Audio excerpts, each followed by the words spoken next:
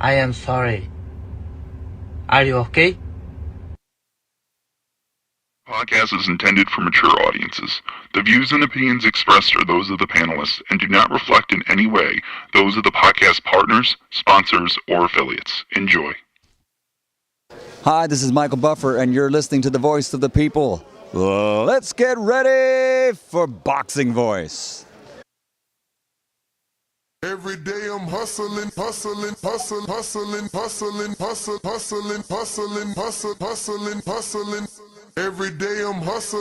Every day I'm hustling. Every day I'm hustling. Every day I'm hustling. Every day. I think I just solidified myself as, the dominant performer that I am. And I think it was just a reminder to let everybody know who the real champion is. That's what 68 is. They want to see me versus Canelo, and that's what we want too. I'm the youngest super middleweight champion of the world, 3-time world champion. Now just give me the fight that we all want to see. Who wants to see David Benavidez versus Canelo? That's what you guys want to see? Let's get it. When Benavidez gets cooking, it's like fighting an octopus. El Bandera Roja, David Benavidez. I'm the boogeyman, and I'm coming to get you. To everybody that's in 168, I'm coming for everybody. It doesn't matter who it is. Charlo, Caleb Plant, Canelo, I'm coming for all of them. Canelo, hell of a fighter. But it's my personal opinion, he's ducking. Welcome to Blog Talk Everybody wants to see me against Canelo, right? David Benavidez. Yo, he is a beast. This brother right here. I'd like to see Canelo against somebody like that. I definitely like punishing and hurting individuals. That's what I love to do. And now Benavidez unloading. I got a lot of power too, and I throw punches and bunches, and I don't get tired. The jab leads with the right, and there's that hand speed. I'm ready to fight whoever, whenever. I can beat Canelo tomorrow, and I can beat Charlo tomorrow too. The big Charlo want to get it too? So Charlo would be the alternative. He don't want to get in the ring with me because he's a pussy, that's why. TheBoxingVoice.com. I've never liked Caleb Plant. It's never been a secret. I never liked Caleb Plant. At the end of the day, I'm not nobody's friend right here. I don't want to be nobody's friend. I'm here to knock people out. And if you don't want to get knocked out, don't mention my name. In this game, it really is kill or be killed. It's either you or me, and I pick me all the time. Finish him. SDS Promotions. I'm the boogeyman, and I'm When you're in the trenches, it's cool to shoot them bullets. How you gonna defend yourself when them bullets coming back? Davis thought Santa Cruz was going to fold from his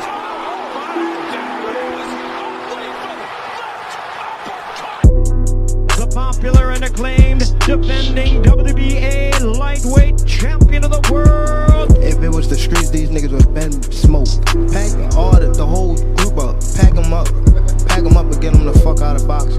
Haney, Cambosis, one of those folks, maybe Garcia. All them guys is easy work. They're easy work, man. I'm the top dog. The hard-hitting young star of boxing, 3-division world champion. Skill for skill. I'm much more skillful than Canelo. I stand on that. I'm much more skillful. You and Cambosis, what happens, Tank? I'm whooping that ass. Tell him come see me. Tell him hold the belts. I'll whoop his ass for free. The defending world champion from Baltimore, Maryland. We from the city. You know what's happening, what's in the city. TheBoxingVoice.com. Gervonta Tank Davis. SDS Promotions. I remember walking in Mayweather gym, he sitting on the couch. I told him he a bum ass fighter. He ain't say nothing, not one word. He got a furrow on his 80 degrees. What up? What's going on, ladies and gentlemen? Welcome back to another edition of the Boxing Voice Radio. Today is Thursday morning, and we're here to discuss the latest news revolving Gervonta Tank Davis. Looks like our good friend and trusted reporter, Dan Rayfield, is reporting that Tank is not going to be fighting November 2nd, which is, let me just tell you, this is some BS, okay? They need to give us an actual date. This jumping around, and I get it, he's never announced anything, right? But it makes it hard for us as boxing fans to plan things. Like, I am particularly trying to plan something for the end of the year, and I was under the assumption that he was going to fight November 2nd, like everyone. Now, we come to find out he's not fighting November 2nd, and it may be November 24th. Or excuse me, 23rd, which is back to Thanksgiving, which was an original rumor, right? But it also says, or December 14th. And then it goes even further, and the report is saying that if he doesn't fight again this year. So he may or may not fight, but there are 2 new potential dates. And again, really one new, because the November 23rd, we've always heard that. But let me just screen share Rayfield's report here on Twitter and give you the information. Shout out to Dan the Man.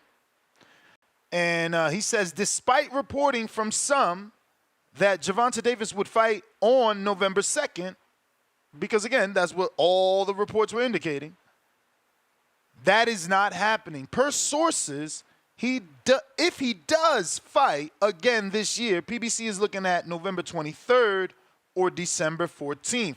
Now, as you can see from below, Marcos Villegas, another friend, has said probably paired with Benavidez. Now, remember that just yesterday we were reporting that Benavidez may fight Jesse Hart on December 14th. Now the December 14th date pops up for Tank. So for us as fight fans, I'm happy. I'm cool, with Benavidez and Tank on the same card. It makes it more value for my buck, and this is what I'm talking about. Like, making these pay-per-views worthy of my dollar, my very expensive dollar, And if you can do that, you can get it. And having Benavidez on the undercard is always going to help. Now, am I excited about him fighting Jesse Hart? No. Is it official? No. So there's still hope that there could be a better opponent for David Benavidez. This year seems like we've been only reporting horrible news after his June fight. I mean, including the June fight. I never liked that opponent. Then the last rumored opponent for David was Alberto Rodriguez or Ramirez. Never heard of that dude. Now we're hearing Jesse Hart.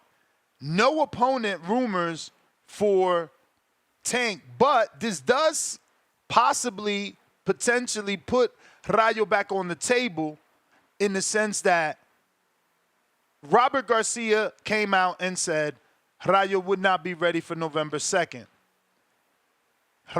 He said Rayo is looking to come back next year, but then we interviewed Jose, the manager, who said, I'm the manager. I'm going to be talking to Rayo, and we'll see. So can they be making a fight for the late December? Also, factor in that Shakur pulled out of his fight with Joe Cordina yesterday, and we reported that on yesterday's show.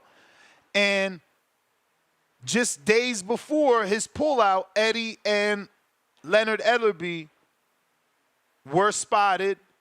They were seen together. They did interviews together.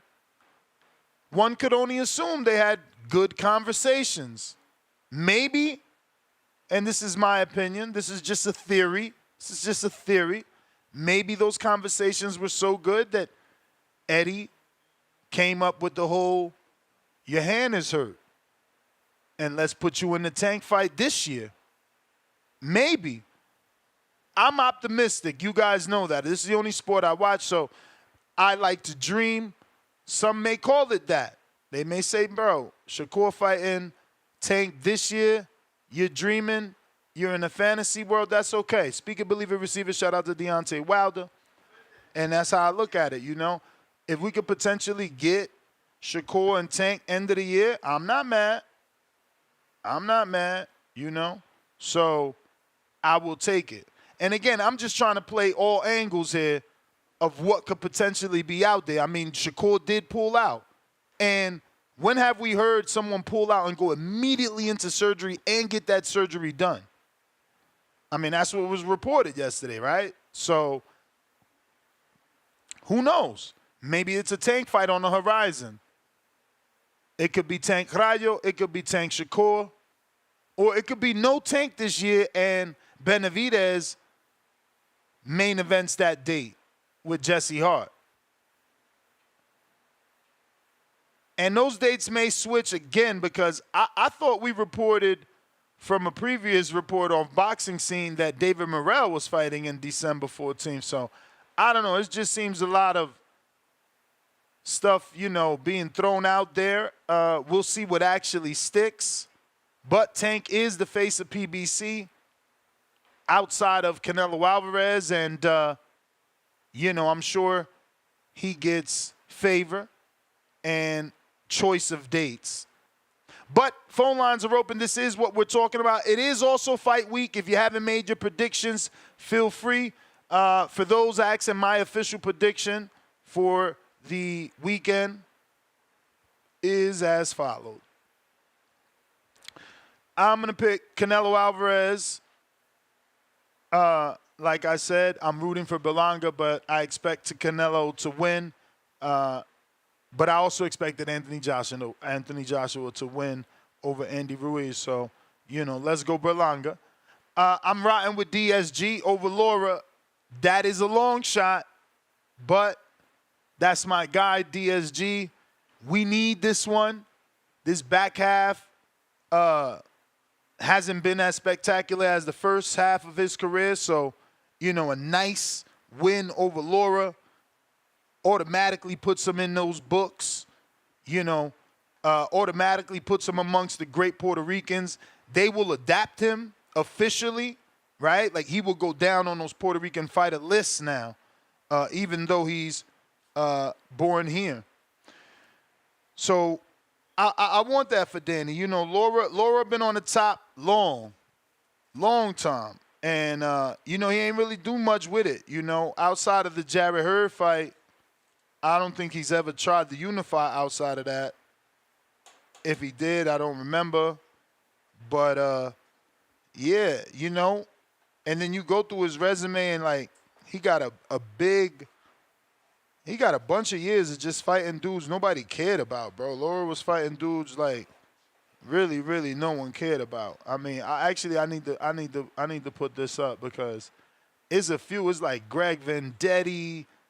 No disrespect to my boy Thomas LaManna. Like, y'all didn't care about that. Me, as a New Jersey dude, I cared about that because my guy was getting an opportunity. But, like, Michael Zafara, Gary Sullivan, Ramon Alvarez. Like, bro, nobody cared about that.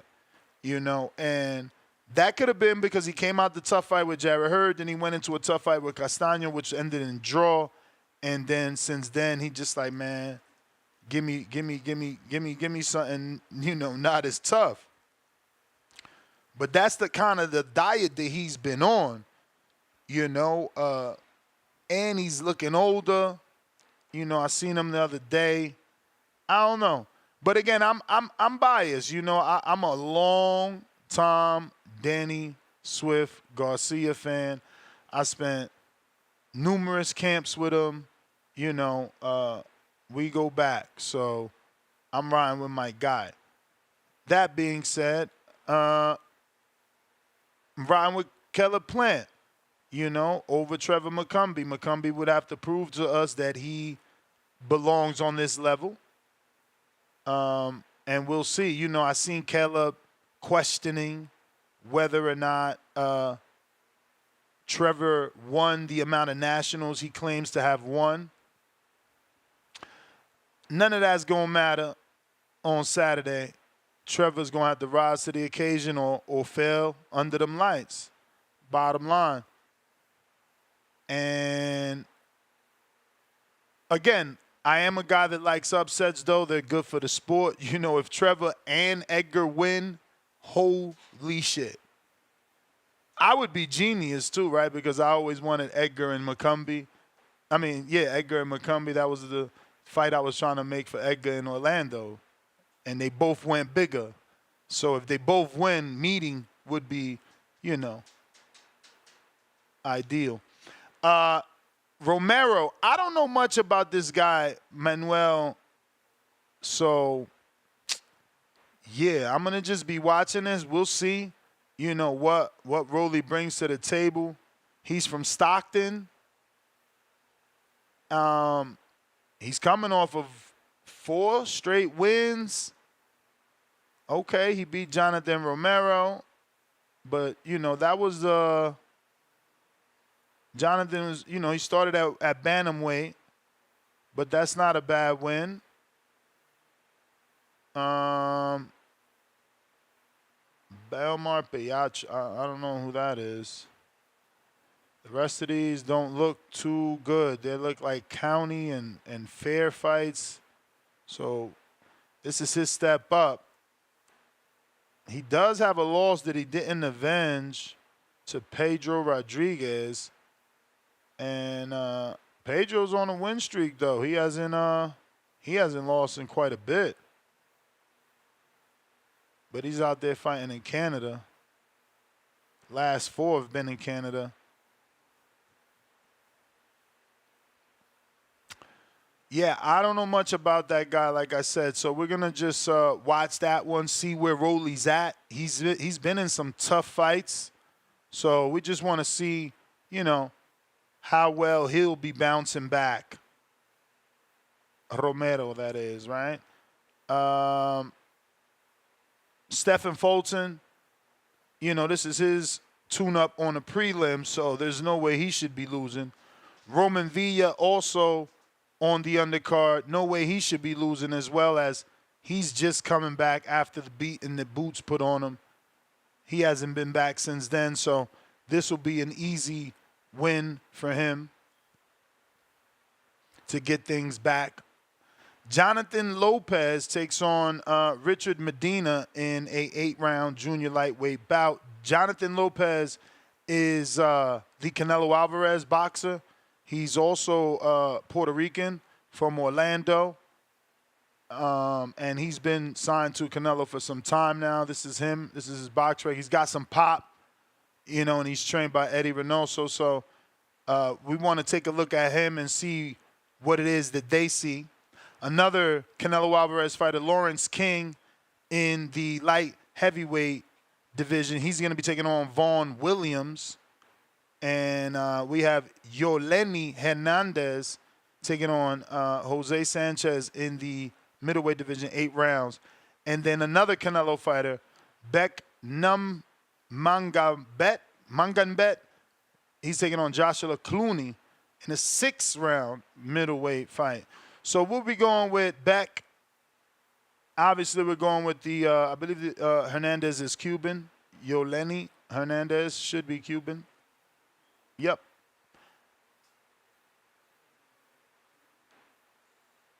Yolenes, excuse me. But, yeah, we're going to be going with him, with Lawrence King. So all A-sides truly, all A-sides. The B-sides to take a look at, though, are Berlanga, Garcia, McCumbee. Those are your B-sides that, have a shot, right? The possibility of upset should be on your mind. But keep in mind, as I've already said, but my producer is highlighting that, Dan Rayfield is reporting November 23rd or December 14th if he does fight again this year, which still means that there is the possibility that Tank does not fight. But I did say that, and I said that then, David should be that main event like we reported yesterday. But it would be unfortunate in a year where we thought we were going to get 3 Tank fights to only get 1 would be the saddest thing in the world. Truthfully. It would be disappointing as a boxing fan for sure. But the phone lines are open if you want to call in and discuss whether it is this week's fights, Saturday, or yesterday's report by Dan Rayfield that Tank is not fighting on November 2nd. And if he does fight again, it will be happening November 23rd or December 14th. We got Suleiman the Scholar. What is up?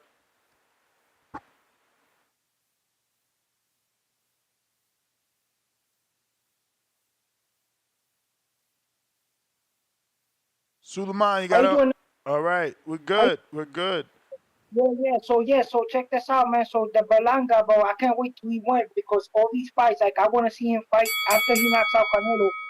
Forget about the rematch. Go right into the after better be bigger winner.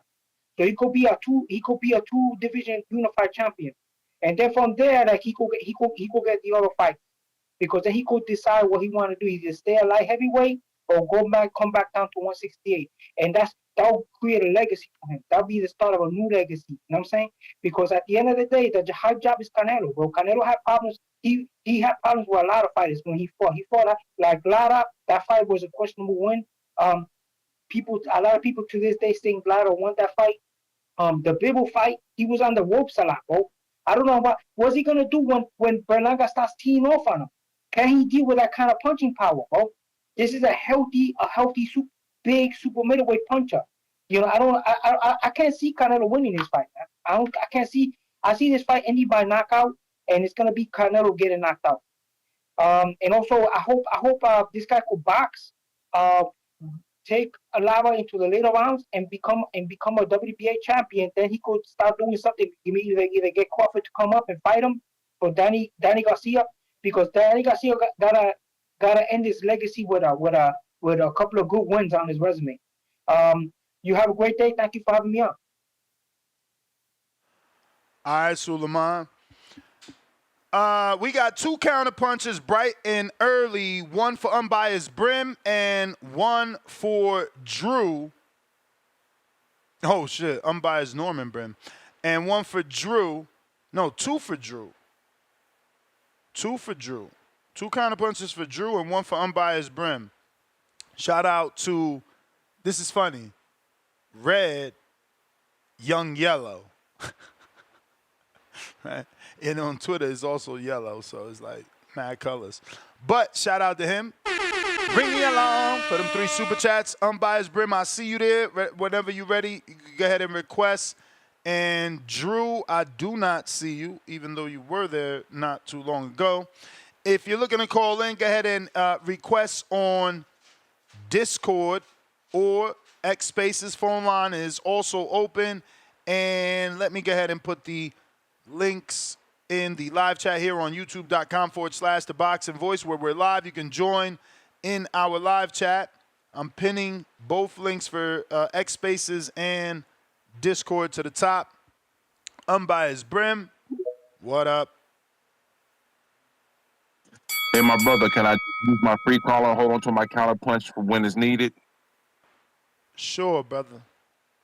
Appreciate you. Now, what's going on? Because I'm a little delayed on what's going on with the Tank and Benavidez and all this. Are they possibly moving today because Tank can't secure a fight?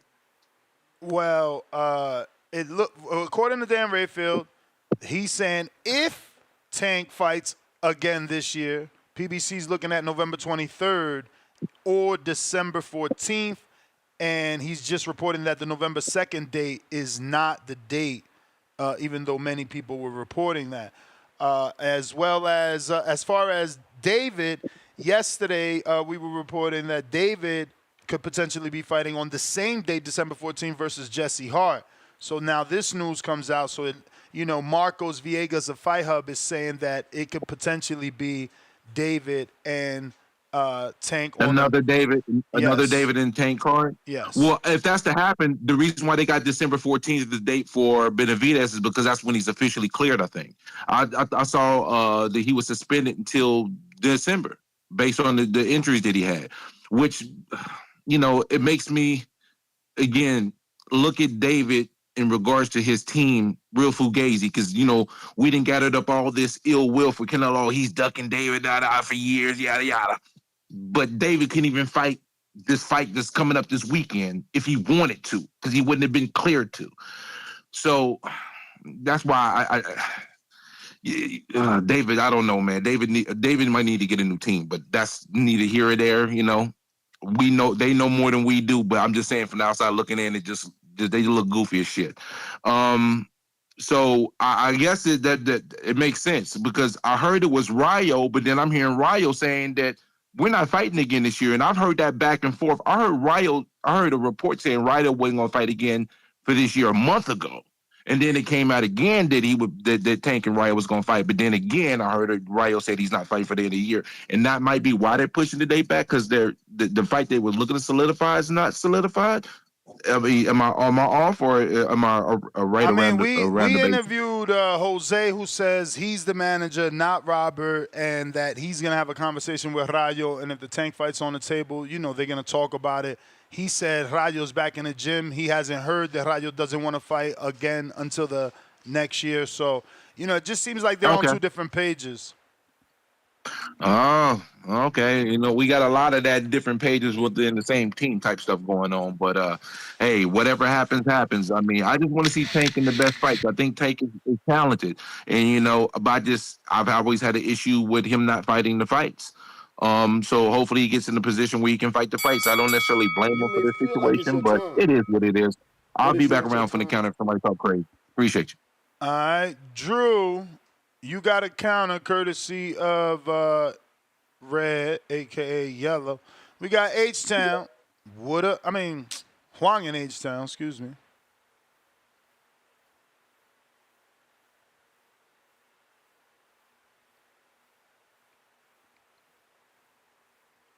Huang, you there?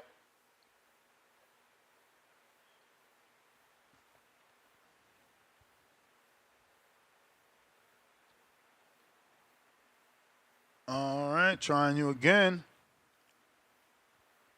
You might need to jump out, jump back in. If you're watching this on YouTube, go ahead and smash that thumbs up button.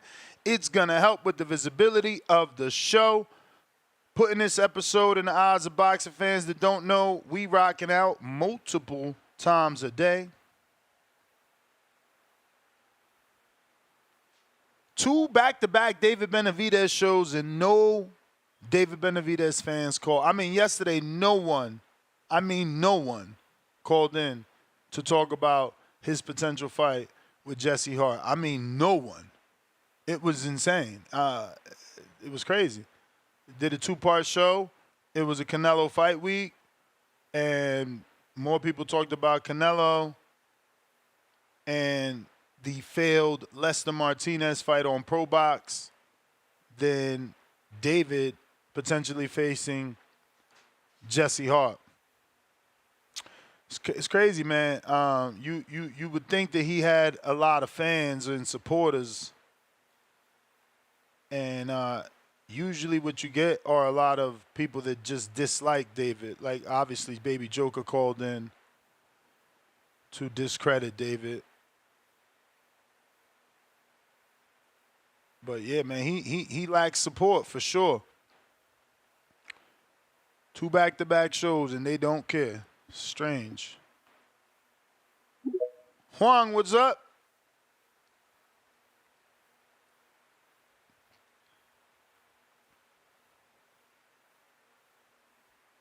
Oh, you struggling over there, champ.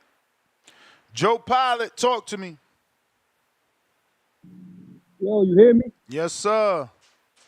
Of course, I've been saying it. Bro, David doesn't have fans. He has Canelo haters. Canelo haters are David's fans. That's what bro.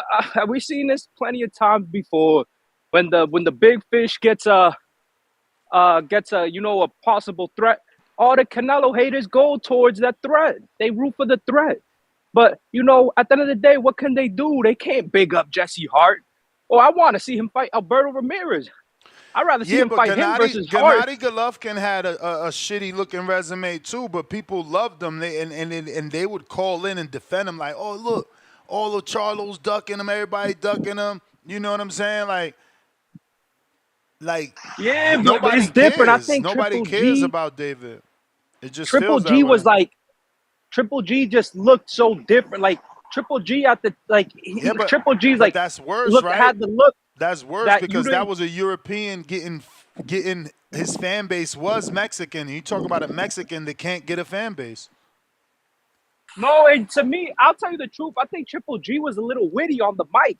Like, sure, like Triple G in the beginning, but like middle way through his career, like Triple G had some little slick comebacks. Triple G was like, had a little joke. Like Triple G had a personality. David don't got a personality. I don't know. I don't know that Triple G had a personality more than we found his voice funny. Yeah, but like like I don't know. To me, like Triple G had a little something special. David don't got like no personality. He doesn't talk. You don't really see him anywhere. Like he's a good fighter. Like the Canelo. Bro, you wilding right now. So we used to see Triple G at games and parties. Like, what are we talking about? No, not nowhere like that. But Triple G didn't have to do that, bro. Because different people got to do different things to get where everybody's at. Everyone doesn't have to do the same route. Everybody can't do the same route. You got to sometimes think outside the box. What works for Triple G might not work for David Benavidez. What works for Floyd might not work for David. What works for Tank might not work for David. Sometimes David got to do what works for David, not for everybody else. That's what I'm trying to say. Like, you got to keep swinging until something hits. Like, look at Ryan. Ryan with the reflex bag. That's what got him popping, got him lit. Before that, who done that? And after that, people's tried, but they can't connect with the people. That's what I'm trying to say. Like, everybody, does things different. Like, what worked for Devin? Devin Dollars. What worked for him? Buying chains, buying cars, and making people hate on him. He picked a little bit of the Floyd Mayweather route. Like, you got to keep trying to see what works for you. That's what I'm trying to say. Like, you doing videos, training hard in the gym, and all that. That's good. But sometimes, like, fans need more than that. Like, I don't know. That's what I'm trying to say. Like what Berlanga do. Berlanga's going rubbing elbows with rappers, rubbing elbows with people. Like that, that's what I'm trying to say. Like, everybody got to do different things. I hear you that they got to do different things, but if I like the way Triple G fights, I should like the way David fights. Do they fight similar? No. Obviously Triple G was, a lot more methodical, technically very tight, worked behind the jab. But eventually, I feel like the outcome is the same, right? Like, when you think of a David fight, you think of him getting a stoppage. Even if he ain't, you think of that because of how brutal that fight's going to be. Same with Triple G, And all I'm saying is, bro, I would take calls throughout Triple G's career, and his fan base would make excuses. Oh, look, we got to fight Rosado because nobody want to step up to the plate. Peter Quillen is scared. Al is hot and Peter Quillen. So we got to fight this junior middleweight. Oh, we fighting Rubio because Anthony Durrell is scared. I'm like, bro, I've been hearing this shit all my life, but, like, we don't get that for David. Nobody calls in and say, look, we fighting Jesse Hart because so-and-so, so-and-so. Like, look, I'm just telling the truth, bro. I'm just telling the truth. It's a little disappointing. I thought that he was more popular than that. I thought that he was, I thought he had a fan base. Shout out, looks like Chris Colbert is back, and I think he's back on Pro Box. Shout out to Pro Box, man. They found a little pocket with the PBC. Yup, he is back on Pro Box. I'm happy for them, bro. You don't even get it. Because motherfuckers was not trying to give them any sort of help. And they done it, bro. They done it. Shit, keep working, too. Make me move back to Florida. Like, I need to go back. My house collecting dust. And I love Pro Box, bro. Remember, I'm the first dude that wants to see them buy a new venue. I think they only got I know they only have 800 seats. And I think that the bubble mentality works. I think that the COVID era showed us that, and you just need to improve on that bubble mentality. And what I mean by that is, like, if all fixed locations felt and looked like OTX, they might do better. It's a fixed location. You're going to be there every week. So make that shit fire. Bottle service, VIP tables, fucking red carpet, all of it. Give me everything, you know? And I'm happy. I'm happy Pro Box keeps getting bigger and better fights. You know, yesterday was supposed to be one of the big ones for them, and that shit went to garbage. But Chris Colbert is back versus Omar Salcido. Shout out, man. October 9th. So he got less than a month to get ready. And it's in Florida because it says Pro Box Event Center. Really happy that Gary Jonas has been able to work something out with the PBC and they can use that as a farming system. These dudes need to stay active, man. They need that activity, man. They need that activity, bro. Phone lines are open, though. We got Brandon in Cincinnati on the check-in. What is up?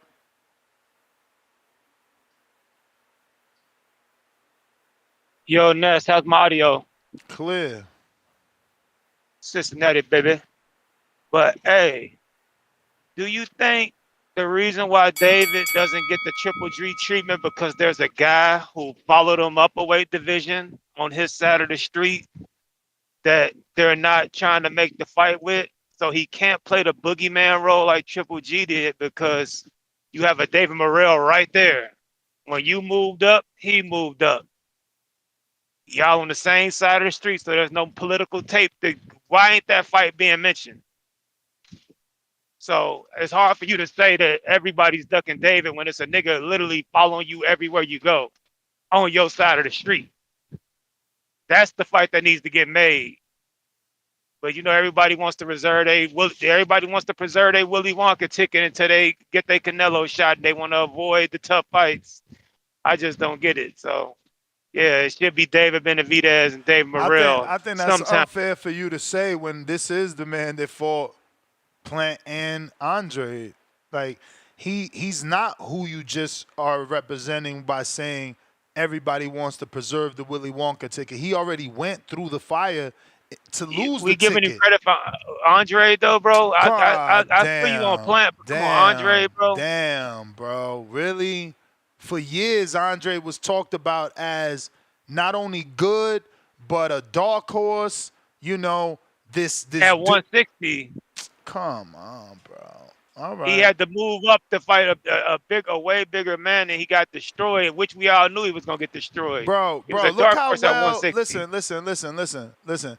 It's better off saying Andre didn't pan out to what you thought he was. Okay, say that 8 pounds. Let's just hear me out. To say that 8 pounds was the reason he lost is a lie. Dennis Douglas lasted 12. And Chiron went how long? And they both started at 54. It's about skill. Andre was a champion. Those dudes were not, and they did better seemingly. They did better. So it's not about size. It's about skill. Maybe we didn't know Andre wasn't as good as he wasn't as good as we thought he was. That's what we should say. Not that, you know, we didn't give him David credit. No, y'all specifically were bigging Andre up. There was a demographic of people campaigning for him to get a Canelo fight, and that he was an avoided fighter. I'm generalizing. My whole feel was that he was going to get his. Hold on, Ness. Hear me out. I just want you to hear this last part. I'm generalizing the boxing public. I'm not saying y'all like you, or I'm saying I'm generalizing the boxing public. We as a boxing public had Andre as this fucking threat, bro. You know that's true. My whole thing was, and I'll get a counter punch if I go over. My whole thing was that he's gonna get fucked up, but it couldn't happen to a nicer guy. He's gonna get his ass kicked, but it couldn't happen to a nicer guy. He's so goofy and nice and funny, but he's about to get destroyed. That's Brandon Maurice's take on the fight. I knew it was gonna happen. But as far as Tank, how do you not give David credit for a 2-time champ, bro? Like that's all. Like this. I never said I didn't give him any credit. I never said I didn't give him any You credit. did. You literally said I give him credit for Plant, but not for Andre. He was moving up. Like you said that. But we can't say like, oh, he don't avoid smoke, and we can't accuse him of avoiding fighters because he decided to fight Andre moving up. That's all I was trying to say. That don't show me just because you fought an Andre who was moving is up. more accomplished than David No Morrell. fights to get, but hold on, he's moving up, but he's not getting any fights to get acclimated to the weight. His first fight up there, he fights a guy who probably shouldn't even be at 168. Sounds like Terrence Crawford. Sounds like Terrence Crawford, and he did get a fight to get acclimated. He fought Damon Nicholson on a Tank undercard. You forgot? Yeah, you're right. I stand correct.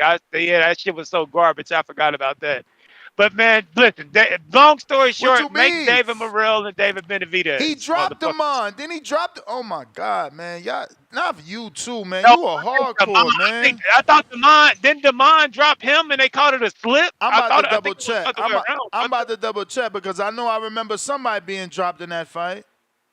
I thought Damon dropped him and they called it a slip. I could be wrong. I said the fight was so garbage. I don't remember like a lot of Andre fights. They don't have no knockdowns on BoxRec, so I'm gonna have to Google it. That's what I'm saying. I thought it was Damon dropped him and they called it a slip. I think Damon dropped Boo Boo and they called it a slip. But it was a pretty boring fight. But as far as Tank, it don't surprise me that this fight's being pushed back. I would like it for it to get pushed back, and so we talked about on the back call yesterday, push it back and try to make a fight with Teofimo. I know it's too late to get a fight of that magnitude made in such short notice, but push his date back to about December, maybe even January, and give us work on getting him a Teofimo fight. Teo ain't got nothing going on. Tank ain't busy doing nothing. He ain't got nothing going on. That's really the only logical fight I see that there is to make. And it'll do crazy numbers. If Tank wants to get to 500,000 to 1 million pay-per-view buys, right now Teo's the only name that can get that done. So, yeah, I doubt if he fights on November 2nd, push it back to December or January, give them time to work on Tank versus Teo. That's a very, very big fight. I think that's the fight they need to make. David Benavidez versus Jesse Hart. Scratch that. Put David Benavidez versus David Morrell on the undercard, and you got yourself a blockbuster fucking event. But that's my call, man. I think that's the game plan they need to be trying to get set up. Tank versus Teo. They can't sell Lamont Roach, bro. That they can't sell that. I don't give a fuck if it's in the DMV, Vegas. That's not it. That's not it at all. So yeah, Tank versus Teo is what they need to be trying to make. That's my call, and that's why I think you to 5, brother. TPB protect your mental health at all time. Quick question to the world. Is Colbert better than we thought since his loss to Rayo? You may feel like it's your time. Has aged better, you know? Right? Like Rayo is a champ now. You know? Because people tried to write him off like, oh, man, he got knocked out, you know? But it's like, that dude goes on to be a champion. You know, do we value that a little more now? I don't know, just saying. Because we so quick to write people off, man. I mean, sheesh. Now Andre gets no credit amongst the community. That's crazy. But he brought up Teo. I wanted to show this because I don't even know what this is. So, again, I don't watch other sports. Maybe you guys have heard of this, and it's something that I just have not come across. But Top Rank and Teo, and it says 3 others. So it's Teo, whoever that is, and Omaha Productions. I have no clue. But it says episode 3 featuring Mike Vick, 1 of 1, and Teofimo Lopez debuts September 16th at 11:30 p.m. Eastern on ESPN2. So I have no clue what's going on here. I don't know if Teo's getting his own show, if he's being featured on a show that's airing on ESPN. I don't know. But maybe you guys can help me, and then we could relay it to everyone else. You know, maybe you guys know some of these people. I feel like Michael Vick is the football player, right? I don't know who this guy is, one of one. Let me see who's this. Deshaun Jackson. He must be some sort of athlete that I don't know. 3 million followers. Who's this other guy? The Mike Vick should be the football guy. Damn, so you serious? Really? He's the football guy? He only got 1.7? Boxing ain't doing that bad then. Lord. I would think Michael, like, ain't this the dog Michael Vick guy that had that? Wow. Sheesh. Wasn't he like a great quarterback? Like with a lot of like rushing yards for like running the ball or some shit? Like being one of those athletic quarterbacks? Crazy. I mean, they do put Teo. I mean, look, and that's what I'm saying. It's pretty comparable. That makes zero sense, right? Like Michael Vick 1.7 and Teo almost at $1 million. They need to step their shit up. But I don't know what it is. Just sharing it with you in case one more round is some sort of new Teo show. I don't know. That's the first thing that came to my mind. I have no clue what it is. But Drew, you got a counter. 2 of them actually, courtesy of Young Yella. Hey yo. Yo. Solo Dolo. Scarface, no Manolo. Man, as soon as we said David Benavidez, that musty guy doesn't show up. Damn you, Two-Tone. Man, so David Ness, he's a professional undercard fighter now for Tank. But the thing that was different with Triple G, Ness, you know how big that HBO megaphone was? Tom Loeffler had Triple G at the Game of Thrones premieres out here in LA, moving and shaking and mingling. Him, Abel Sanchez, Triple G, they were all on the same page. Bernie, the PR, like, that's the one main difference I can get from him and David, is they were all on the same page with the same goal in mind, the same unified front when they talk in the media and making the rounds. But I think people underestimate how much keeping Triple G active in LA and then a fight on the East Coast 3-4 times a year helped him, along with that HBO spotlight of him going to all the non-sporting stuff for HBO. You know what I mean? That definitely helped keep Triple G out there, you know. As far as the the Tank shit, My dude, it don't matter.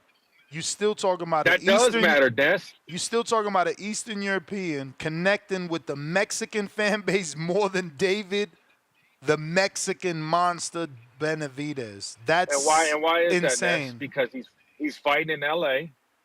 He's ingratiated with the Mexican community out here, and he's got personality. He's what did they call him? They acted like he was Borat for a while. You know, it stuck. They played into that. They played up the racial tropes. We have my man Sal, who makes the hats in boxing, Mexicans for Golovkin.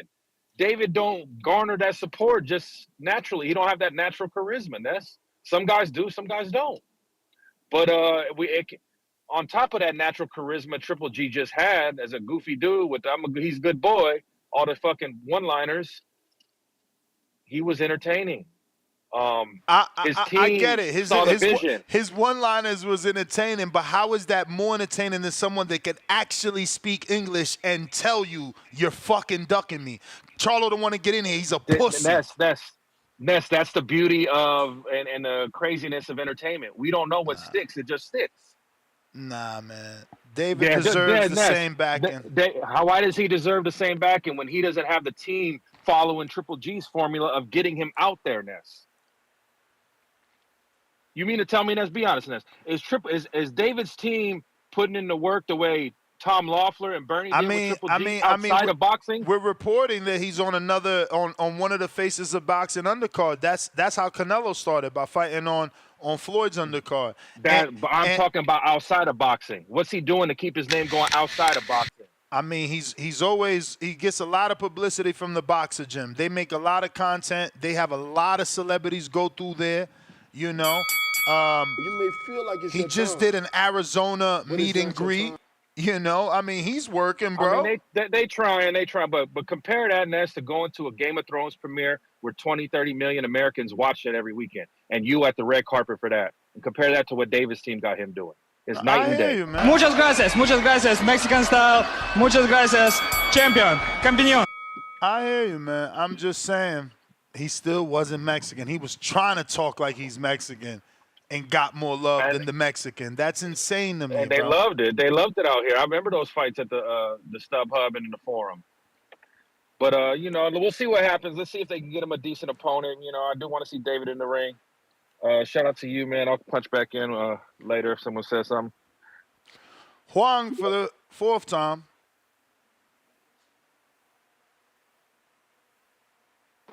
Yo, yo, yo. It worked. Damn, finally. Damn internet. Now, man, shout out Ness. Good morning, TBV. Man, what I wanted to tap into is that everybody hating on that undercard thing again, man. Shit, let me tell you something. That's the smartest thing David could do. Because you know everybody gonna tune in for Tank. Everybody in their brother. And at the same time, it make it worth it. Because to me, I'm like $39.99, $49.99 is all. Most of these pay-per-views is even worth. So if you're gonna charge me $79.99, $89.99, man, I need a badass co-main that's like a main event. You know what I mean?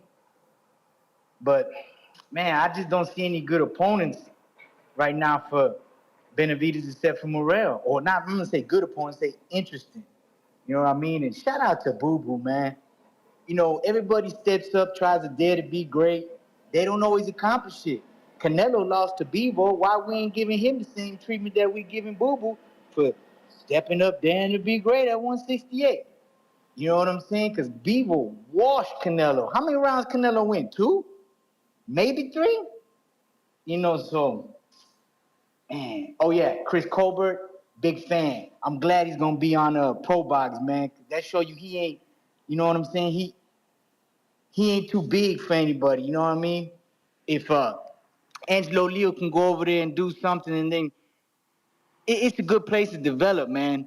And inshallah, Ryo get that fight with Tank in December, because that'll be a good co-feature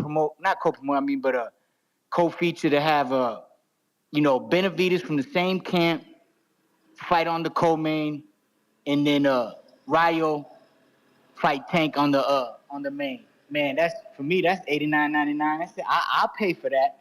You know what I mean? Fire Stick will be hidden. You know, I'm gonna put her up in her little box. You know, tell her I'll see you tomorrow. You know what I mean? But when it's movie time. But yeah, shout out to Chris Colbert, man. TBV, like and subscribe. I'm out, baby. So I was sent an interview. You may feel like it's your time, but it's not your and time. I doubt they sent me the timestamp.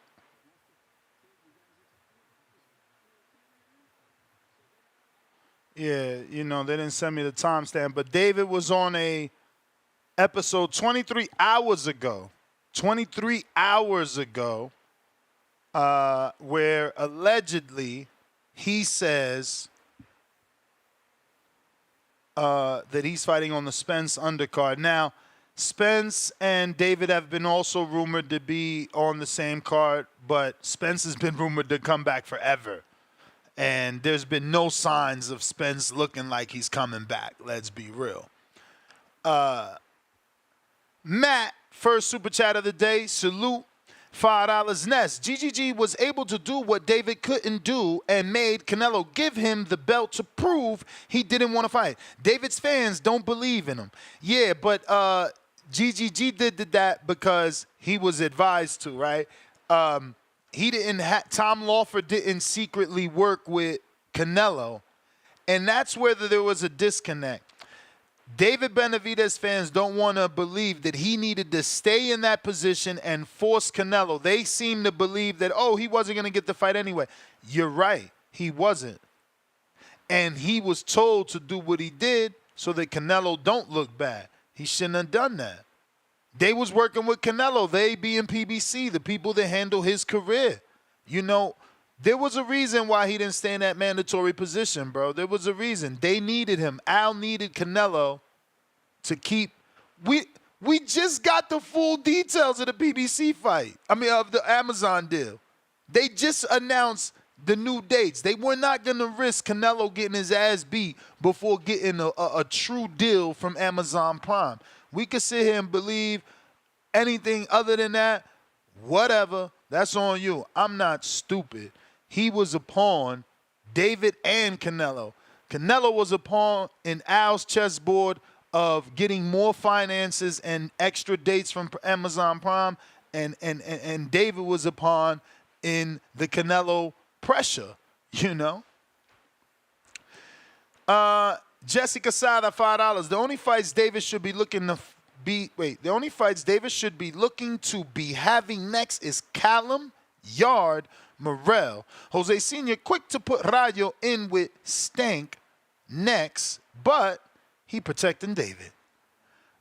I just want to say, if I never said it, I don't want the David versus David fight.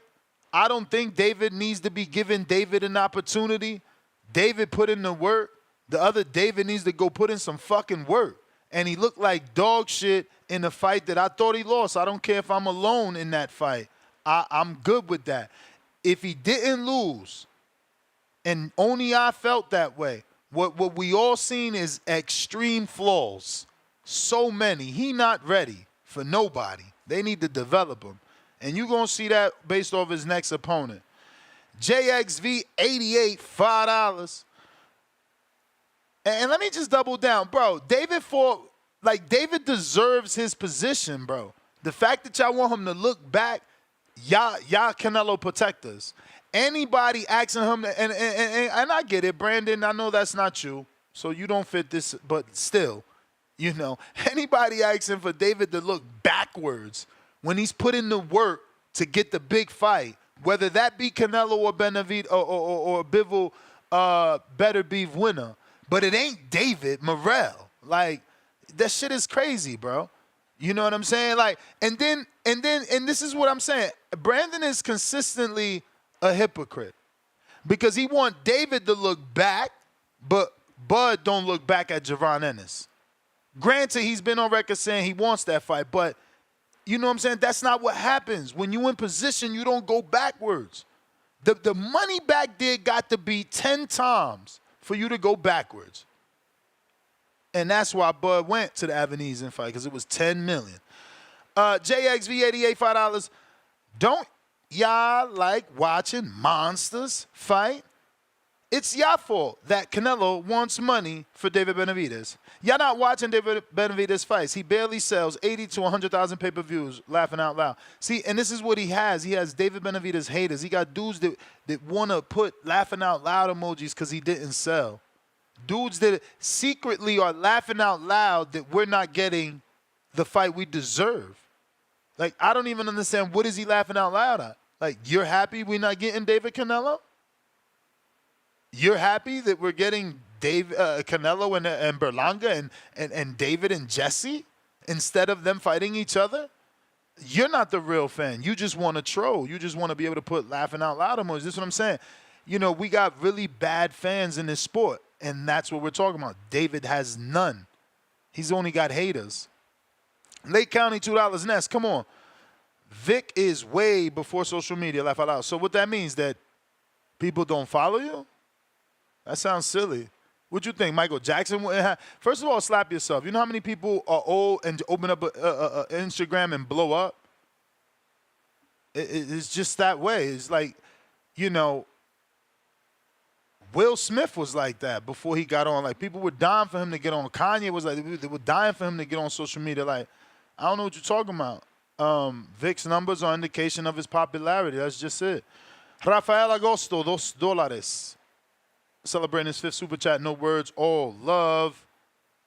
Rocky Rodriguez is going to be fighting Saturday versus James Benitez in Atlanta in the heavyweight division in the USA boxing match. Make sure you guys tune in right here on youtube.com/The Boxing Voice. 1 p.m. Central. Time has been pushed up because of USA Boxing needed more time to do all the weigh-ins for those 20 fights. So the fight's starting at 1 p.m. Central Wisconsin time. That's, you know, Central time, I believe. What up? What up, what up? Puerto Rico está en la casa, puñeta. Let's go, man. Big weekend. Hey, listen, man. There's a lot of people sleeping on Danny Swift. Danny Swift is going to whoop Laura ass, man. Laura don't got the legs anymore.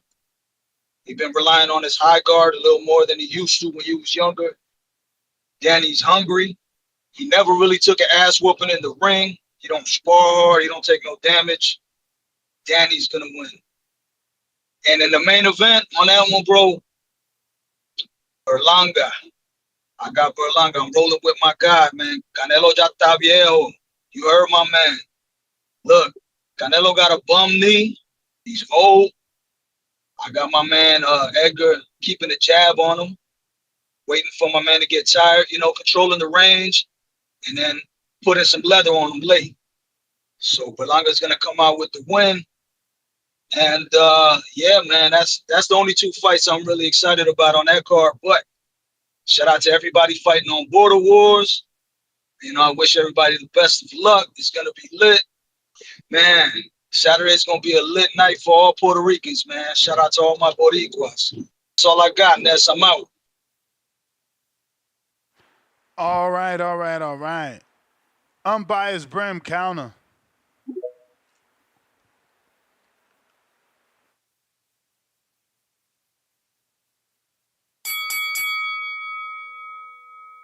Gotta unmute, Brim. In the meantime, in between time, go ahead and hit that subscribe button. We need about another 150 subscribers to get to the next goal of 232,000. It would be great to do that right now during this episode. Brim, you gotta unmute. You gotta unmute. You gotta unmute. You gotta unmute. You gotta unmute. Cliff, Connecticut.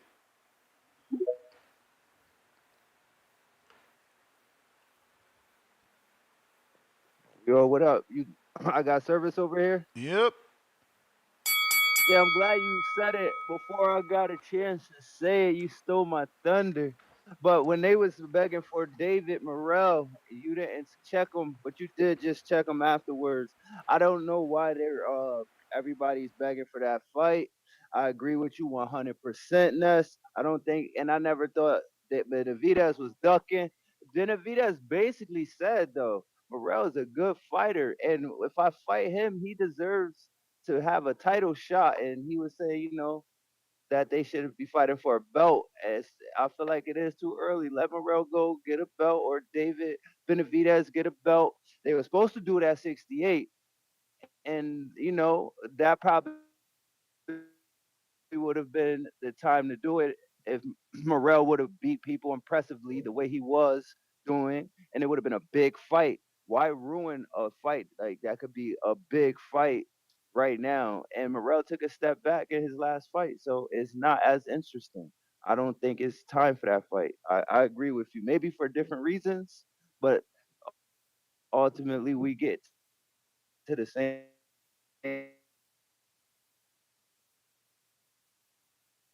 destination. Yo. I don't know why. I kind of feel like you set him up for failure. What up? Nah, never mind. You was going out, but you back. Can't hear me no more? Yeah, you good. Yeah.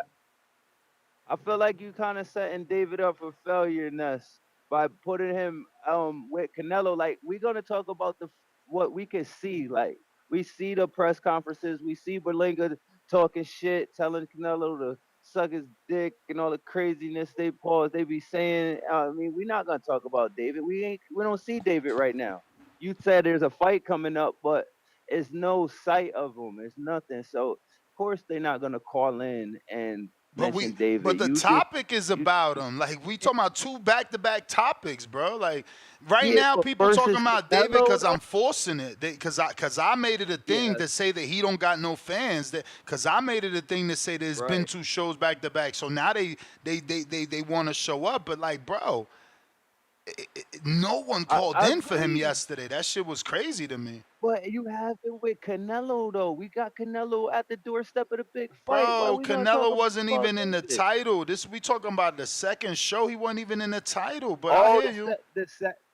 The second show was about Shakur, though. Shakur and David. Shakur hand injury is bigger than David fighting someone? I don't even remember David. Yo, that's great. You're right. That's fucking crazy. I'm telling you, bro. He ain't got no fans. I hate to say it, but that's just how it's looking. I like him. I like him too. I don't understand what's going on, bro. I don't. You may feel like it's it is what it is. Word. But it's not your time. I really don't get it, man. And that's why I brought up the Triple G situation, because it's like, here you got a dude that can't even speak Spanish, can't barely speak in English, and he got your audience to connect with him better than you. That shit bananas, man. I would feel hurt, devastated. I ain't even gonna front, man. It's like, how the hell did Triple G get shirts, Mexicans for Triple G? What about me? I'm out here repping the flag. I'm out here living the style, right? Because I'm fighting like a Mexican in that ring. I'm bringing violence. I'm bringing excitement. I'm bringing theatrics. I wear a mask. I mean, were you there for Earl Spence and Mikey? Because if you was, you seen how that fucking crowd reacted to El Bandera Roja coming out before them for the co-main. So I don't know where the disconnect is at. I think it has to be that he's such a threat to the Mexican legend in Canelo that they're forcing themselves not to make him relevant long enough for Canelo to retire, and then they'll adapt him. But that's also a weak theory, because Zurdo gets no love. Zurdo gets no love. Like, Zurdo gets no love. The public didn't even want Zurdo Canelo. They didn't even demand that. They never demanded that. Like, were there a few people? Yeah, but did they demand it? No. Which is insane. Zurdo was this big-ass, naturally big Mexican. That should have been our, Barrera Morales with Canelo and Zurdo. That shit never happened because the public never demanded it. They didn't care for Zurdo enough. The dude is Mexican, speaks Spanish, lives in Mexico, wears the fucking hat, and they still, is what I'm saying. Drew, you're right. You're right, Drew. It don't matter. Some shit stick, some shit don't. What works for him don't work for you is obvious because, Lord, there's a lot of people that didn't get the love. Poor Zurdo never got the love. He deserved it. I mean, he beat Jesse Hart twice. Right then and there, we could have demanded the fight. G-Von, what up? Yeah, I'm all yes. Clear. Sacktown, baby. Hey, Joker got 2 counters from the other day. I see his hand raised. But look, I heard you cut off Pro Box last night. What's up with that? Just because the main card was cut? Yeah, bro, that's what I was looking forward to. Did you end up watching it though? Like on your own? Bro, what the fuck? That was a good ass fight. Hernandez and Garcia. Like, yeah, I know you were looking forward to the fight you were looking forward to, but that shit was a good ass fight, back and forth. You know what I mean? Very competitive. They dropped each other. There was moments where they would catch each other at the same time. Sweat flying everywhere and shit. Like, shit. It was a dope fight, man. Anyway, and went the distance after they both dropped each other a couple times. Yeah, that dude Hernandez ended up getting the decision, unanimous. But yeah, man, shout out to Pro Box because that shit was a good ass fight. The whole environment of it was dope too.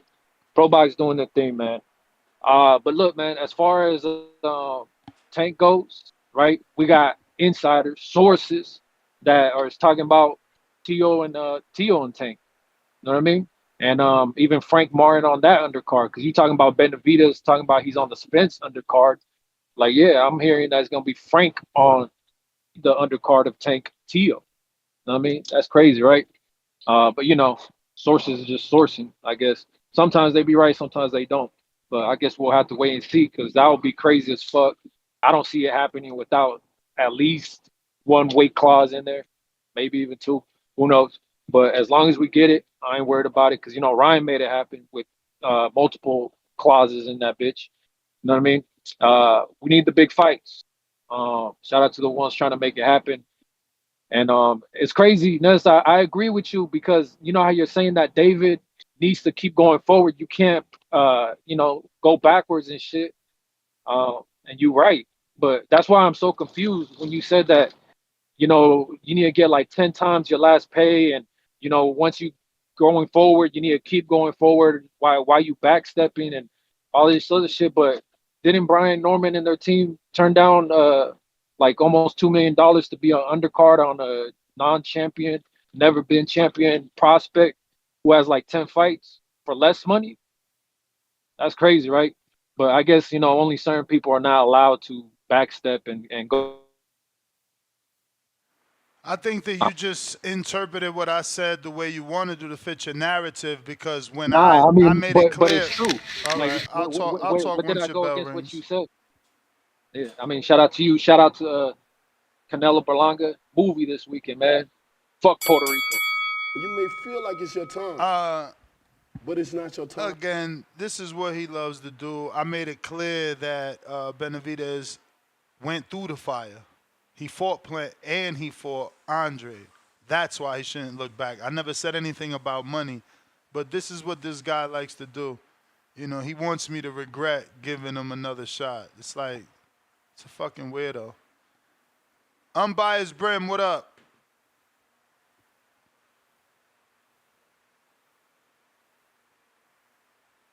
Tank, what up?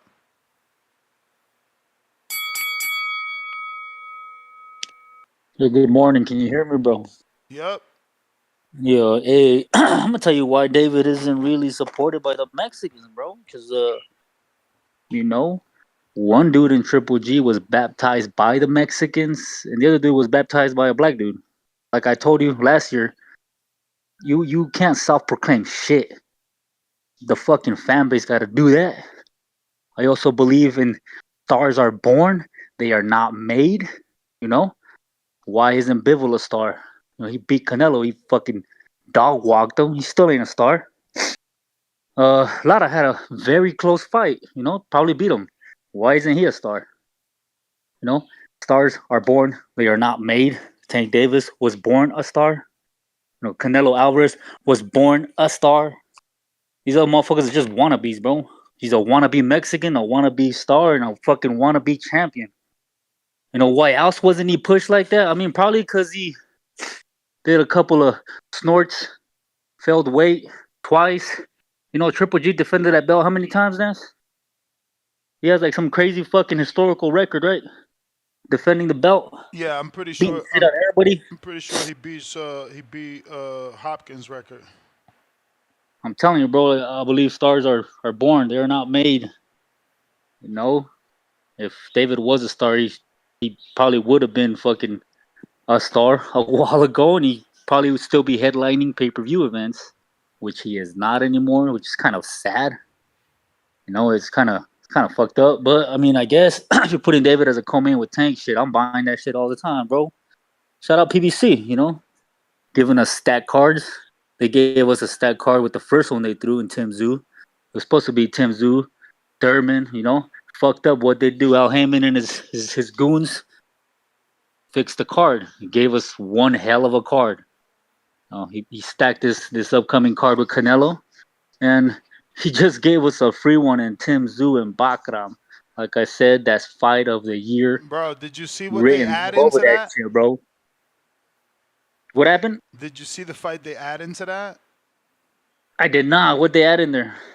Johnny Beck and Andriy Milanovic.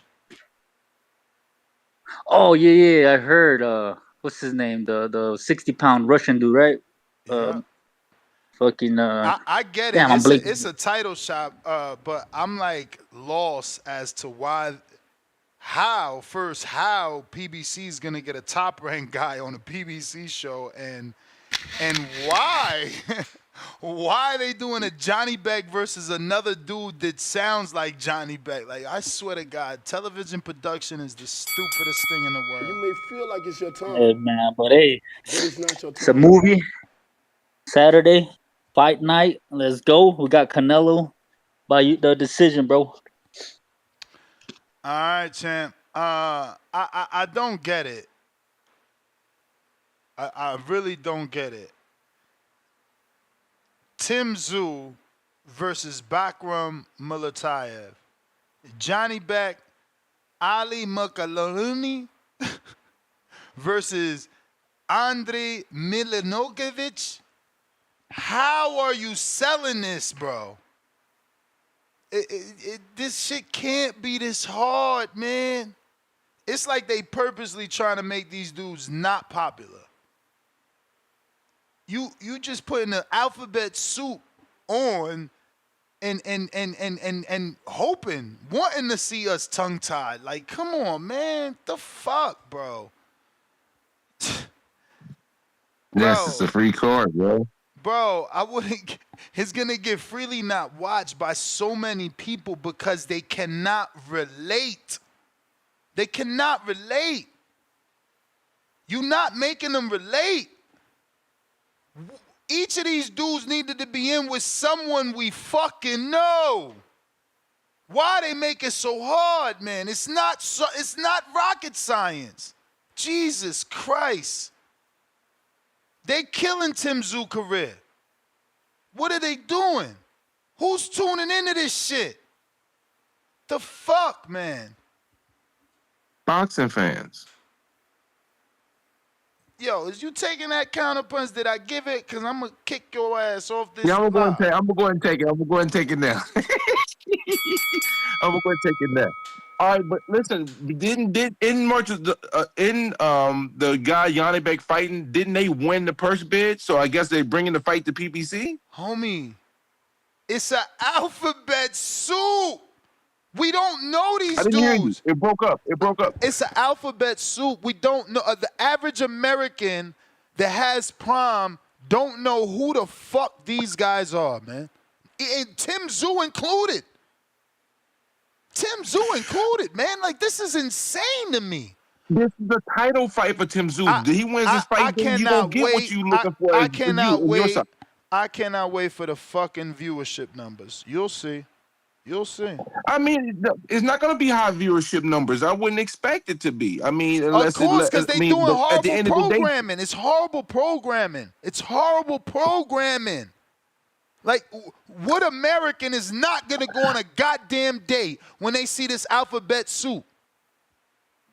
It's hard for me to fight you on your opinion on this because you are in part right. But at the same token, Tim Tszyu is fighting for a title. I mean, what else is he supposed to do? Not fight the fight just because we don't know who Mortadaliev is? What he's supposed to do is ensure that his undercard is meaningful. Ensure that your undercard meaningful. For him, he gets the title. It ain't and it meaningful. leads to the meaningful fight. You see what Canelo did? Canelo put himself and 3 other of his fighters on the undercard. Tank puts himself and his fighters on. He had Lorenzo Truck. He had Mia, whatever, Ellis. Like, come on, man. You just fighting on the card. So you don't think PBC is doing Tim any favors right now is what you're saying? Absolutely not. Absolutely. It's a Euro I understand card. your It's a disposition. European It ain't that I card. disagree with you at all. It's a I don't European disagree card. with They're gonna you. get. I They're don't, gonna get. They're gonna get the UK to tune in for sure. DAZN gonna do hella good on this on a subscription side with the UK. But who the fuck in America, bro? Listen, I'm the biggest motherfucking advocate for the Caribbean Royale. But we knew this. But hear me out. Hear me out. Hear me out. Hear me out. That was a UK-based card. Hear me out. I want to see Warren Lewis Clark like a motherfucker. The first fight was phenomenal, bro. Brother, come on. All I'm saying is, don't nobody talk about Orlando's Caribbean Royale more than me. No one begged for a big event, for a big fight to go to that event more than me. I went down there, I did shows, I showed the venue, I've stayed there, I've talked about the chefs, and this is what you bring? You think I'm gonna fly to fucking Florida and pay resort fees to watch this shit? So Ness, what you're saying is you were advocating for this venue to get a big event. Now they got a championship fight there, but the overall card doesn't have enough value. They ain't gonna sell no hotels. They ain't gonna sell no hotels. There ain't gonna be no hangouts at the bar. Nobody's using the fucking pool because don't nobody can relate to these people. Nobody. I'm going to send this shit to Marcos to see if his Bulgarian ass can read this shit properly and tell us if he could fucking relate, bro. Who the fuck knows these Oh, dudes, tell bro? And I'm Marco a his pound for hardcore. pound list is dookie. Tell Marco his pound for He pound know list it. is dookie. He I knows mean, it. dookie. He You knows it. guys can kiss my Bulgarian ass. He seen the comments because I tagged him. He didn't even want to accept the collab on the Instagram post because he knew they were gonna rip his ass apart for that shitty Wait, list. what post? What post? What you think? We didn't make a short out of your shitty list? No, I didn't see that. Bro, your pound for pound list, I love you, Marco, but your pound for pound list is kind of dookie, bro. Basura, What? B. So because I don't have Canelo and who? I mean, It's not just because who you don't have. It's because what criteria you basing your pound for pound It's on. who I mean, you do if have. you're basing, So wait, if you no, have the any only real people that I'm criteria, how the missing fuck would be did you come up with the Canelo- list that you got? It don't make no sense. Who's the other person? Canelo and who? Who are the other two people that I'm missing? Canelo and one other person is the only argument. I mean, first of all, how could I put Tank as high as that when he hasn't accomplished nothing compared to some of the other people? He might have talent. Come on, he that was might the have bell. That was he the might bell. have an appeal. There you go. You punching after the bell. I'm trying to think of who's the other one. There's one other person. Help me. Oh, Usyk, right? Usyk and Canelo, the two people The two most accomplished you took off the list. And bust this. I think it's very arguable that they could be in the list. I don't think it's like out of the realm. I'm not saying these people are crazy, but that's just what I have. I go with the current dominance of the fighter. Marcos, read those names for us. Read the report. What report? I texted to you. You can't see it? Oh, yeah, okay. Source. Discussions are underway to place the middleweight title fight between Janibek, blah, blah, blah, blah, blah. Come on. I thought you were going Oh, to you do want me better to than read it? I Okay, thought you were going to do Janibek. better than me. Alim Kalanuli, and Andre Mikhailovich. That's easy. Andre Mikhailovich on the back room. Damn, you tongue-tied my ass. Back I'm room. glad. No, I'm glad because I Murtazaliev. know I'm a horrible reader and even worse pronunciator. But to Backroom see you struggle, Murtazaliev. just makes my point. Who the fuck is tuning into that? Let alone flying to goddamn Florida, man. Yo, but I'll say one thing. Janibek could fight. My brother, who's flying to Florida for that? They wildin', man. I don't get. Who are these dudes? Who is sitting around these tables, man? Who is there? Who is there? Like, how do you get? Explain to me how we convince our wife to go to Orlando, and on Saturday we going to this fight. Because yeah, she gonna say yeah, and yeah, maybe we convince her because we're gonna take the kids to Disney World, which is more money now. Thank you, PBC. More money. You know what's funny?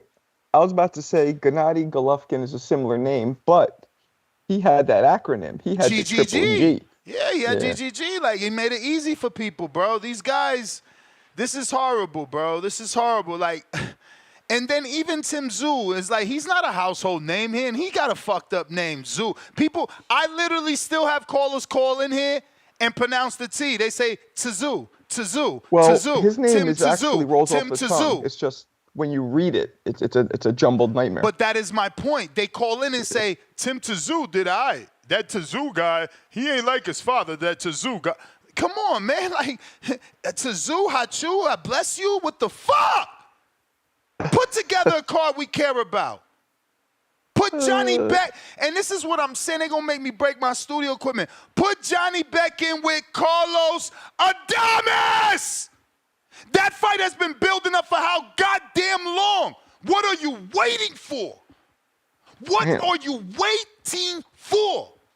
Who the fuck is Andy Milinokovic? Sound like a fucking basketball player they once had, right? You just said Andy Milanakis. Different person. Whatever, bro. It's terrible, man. I don't understand why it's so difficult to make good fights. Yeah. Yeah. Like, yeah, that's well, wait, that's in Florida too, damn. No one's going. But don't get me wrong. I've been on record, you know, that part of Florida, that Tampa side has a lot of Eastern Europeans. It's heavy. It's heavy. So maybe they smarter than me. Yeah, maybe but I have said that. I have said that. In Sarasota, I even said in my own boxing gym, it had a lot of Eastern Europeans, man. So maybe they tapping into something we don't know, and we thought the market down there was just for Puerto Ricans. Now, again, that's Tampa. This is in Orlando.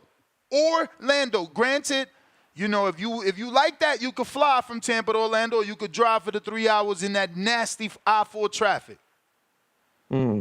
So it's not like, even if they're right and there is a market of Eastern Europeans, you know, they're making those dudes drive in the worst traffic on a Saturday.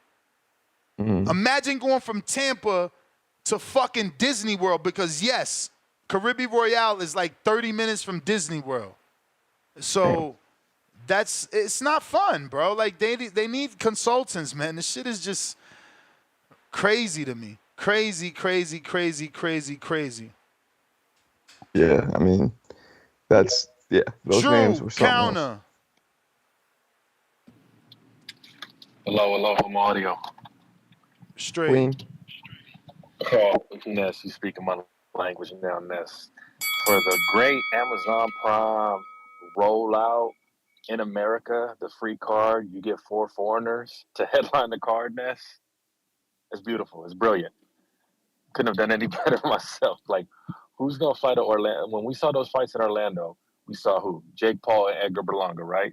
That's what made the venue look popping. That's what made it look like, oh, that's intimate. It's loud. It's electric there. You bring 4 dudes, 3 dudes on the main event. Their first language is not English. How are we going to promote that, Ness? How they going to do the I have promos? no clue, man. No clue. Damn. But You guys are sounding real Trumpy right about now. It's all right, baby. You know I'm on your side, Marco, Team Marco, and it's Alam Kanalai. That's Johnny Beck's last name. Alam Kanalai. Alam Kanalai. See, now I said it wrong the last time. The first time I got it right. But we're going to get the gangbangers in here, and that's saying it's a great card. It's a free card. Look how long it took to get that free card. 10 months? And this is the best. You had 10 months to give us a free card on our subscription. This is what you give us? Why wasn't the Adames fight, man? Why didn't you tell the guy that won the purse bid, look, we're going to give you some step-aside money. We're going to make the Adames unification. He's a no-limit guy. The no-limit won the purse bid. No, like you said, Ness, who's going to go to Orlando for that fight weekend? Come on. College football, there's a lot more things to do. I'm not going to that. Are you going to go to Orlando for that fight, Ness? You going to cover it live? That is a no. And it's funny, bro, because I was literally talking with my wife about this. She was like, didn't you say you want to go to Orlando? And I'm like, yeah, I'm still waiting to see how the undercard going to be. But this ain't help. There's no reason to be there for this card. Like, I could watch this on television. We get on here and we give Tim Boski stuff about his bigging up European fighters, like this is America and all that. And this is the first free card they give us. Where's the American on it? There ain't none. That makes They no gonna sense put him to me, on a but I wanna- prelim. They gonna put him on a prelim again. Why they gonna do him like that, Ness? So we're gonna get guys on here defending that, like, oh, it's a great move, it's a free card. Nah, they roll put out. you Just on the a roll out, prelim. They gonna put you on the prelim so you could be seen first. That's gonna be a Tip or C-Dub's argument. That's the roll out. Like, come on, it's not rocket science, man. There's not gonna be no buzz for this fight. I don't get how they didn't put Adames versus Yanni Beck. Word. I mean, that makes no sense. That's a unification fight, and we got unbiased over here being so biased. Ever since the Brian Norman fiasco, unbiased has been biased and everything, making excuses for this card. Like, it's nasty work, it's musty, and Marco, we know you loved that debate last night. That's my call. I don't know what he meant, but I love the debate. You know where he's trying to bait you. Don't fall for it. But it's not Oh, he's trying to say I'm like a Trumper? Don't fall for any of it. He's just trying to introduce politics into the Nah, morning I mean, boxing. yeah, we're not going to do it, but just to be clear, I actually hate politics. I don't follow it. I never have at all. Boom. So. Boom. We got William with a counter.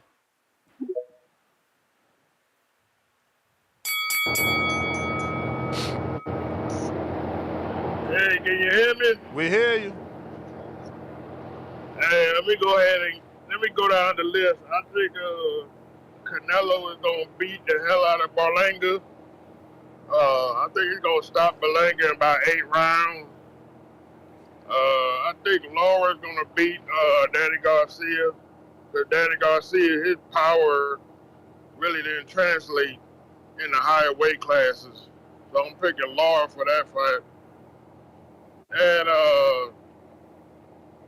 Tank Davis, you know, they still haven't said a week on the fight. They just, you know, updated a new date talking about the 14th of November or sometime in December. I don't know why they changed the dates up. And David Benavidez versus Jesse Hart, I think that's an actually good fight. Even though I think Benavidez is gonna beat Jesse Hart, I think Jesse Hart he's gonna fight enough to where it's gonna be a pretty interesting fight. So that's a good fight for David Benavidez for at 175 pounds.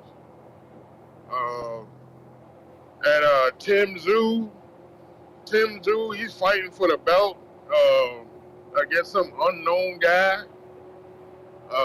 You know, Tim Tszyu, he doesn't have his own promotional company, so PBC is the one, you know, putting all those unnamed fighters on his undercard. So, you know, since it's for a belt, Tim Tszyu is like, hey, I might as well just go ahead and get the belt since it's a nobody he's fighting.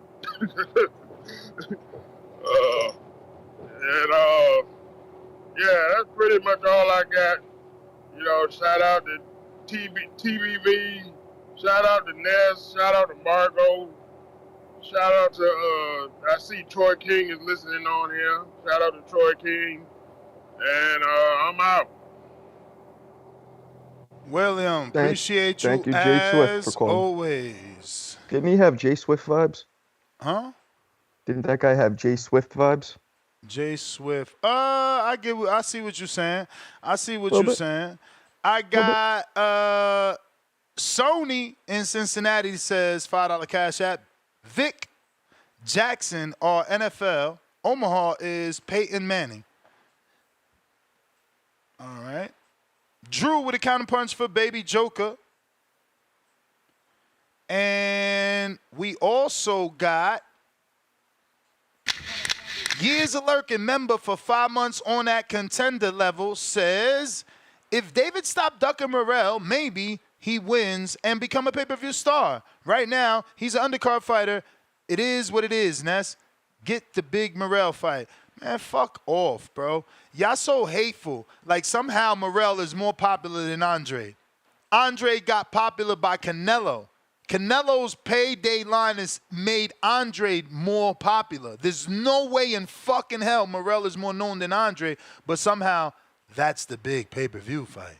DC3, $2. They only hate David because he called Canelo name. Duck ducks. Emojis.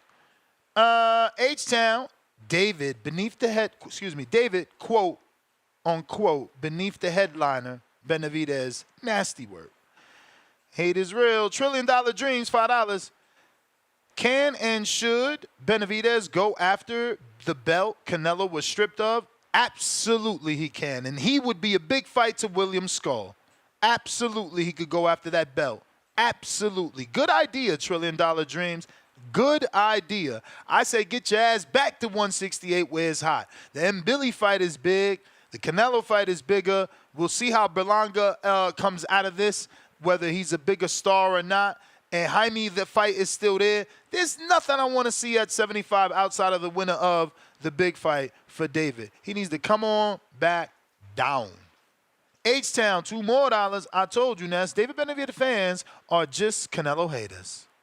We got Don't Try Me with the fat $20 time to drop a dub. A bomb. A bomb for the dub. A bomb for the dub. And he sends that as counterpunches. He says counterpunch for the only David caller, TBB Baby Joker. Baby Joker, that brings you now to 6 counterpunches total. 6 total. It's a lot. Remember to keep track. H-Town, $2. Floyd literally made a tank star rolling on the floor. Tanque, drunk.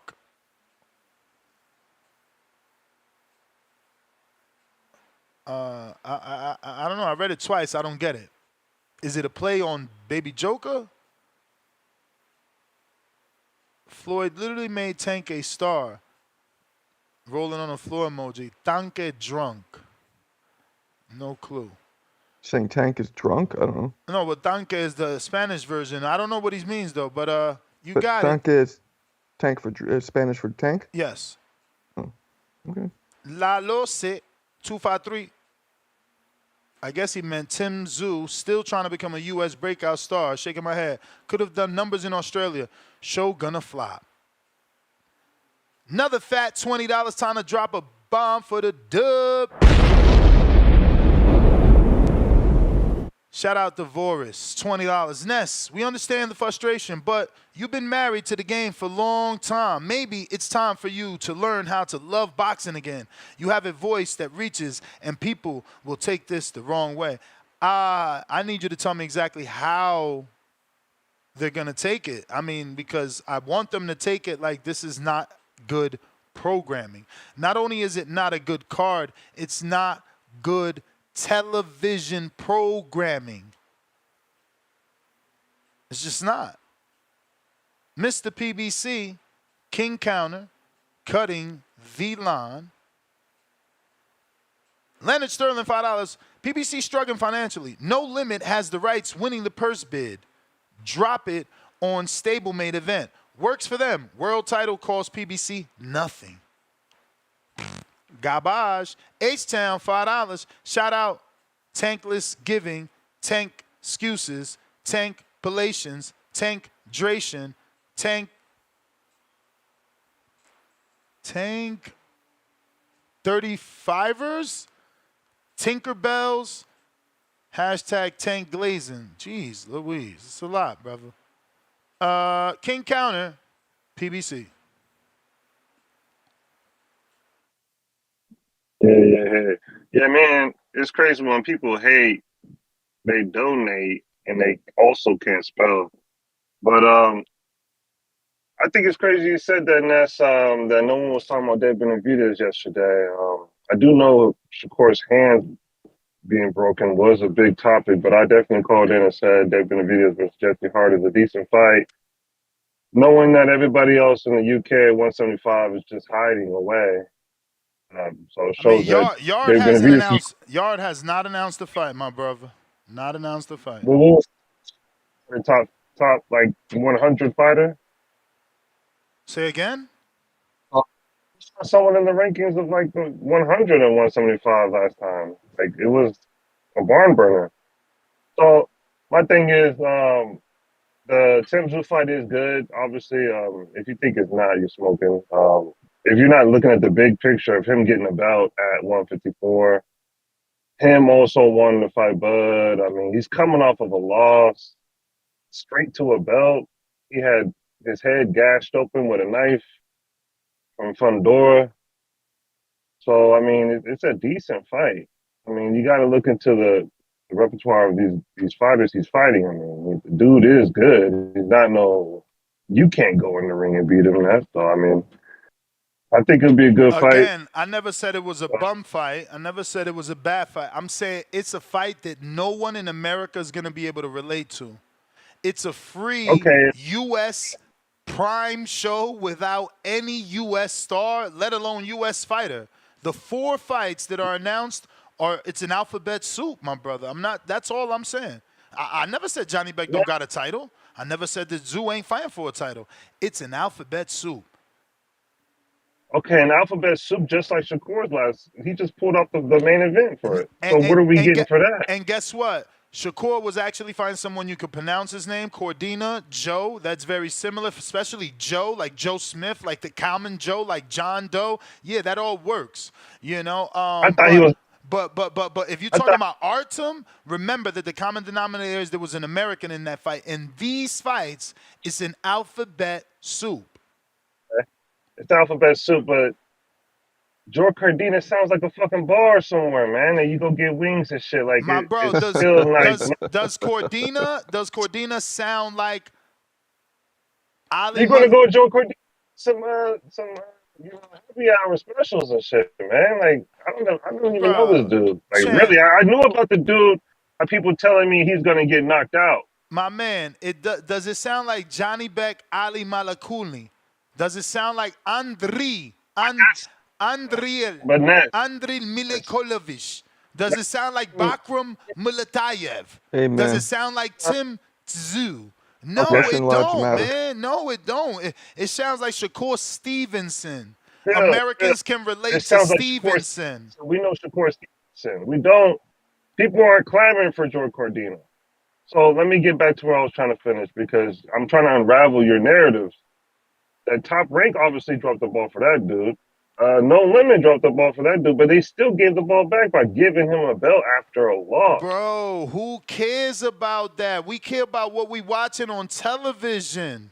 Who do you know? Tell the truth. Just tell the truth. Who do you know on that card?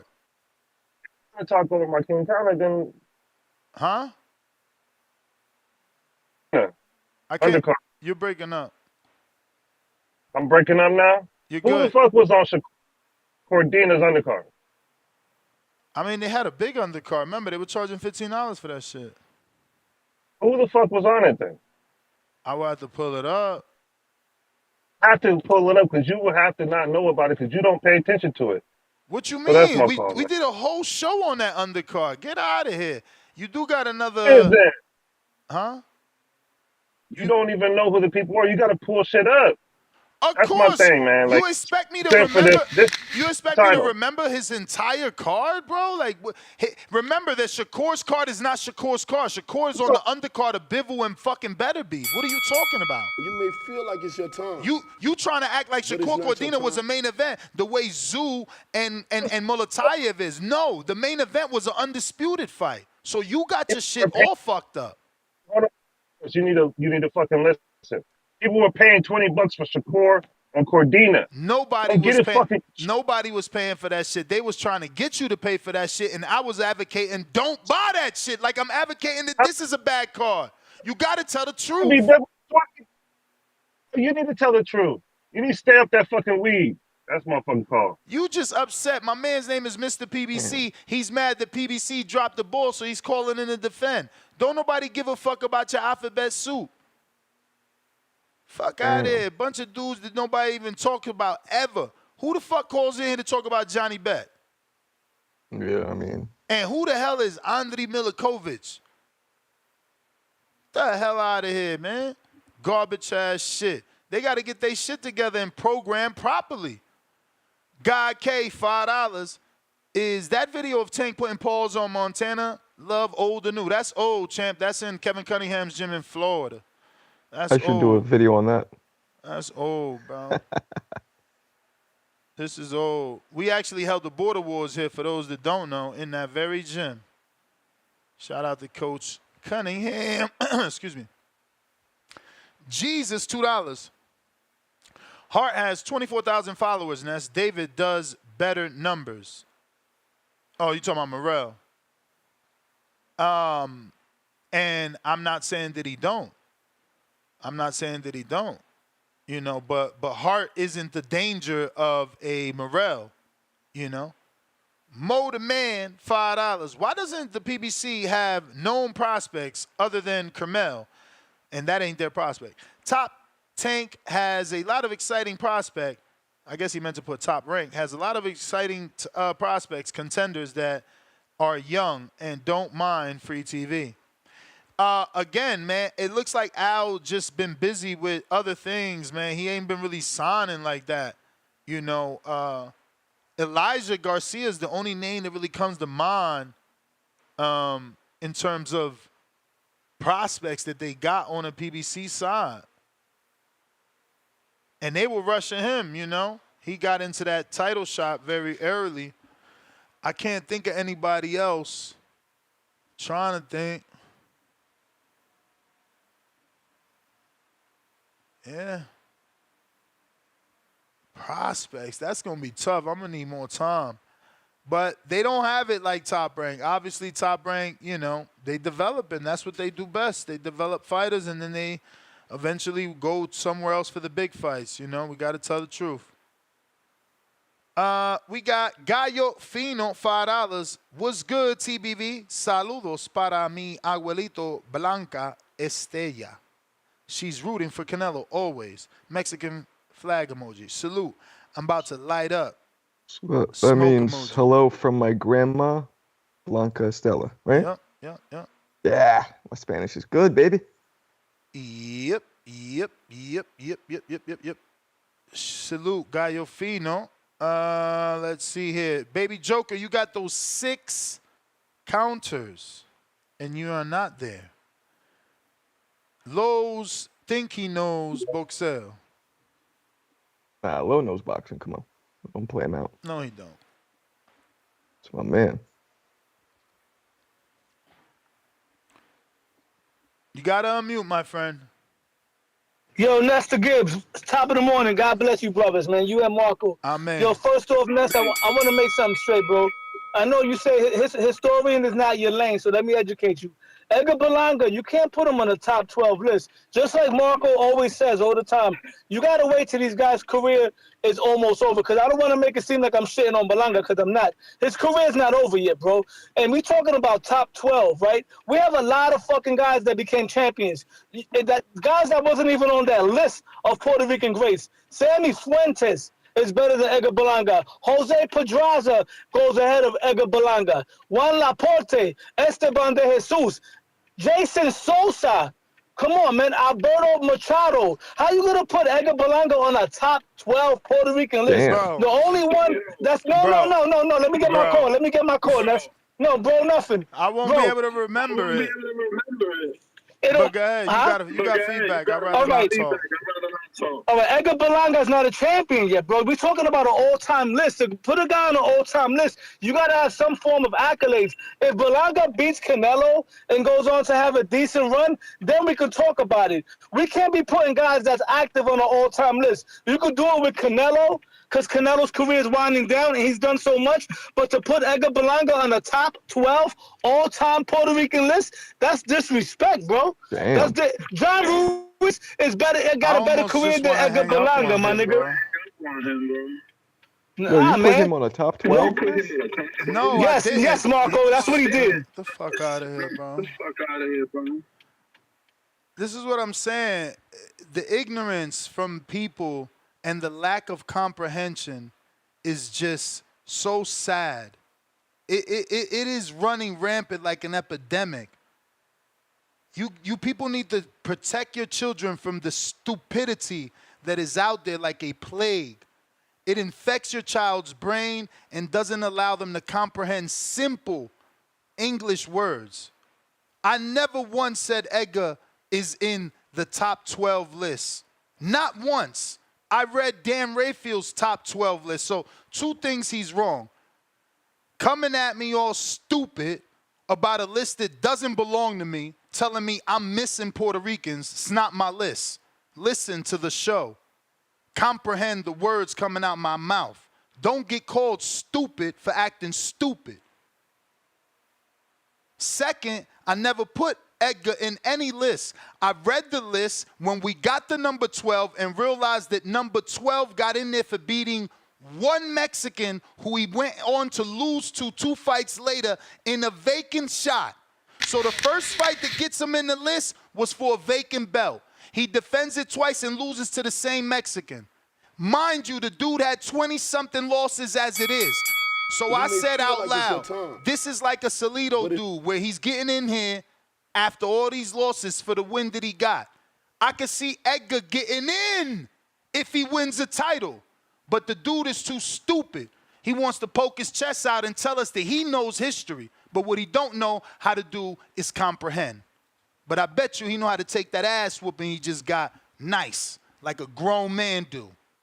Stupid. Damn. Real Jose, what up? Nah, because you come on here changing my words, saying Nestor put him on the list. I ain't put him on no goddamn list. Stupid. Real Jose, what up? All right. CYP, what up? What up? Can you hear me? Oh, shit. You there, Jose? Yo. All right, talk to us. Oh, shit, bro. I'll make it short and sweet, man. Shout out TBV. Shout out Ness. Hey, man, you further didn't tune in last night to the Pro Box? Nah, man, I stopped watching after I ended the live. I was not happy Bro, that that they one canceled fight- the main event. Oh damn! I was bro that one of the fights. It was an undefeated fighter versus a guy that was like 5-3, 5-4. Once they said his record, I was like, this is dude that Ness was flaming like morning talking about pro box. Please don't start doing this shit. The dude ended up knocking the other dude down. He ended up what? He ended up getting a knockdown, and it was a really close fight. He almost won. His corner thought he should have won. They were fucking about to fight after the fight. That's And then unfortunate, then, if he sorry, go did ahead. that well. It was crazy, bro. They were saying that maybe he's had like too many controversial decisions, so it was like stress built up in his corner and shit. But yeah, bro, it was crazy because I was like, damn, Ness was dogging this dude, and this dude had a shitty record, but came and knocked down an undefeated fighter and almost won. But you also missed out on the fucking main event, bro. That Hernandez fight was fire. That's your boy too. That's your Dominican brother, and you didn't tune in, bro. Yeah, Raul Garcia. I mean, I said it yesterday that I didn't know who that dude was. You know, I wished him the best, but it is what it is. He looked good, bro. I ain't gonna lie to you though. He looked like the Timu version of Lorenzo Truck Simpson. They look alike, but nah, he put up a really good fight, bro. I think he has a bright future if only he could just stay. I think he needs a better trainer though. But yeah, man, shit. On the fights this weekend, I don't know, man. I think Canelo's gonna get the knockout, easy work. I do got to take Garcia on the upset though, just to let the Puerto Rican. I ain't a Puerto Rican hater. I know the truth, but yeah, that's my call. All right, champ. Appreciate you. Yes, sir. CYP, you there? Yep. Compton. What's up? That's right. Compton's in the house. Hey, I ain't gonna lie, man. Drew, you made me think of this. I'm gonna give Drew the credit for this.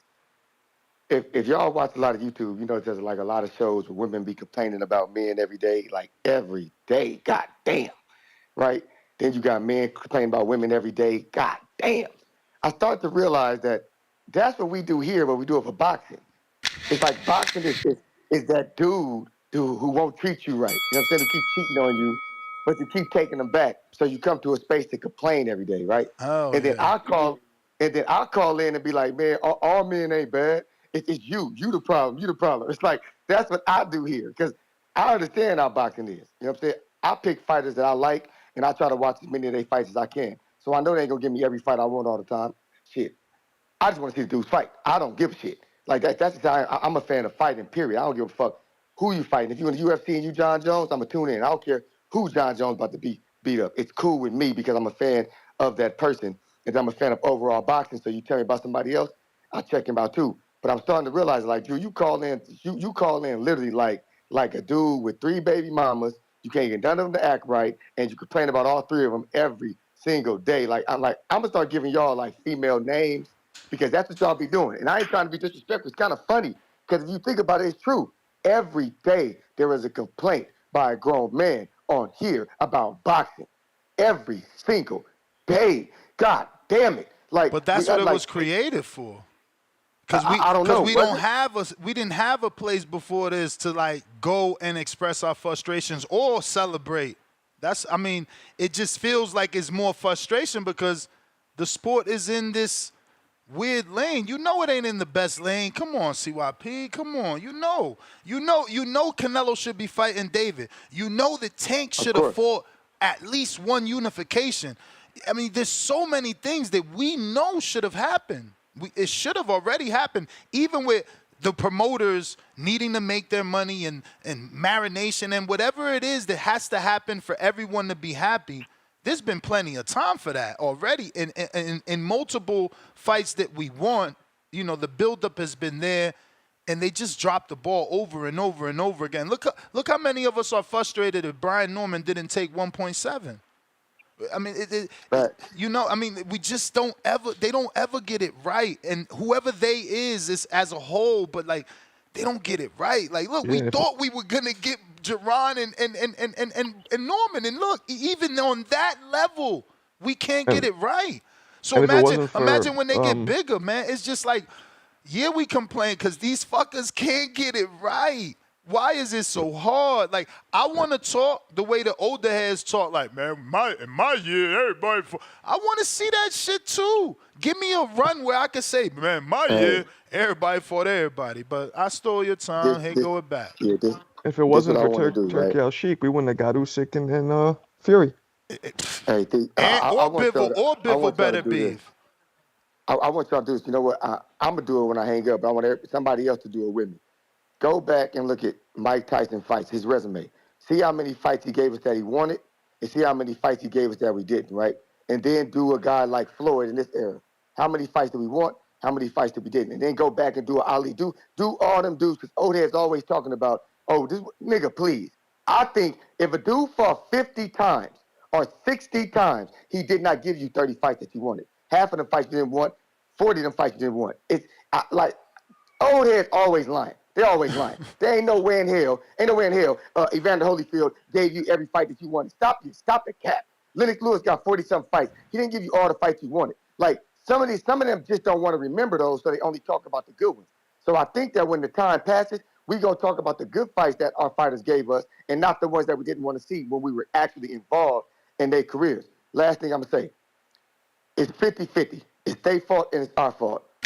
They brought all 4 of these belts. They brought 4 belts to this table. We should have said, fuck your 4 belts. We only want 1. Because we prayed, oh, he's a multiple champion. He did this. And I'm always telling y'all, you can't be a silver gold medalist. You can't be a bronze gold medalist. There's 1 gold medalist. Make everybody strive for gold, and they'll have to fight each other. But you're making silver and bronze as gold medalists. Motherfuckers ain't got to fight. CYP out. All right.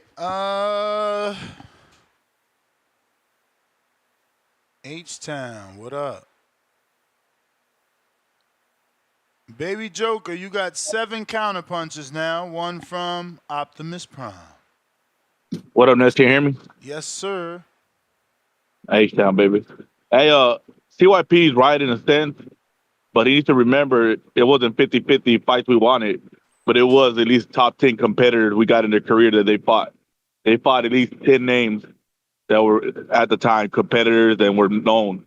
We can't get our guys to fight 3 guys. You know what I mean? That are known top guys. You know, it's crazy. And I'm not counting Canelo in that. I'm not counting Floyd in that because those guys are the older generation. Canelo's the bridge to the new generation. You know what I mean? He's that bridge. Whoever dominates him is going to be the one that leads the new generation. You know what? And I'm gonna throw the Benavidez fans a bone, and I'm gonna show you how you make Benavidez a star, at least a more talked about fighter. Man, he needs to go ahead and go handle this fight he's got at 75. Come back to 68. Call out Pacheco. Now that it seems like he's not with his father and his father's with Pacheco, you have the drama of dad versus son. The people be going crazy about it. People be talking about it. Pacheco right now is the hot star, the hot young lion at 68. The people are saying he's got power. He's got what it takes. He comes back down saying, no, this is my division. Always has been my division. That's how he gets his name out there, and that's how he gets known, and that's how he makes money.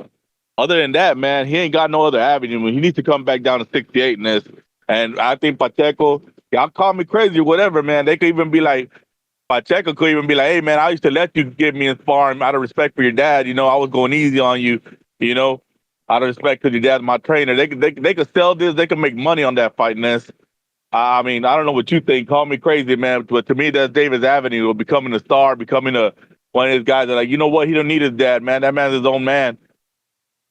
You know, he is who he says he is. But I don't see no other way, Ness. I think that fight should happen. I think he's come back to 68. I think that's the way David gets his shot at Canelo. If he gets it, if not, at least he's there, and Canelo's forced to drop the goddamn belt and look bad. You know. But that's all I got. I meant Tanky Joker, man. So he's drunk. He's saying that stars can't be built, they're born. Floyd literally built Tank. Tank's a quiet guy. Tank's talented. Yes, Tank's got knockout power. But if Floyd ain't back there, he's just Bud. A guy with all these attributes that knocked out people and nobody really knows unless you're hardcore. And that's the truth. Floyd made Tank. Stop hating. That's You the may truth. feel like it's your Y'all time, guys are blind. I'm out. but it's not your time. Man, I almost forgot what he said that triggered me. Bro, this is a true Canelo fan at heart, and it shines through. He wants David to lose the relationship with his father. Him and his father put that work in and got to this point as a unit. You want them to break that up, use that breakup in the eyes of the public to quote unquote make him a star. That's how he has to become a star. By losing the relationship for his father and disrespecting his father, all so you can protect Canelo. This shit is insane to me, bro. Like, this is like, Berlanga ain't gotta lose. His father's up there. His father's right on stage in the big fight with Berlanga. Like, you really want David to choose his father over popularity, or popularity over his father. Like, this shit is crazy, man. You guys need Jesus in your life. Like, the type of shit y'all want for people to do is so weird. Why would you wish for him and his dad to not have a relationship so that he could be popular, so he could get a Canelo fight? That's his only way to start him, he said. It's the only shot I see for him, Ness. Lord, have mercy. H-Town with a $2, pure PBC bias, and he was talking about Mr. PBC, of course.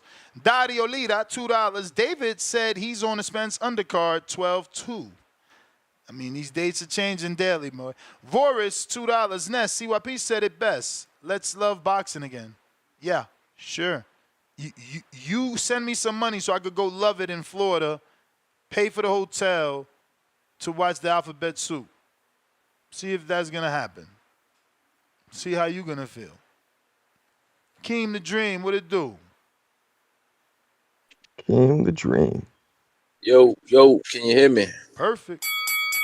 What up? Salute to all the Border Wars fighters competing Saturday, man. Good luck to everybody. You make it out healthy. Enjoy the moment because it goes by a lot faster than you think, man, especially with them 2-minute rounds. So salute to y'all. Definitely be tuning in. You see the profile pic, Ness? You see it? You know how we rocking this weekend, man. Team Berlanga, baby, Puerto Rico. People talk a lot and then they hate on the kid, but hey, look, man, 16 first round knockouts, the power's real.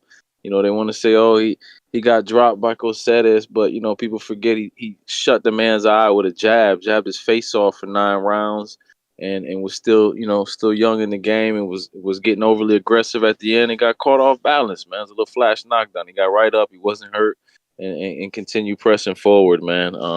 He's showing more patience now. You've seen it in the last fight, really setting it up, waiting to find the home for the right hand and get his opponent out of there. So he's grown right before our eyes, man. Saturday night we're gonna see how well he does against Canelo. It's a tall task, but I'm rocking, man. I don't choose the A side like a lot of other people. They just go for the A side and think they know boxing because they're always picking the favorite, man.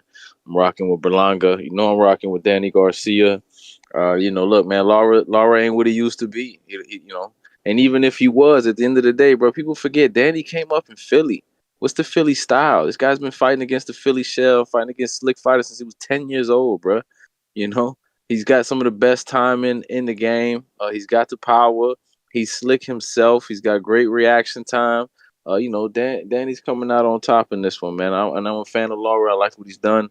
Always enjoyed his style, but he's just not who he used to be. And like I said, even if he was, Danny still could get the job done. So it's even easier for him now that Lara don't have to, he can't break open the legs and move around like he used to. He's gonna have to try to stand in front of Danny, and I don't think that's gonna work out well for him.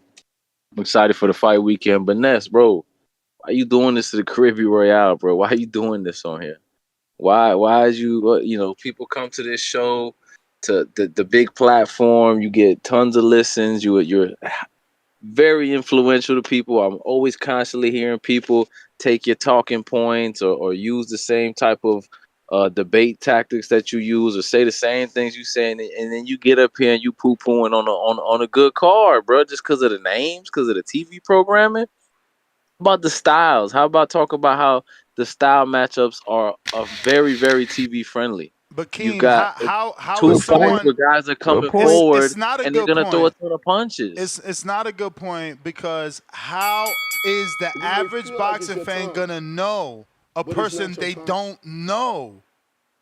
Don't you get it? You need name association. Each person needed to be in there with someone that the general public knows.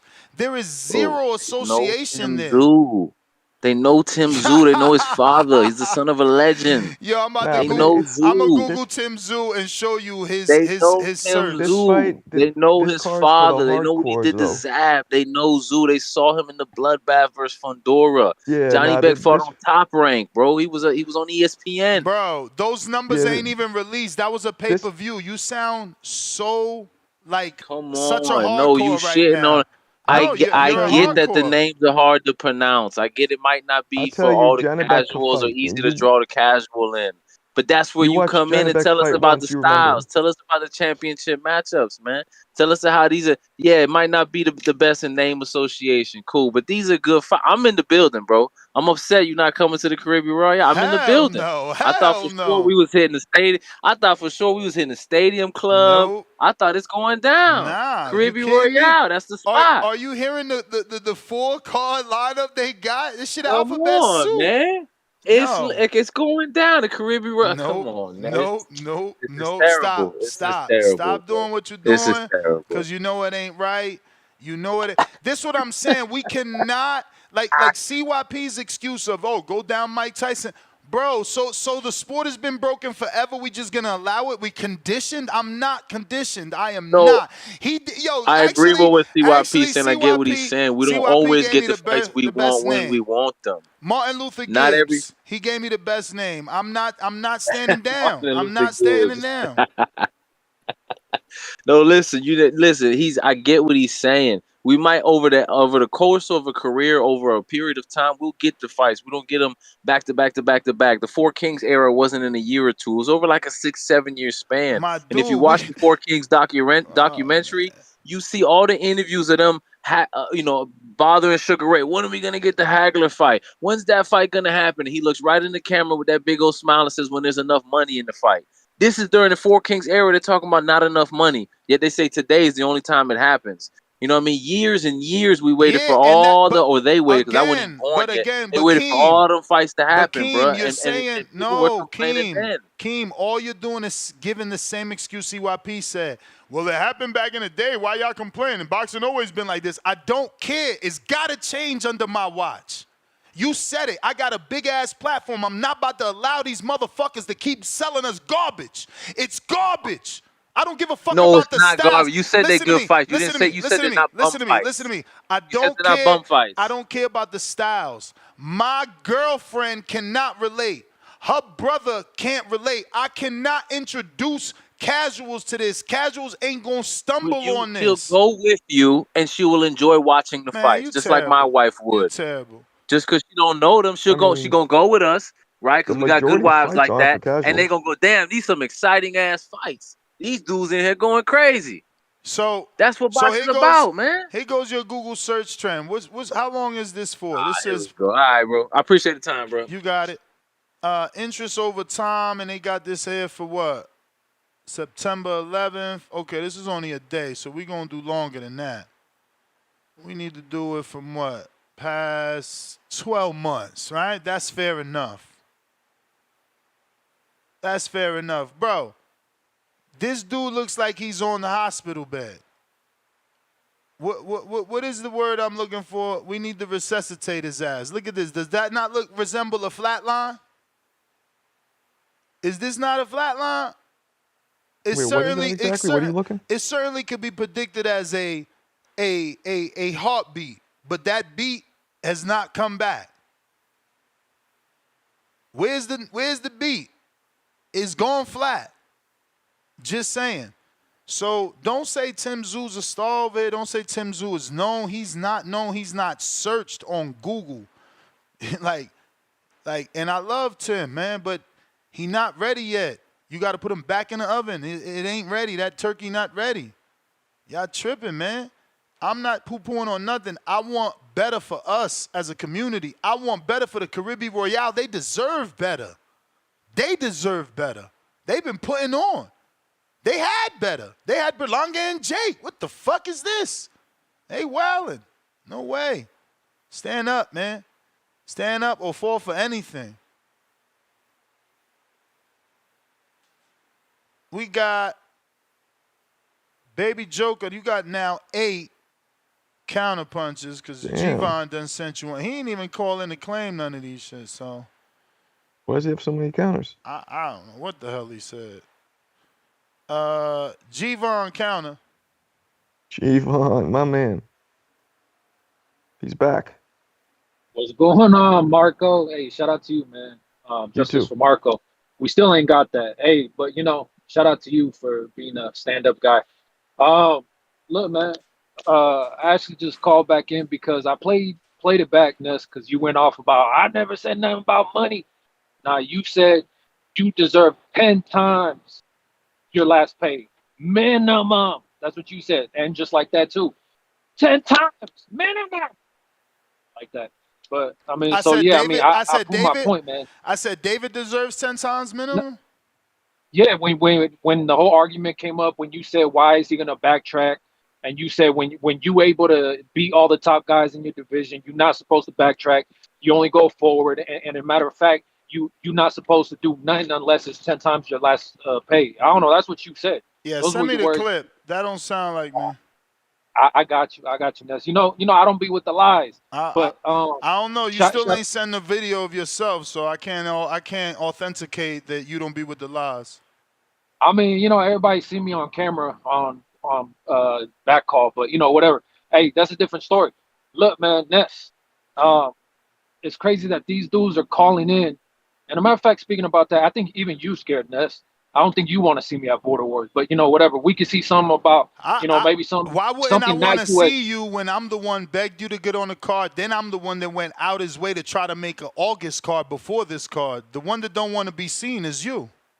No, I'm saying me in the ring, but whatever. Like, who knows? Maybe we can make that happen. That'll be my dream fight. CYP shifting. You shifting energy. That's what you sound like. Because you a big guy. CYP's a small guy. No, but you an even bigger guy with a big mouth that don't prove who you are, who you really are. Ness, look, see, it already sounds nervous, but look, let me just get to what I was It just sounds like the truth. You don't like the truth. You've never submitted footage. In 2024, you act like you got a potato to record with. I mean, it is what it is. But somehow people see you in the back call. They see you in the back call, but they can't see you live sparring though. They never see you live sparring. It's the same guy on a phone call. It's the same guy. It's the same guy in the videos and the pictures. It's not, because if it was, you could send it. If it was, you could send it. That's why Timboski ain't sending it. Let me just get to my call, to develop that. Let me just get to my call on this. Look, man, a lot of these guys, shout out to Puerto Rico, but it's crazy that they ain't supporting Berlanga like that. I mean, I guess I wouldn't be down to support somebody that I know is about to lose too. You know what I mean? Like somebody who has 10% chance of winning. You know what I mean? It's crazy. These guys calling in, and instead of calling in to support Berlanga, they even picking the other guy. And on top of that, you got them calling in, and all they could do is defend, the PBC card. But these are self-proclaimed PBC fanboys. You know what I'm saying? Or I should say gang members or whatever the fuck case might be. But, they self-proclaim gang members of fucking PBC. So you can't take none of this shit serious about, oh, yeah, this is, the best card. This is so good. This, that, man. People be biased. It's crazy. I just shout out to Berlanga because I feel like I'm supporting them more than the Puerto Ricans. And that's kind of sad to see. But I guess we're starting to notice a trend in boxing. You get what I'm saying? Because even when it comes to David, you know what I mean? The people that are supposed to be supporting him ain't supporting him. They ain't buying no fucking pay-per-views. You get what I'm saying? They ain't showing up to the events.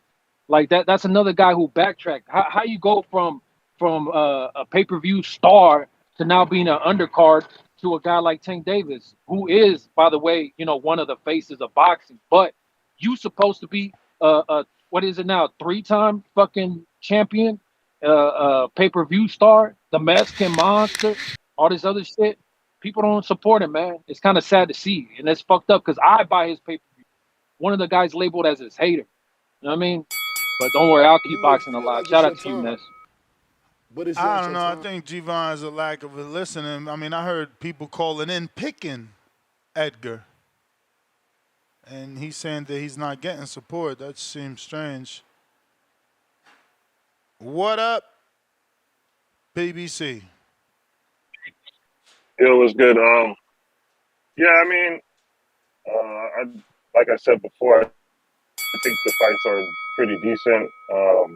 But I do believe, what's his name? I always forget his name. At 160, looks like Bivol. Yeah, I think he's a good fighter. I forgot his name now.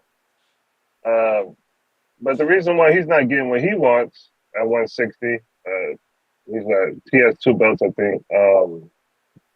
Nobody's really up there no more. Like Canelo didn't clean that shit out. Triple G cleaned it up. So it's pretty deserty over there. And he's also with Top Rank. That's the number one thing. They don't really fight for nothing. Like they didn't fight for his first bid. So I don't think they're really looking to really spend money on him no more. He doesn't. He has a small fan base too. What's his name, man? We was just talking about it. Johnny Beck? But yeah, very, very small fan base. He could fight though. He can fight for sure. And I think that if Bud does do anything and he doesn't want to be at 154, I think him and Johnny Beck will be a really, really good fight because obviously Boo Boo ran away from that.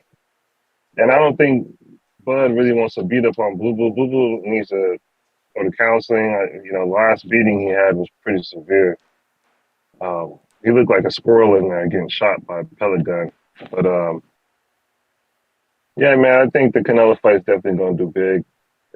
This is a crazy fight week. That everything's building up for this fight was crazy. Seeing Berlanga act like this is crazy. Yeah, I try to remember him acting like this before, and I really couldn't. This is the most more animated I've ever seen him. I mean, I thought he was wearing a tear. I had to really look at his chain to see if it was TS when he was when he was doing the weigh-in. So I'm thinking like this TS shit might be back, Ness. I mean, is the Terror Squad reunion back? I mean, I heard Fat Joe came out with a song recently. He did. But I don't know why they keep bringing that up. I don't feel like it was associated, but I get it. You need to respect the fact that Tim Tszyu is coming back from a loss. He's fighting for a belt. This dude he's fighting, you need to look him up. He's actually pretty good. We understand that Bakram is a good fight. I ain't mad at Bakram, but we needed the undercard to be better. You put in 2 more Bakrams on the undercard. That's the problem. If you need something, you go get what you need. This is a good fight. You need a bag of weed, go to home. Look, you breaking up because you're trying to make buy jokes. One. This dude's coming up. So. All right. You may feel like it's your time, but that's your time. But it's not your time. We got H-Town counter. Leonardo. Why are you hating on him? Nah, it's my son's name. I love that name. Can you hear me? Yes, sir. H-Town, baby. And shout out to Marco's son, Leonardo Tocayo. That's a real G. Hey, come on, Ness, man. You play chess, man. You gotta see more than one move ahead of you, man. We all know we gotta acknowledge that David left to 75, so that was a mistake. Now he's coming back down. The hottest star at 68 is Pacheco. What we always say with Shakur and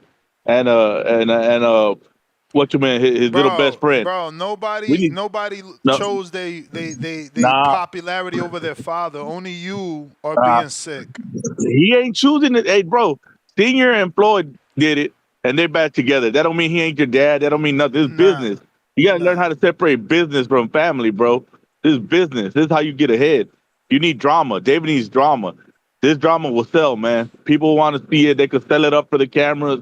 That don't mean it got to be real, man. It's you just thinking like it's some kind of big betrayal. Nah, man. Hey, there ain't no brothers, there ain't no friends in boxing. Remember, we want to see the best versus the best.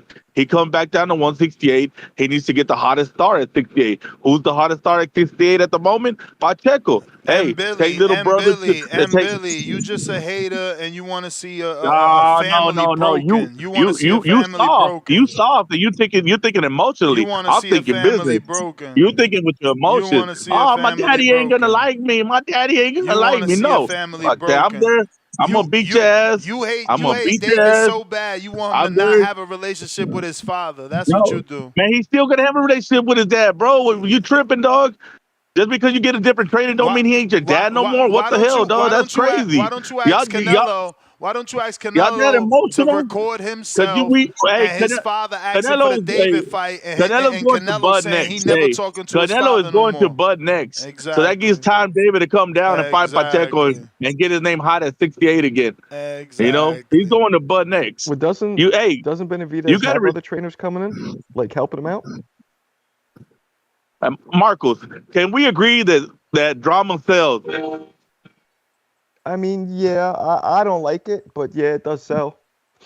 All right. Can we agree that if you're coming back down to a weight, your best bet to be the top dog again, unquestionably, no one's gonna deny that you're the best at that weight, is to take out the hottest guy in the division, right? Yes. And at this point, Hottest it's guy. You Pacheco. sound like a fucking. You're a troll, bro. You're like the No, hey, this definition is of a Ness. troll, Take the bro. names out and let's use common sense. Take the names out. If the head guy is gonna be busy in a super fight, you know, you're gonna go for the hottest guy in the division, And right? Billy is the Common hottest sense. guy. And Billy. Pacheco never been hot in the And Billy division. ain't nobody. Come on, Ness, man. You hate him, Billy. You say this dude ain't nobody. Skull ain't nobody. You a Come on, liar, man. bro. Ness, This you guy's a tripping, Ness. liar. This You guy's a you liar. you on some emotional family shit, bro. Like, oh, ya no voy a tener padre porque peleé con mi amigo. Oh no, no puedo pelear con mi amigo. No, man, fuck that. I done fought my best friend and we still best friends. It may feel like it's your time. You Whatever, tripping, bro. This man. kid, me amigo, Whatever. my father's my. What do you say? My father's My my friend. man want to see Davis so bad that he want him to lose his relationship with his father before he Yeah, get the but Canelo fight. doesn't David? Don't they bring in people to help him train? Benavidez. Isn't that normal? Yeah, but what's your point? That his narrative is fight Pacheco, who's trained by your father, and show that you're your own man. Like, what the fuck is he talking about, bro? Like, again, dudes just want to see David doing bad so that they could say he's doing bad because, again, he's a threat to Canelo. So it's like let's break his relationship. Why don't we have Canelo record a scene with his father where his father wants to see the David fight and Canelo saying no, and for demanding me to fight this man, we never talking again. Like, type of weird shit this dude is on, I have no clue. But again, this is the difference between being a fan and a fanatic, bro. Fanatics go over the fucking hill. They're radical. They jump off the mountain. They're suicide bombers, these fucking fanatics, bro. The etymology of the word fan is from fanatic. Nah, bro. Look it up. a fanatic is a fucking extremist, bro. Look it up. He's a fucking No, I extremist. know, but I'm saying that's where the word fan originated from. It evolved to something else, but that's where it originated from. Yeah, it evolved to guys like that want you to lose your father so you can, quote unquote, gain popularity. Hello, Weird. can you hear me? Yup. Counterpunch. Yo, hey, shout out Who to dis? all the counter punches, man. I got like what 80 of them. Shit, that's crazy. Well, with this Hey, Ness, one, you got I 6 have a left now. You had 7 total. Damn, baby J. I have a problem. I got a problem with the Campbell soup, turtle soup thing, bro. Like, I mean, Tim Tszyu did try to fight an American in Australia, but you know, the American didn't have the cojones to go out there and fight the dude. What did he do? He came to So America to fight fight that a dude in tough. Australia. Why you don't fight that Bakram dude in Australia? What he's coming over here for? That shit don't. Why not, bro? Like, He was hold up. He was we're supposed to not fight an shitting on the American when fight, he bro. We're not shitting on the for the first. fight. We're not shitting on the Who fight. We're who was shitting his on first the opponent though, bro? programming. Who We're was his first shitting. American opponent? I'm not shitting on the fight, bro. I know you love the fight. You Hold on, made the no, case hold for on, him bro. Let me already. talk real quick. The first opponent American was Keith Thurman.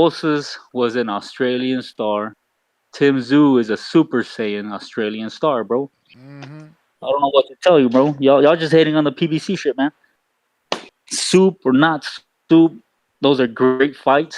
Tim Tszyu is known because of his last fight. Yo, He had Look, one of the look, most look, look. I just bloodiest, switched most it. gruesome fights, bro. I just switched it And from he's from about to be 12 a star, man. months from 12 months United States to 12 months worldwide. Look at this. Nothing changes because he's not a fucking star. You guys are just liars. Liars. But No, that's we're all not right. liars. No, I'm screen sharing. Look, We're United not States. I'm liars. clicking United States. Look, it refreshed. Look at what it did. You Nothing. may feel like Now it's we're your going to go time, worldwide so we can include but it's not your Australia time. and any other fucking country that allegedly knows him, right? We're going to click worldwide. Man, Watch y'all. what happens. Watch what happens. Hey, Absolutely but save the rest nothing. of the counter punches, man. Absolutely nothing. Look at it's less. It's less worse worldwide. Man, get the fuck out of here or use some more counters, bro. Just shitty ass fucking arguments and your goddamn lies you guys like to come up with to make me look bad. It's bad programming. Bad programming. No one on Amazon Prime USA and DAZN USA is going to know who the hell is on that card. No one. No one. You can lie all you want. Decatur, Georgia, what up?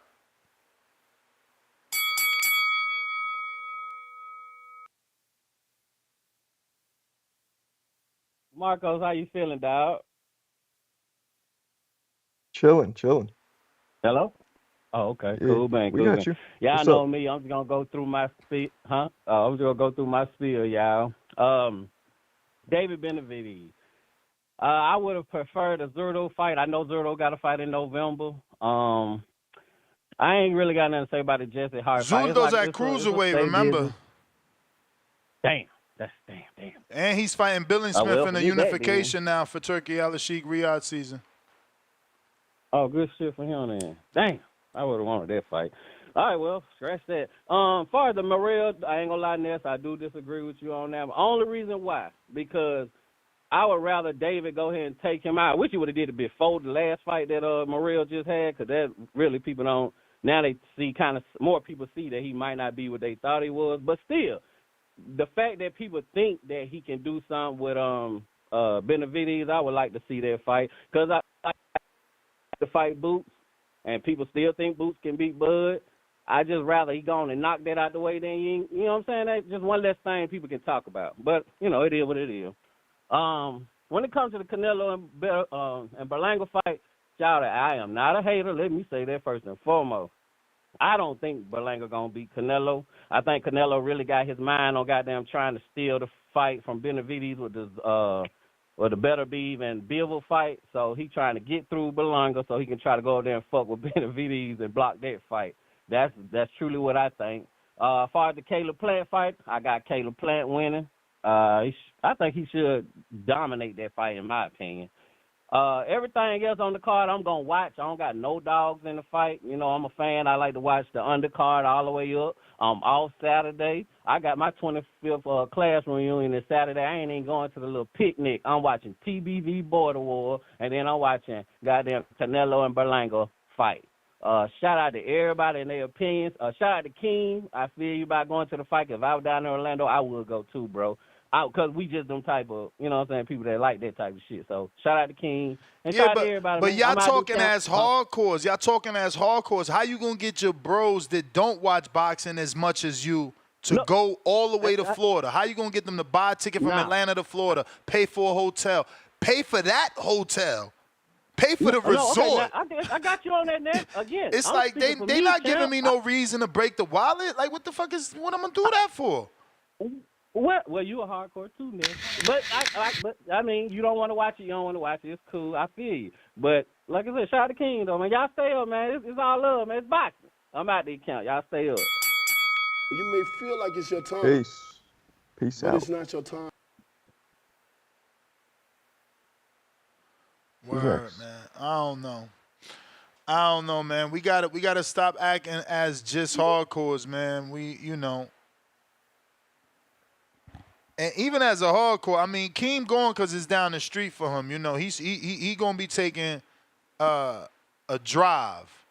You know, he gonna have to get in some traffic, maybe do 40 minutes, hour and some change. How far is that from where you live? If you were in Florida. Nah, it's hours away. It's Orlando. I'm nowhere near Orlando. I'm 3 All right, hours so away. you wouldn't do that. Nah, not for that card. Not as it is. But would you do it if it was 10-minute drive? Listen to me.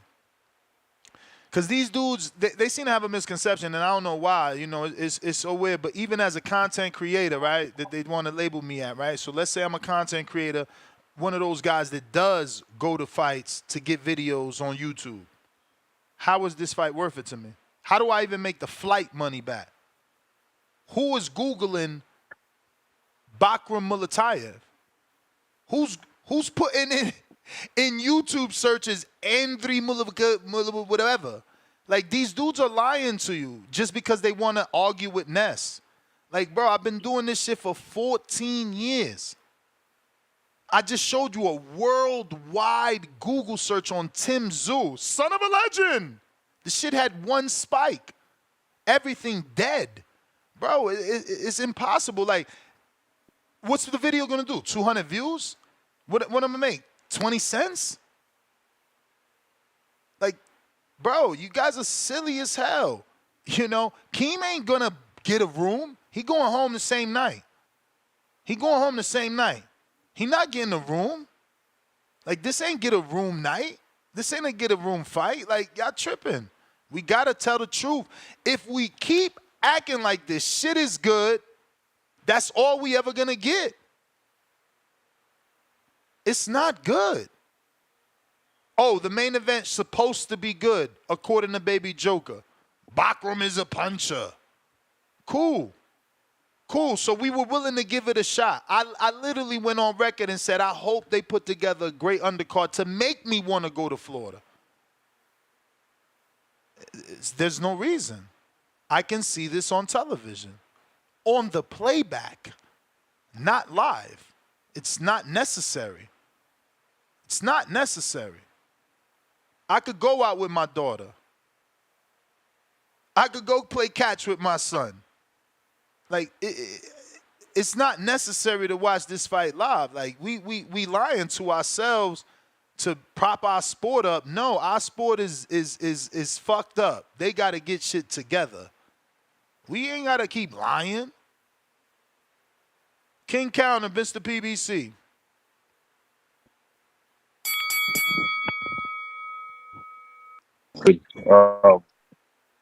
Yeah, I'm with everybody else on this. I think it's a good fight. I think, you're going too hard, but maybe it's because you're a content creator, like Gio says. But yeah, man, I think obviously this is a free fight, and it's for a title. So what's the issue? What do you need? I mean, you still haven't pulled up the Joe Cordina. We need a better undercard. That's what we need. Okay, what's the Joe Cordina undercard? Two wrongs don't make a right. Your argument is juvenile. Okay, Your argument is juvenile. If you're going to take my King Counter, just give it back. But what I'm trying to say is, if it's for $20, don't ask me questions if you don't want me to engage. Can you hear me? Can you hear me? I wasn't asking you a question. But that's what I'm saying. Don't ask me a question if you don't want me to engage. I never asked you a question. I was giving a statement. You just for the did. People You who said know. you have you pulled Okay, up the Cordina? Look. Obviously, you haven't. So it's a statement. So you don't know the undercard for Joe Cordina for $20. So for free, you got an issue with it, man. Like, you got so much of an issue. Go watch UFC. Go play video games or something. Like, this is a decent fight, man. You can be recognized, fall Mr. back. PBC. Mr. Yeah. PBC. I'm offended that you're talking about a PBC card. Johnny Nah. I'm going to keep telling the truth. I'm going to keep telling the truth. You talk shit about Johnny Beck and this card. I defended both. Bro, who man, the fuck is Johnny Beck fighting? Who's Johnny Beck fighting? I think I'm still going to watch it. All right, then. So I'm still telling the truth. Just because you telling the truth don't mean I'm not telling the truth. Yeah, Johnny Beck got two belts. He has 2 belts. Yeah, he got 2 belts. I'm going to watch Johnny Beck. I believe Johnny Beck he can clean up that whole division, and he can be a diamond.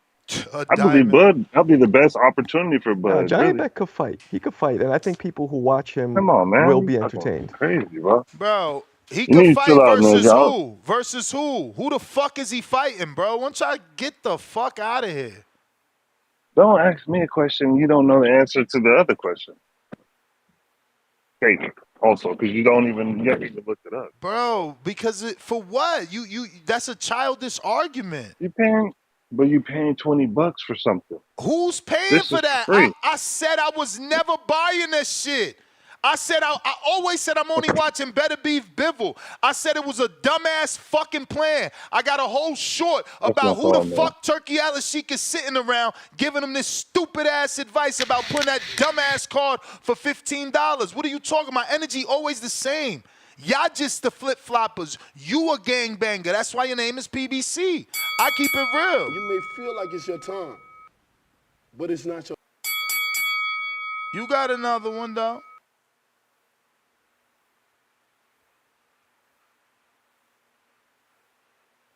Okay.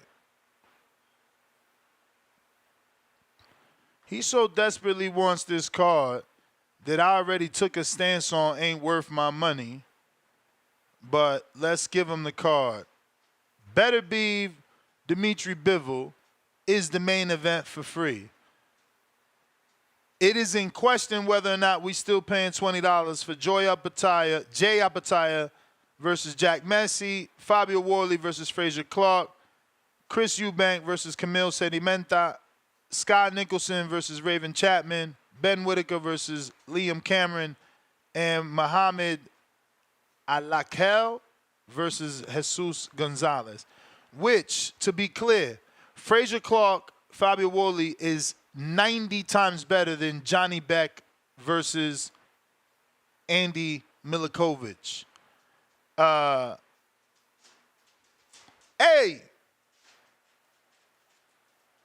And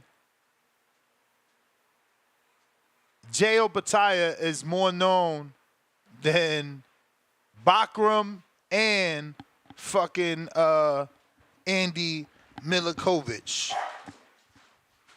You know? So I don't get it. But I ain't paying 20 for this shit anyway. And I made that clear. Jorge, what up?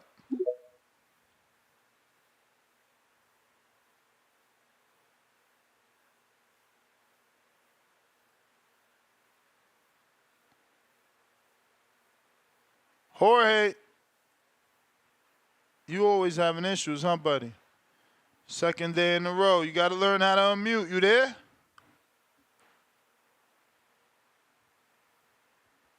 All right. Abraham, what up? What's going on, champ? What up?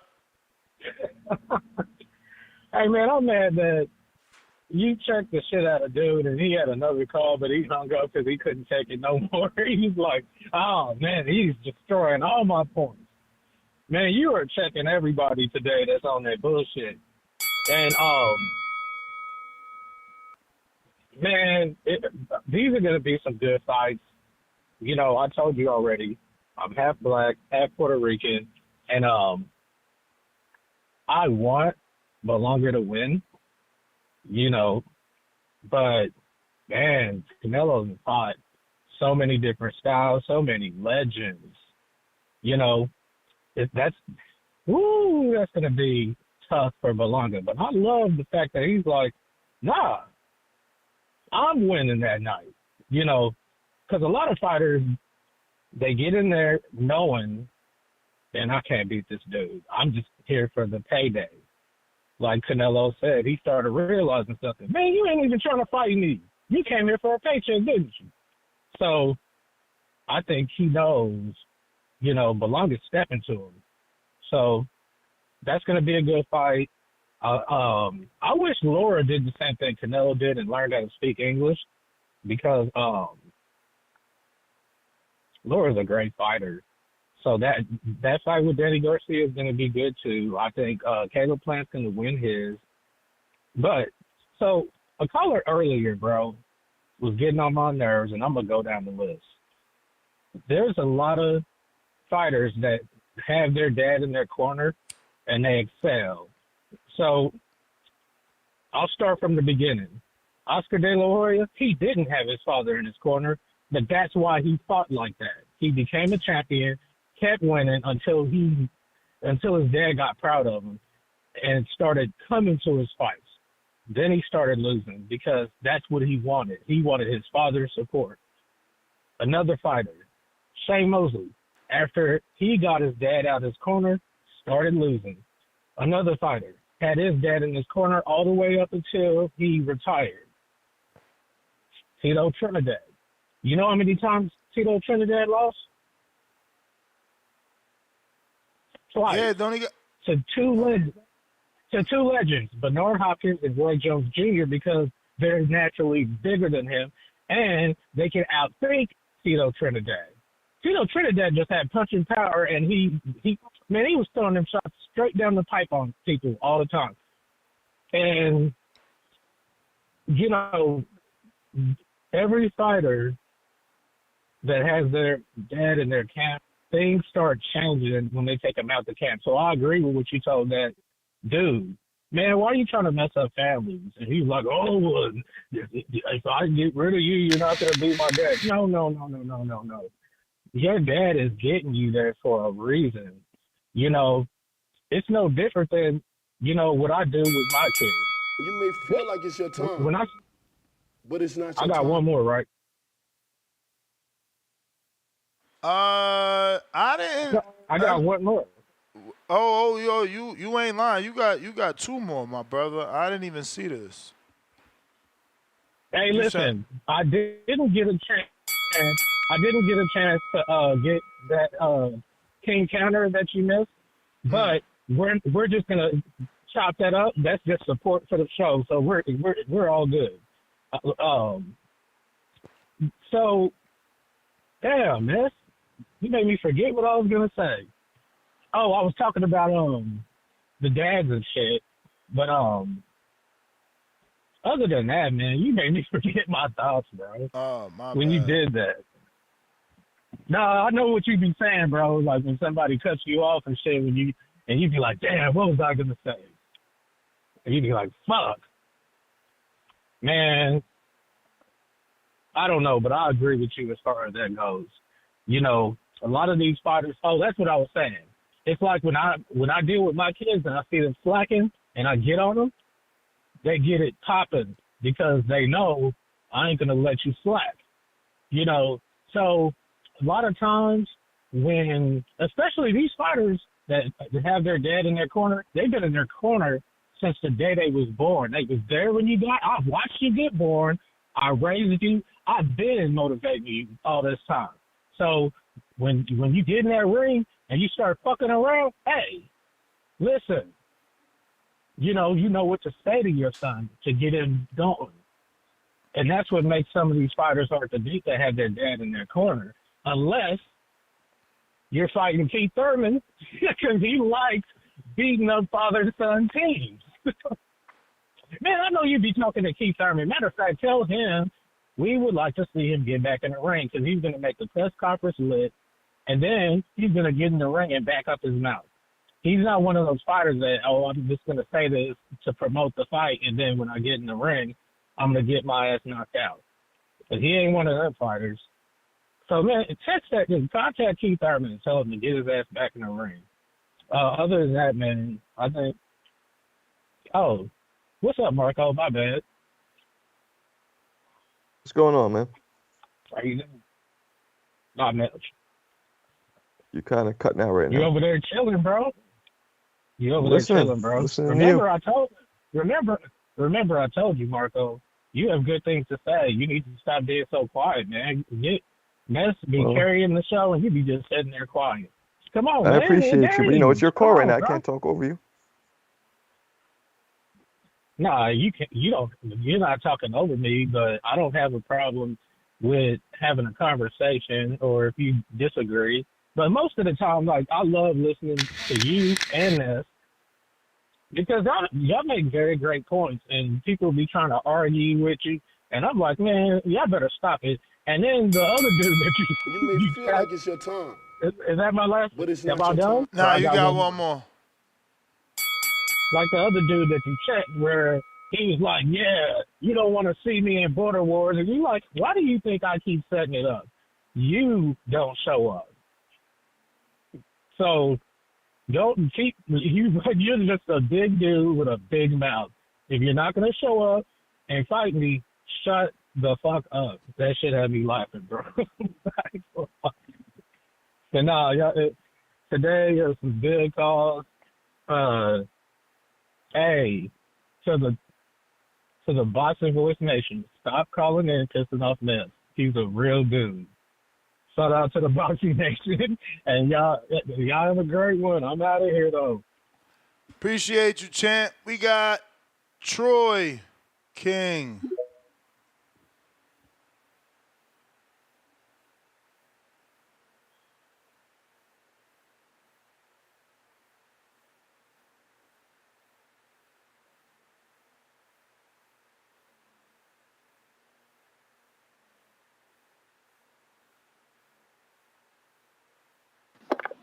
Yo, my bad. I ain't even know y'all hit me. I ain't even know y'all was on me. I thought dude was still talking. He had just got cut off. My bad.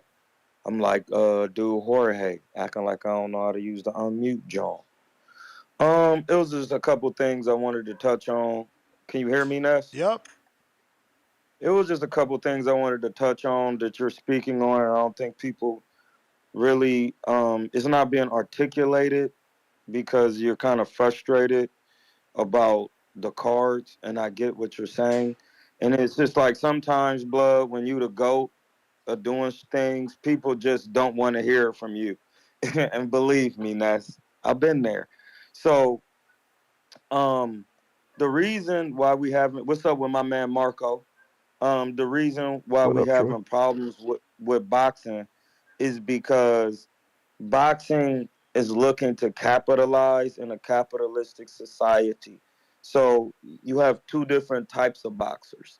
You have boxers with extreme skill that don't get promoted because they just not running their mouth enough, like Bud and Better Biev and all the guys who are like the real pugilists of the craft. And then you got the Ryan Garcias and the other guys who have talent and potential, but they're on the more marketing side. So it's kind of like, what do we do with these guys? It's kind of like when you go to the NBA to market Ben Wallace, you have to tell him, hey, you got to wear the fro every day. You just got to. It's a part of your look. You can't be coming with braids all the time and blah, blah, blah, blah. And that's really what the problem is with some of this. Let me get a couple extra minutes. I didn't know y'all a You couple may extra feel like seconds. it's You your had I time, didn't know the mute was off. but it's I not didn't your know the time. mute was off. But that's coming to some of the problems, y'all. Y'all not listening to what Ness is saying. He's just saying like, due to the market that we're in Florida, it would have been best to have Carlos Adames and some of these other guys fighting because they are Caribbean fighters. It just makes sense to say it don't make sense, even though there is a market for the Eastern Europeans, but that would be better on in a different market in the United States. You know what I'm saying? That's all Ness is saying. Like, nobody gonna really pay their bread to see what y'all trying to see. Yes, a hardcore will go see it, and if he in the area, but ain't nobody really trying to see that. I would rather see Johnny Bet or Yanni Bet fight Carlos Adames. You know what I mean? And things like that. That's my call, y'all.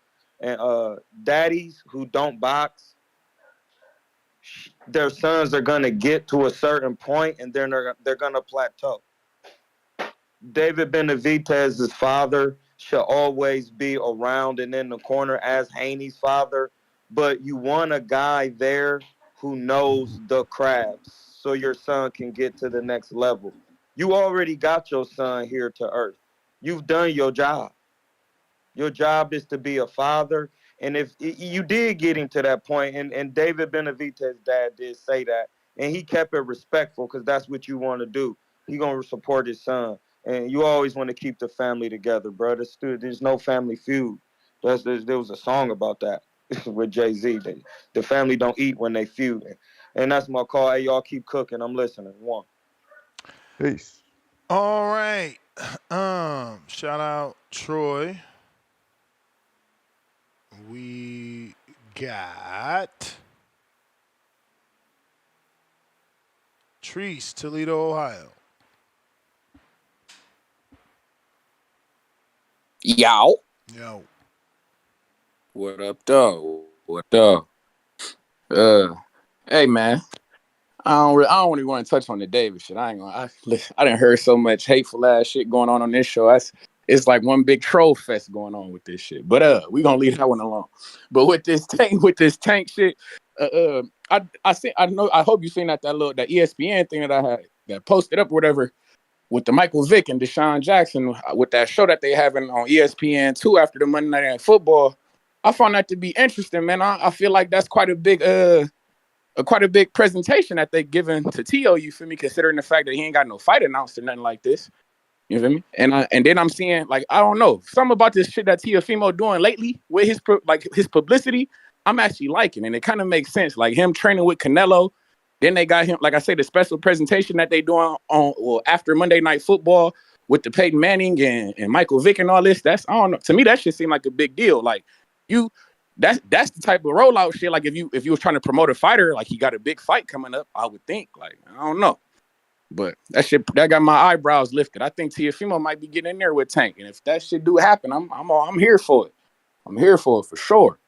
But hey man, last night with that pro box, I know Ness you didn't watch it, but it was a good fight, man. That was some rock'em sock'em, swang and bang shit. I'll be into that.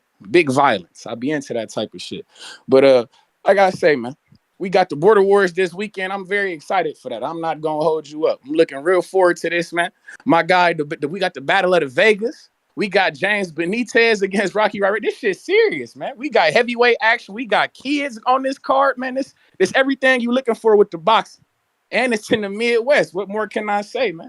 Hey, Midwest Mafia, we will be in the building. So, hey, if y'all in there after the Border Wars, Make sure we can you hang bring me out that or something. Midwest fire.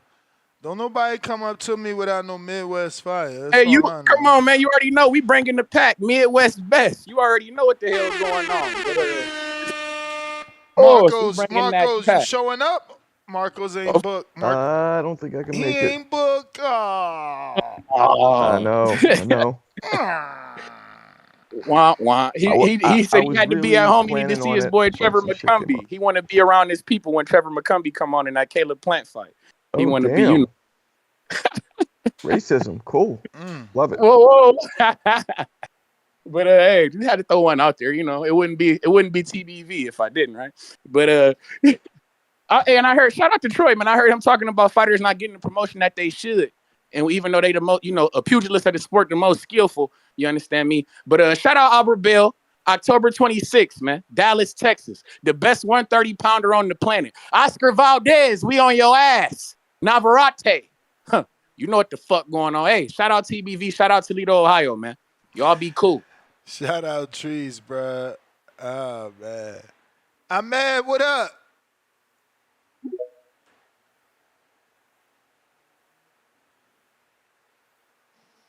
Yes, this Marco. How's it going, guys?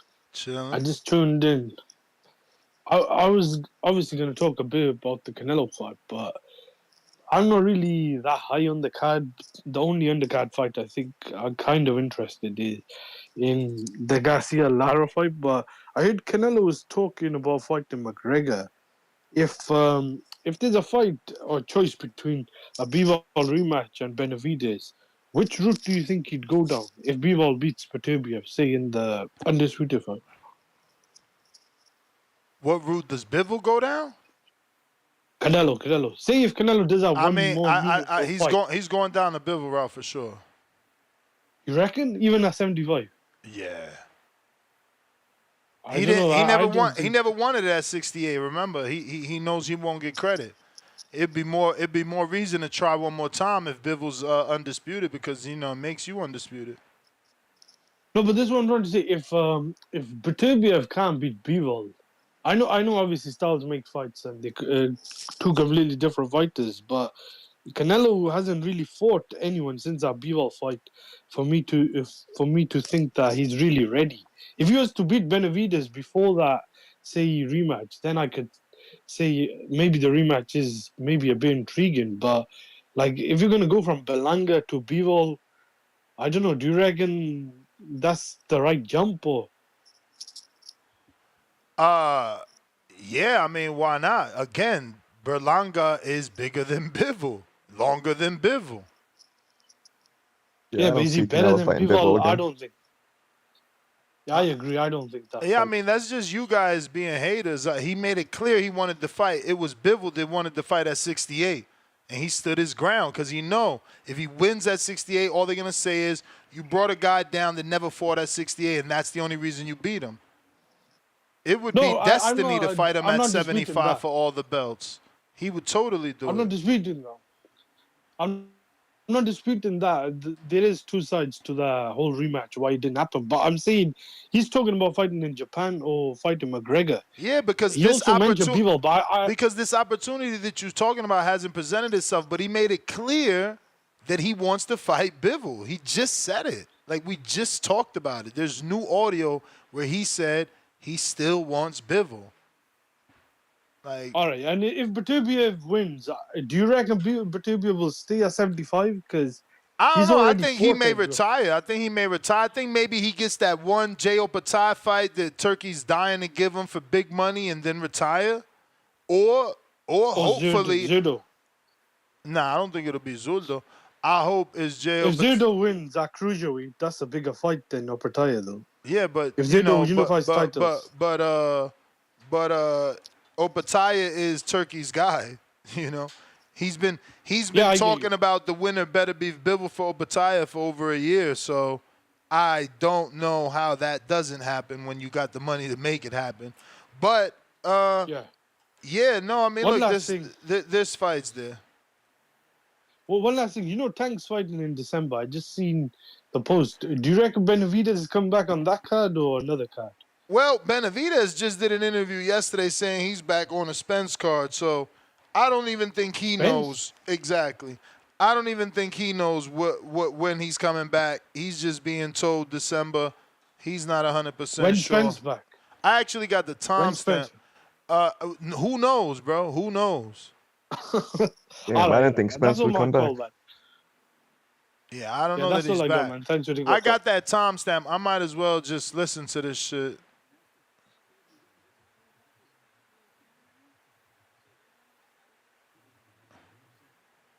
So this is the podcast he was on, and this should be the timestamp. This is called...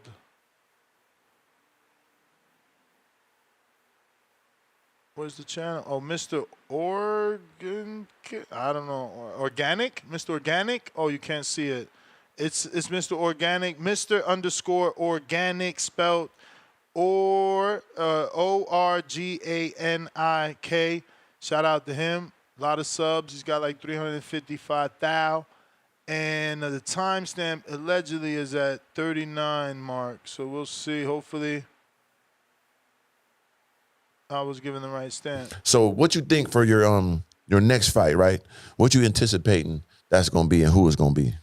So right now we're still not 100%, but we hear that we're going to be on December 14th on the undercard of Errol Spence. He's going to be main event. I think he's going to fight Fundora. So again, I think maybe he could be possibly getting the wrong information, just like we were getting the wrong information for all these months or weeks, right? Where we thought Tank was fighting November 2nd. Hopefully he's right and Earl is coming back. I know there's a lot of people that want Earl back. Shout out to Mr. Perfect. And we need that because we talked about it. And, you know, we haven't even gone into great length. And that'll probably be one of my shows one of these days. Not today, as there is no second show today. Remember, I'm traveling to, Wisconsin for the Border Wars amateur event, USA Boxing. It will be live stream here, so don't feel like you're missing out if you can't make it. All you got to do is come on back to the YouTube channel at 1 p.m. Central and catch us live doing commentary that now Marcos is not going to be a part of. Yeah, I'm sad. But that being said, yeah, man, we'll see if he's really fighting on the Earl undercard or, he's just got old information. The date certainly matches up. Jorge, I'm going to you after my man Super Mix. What up?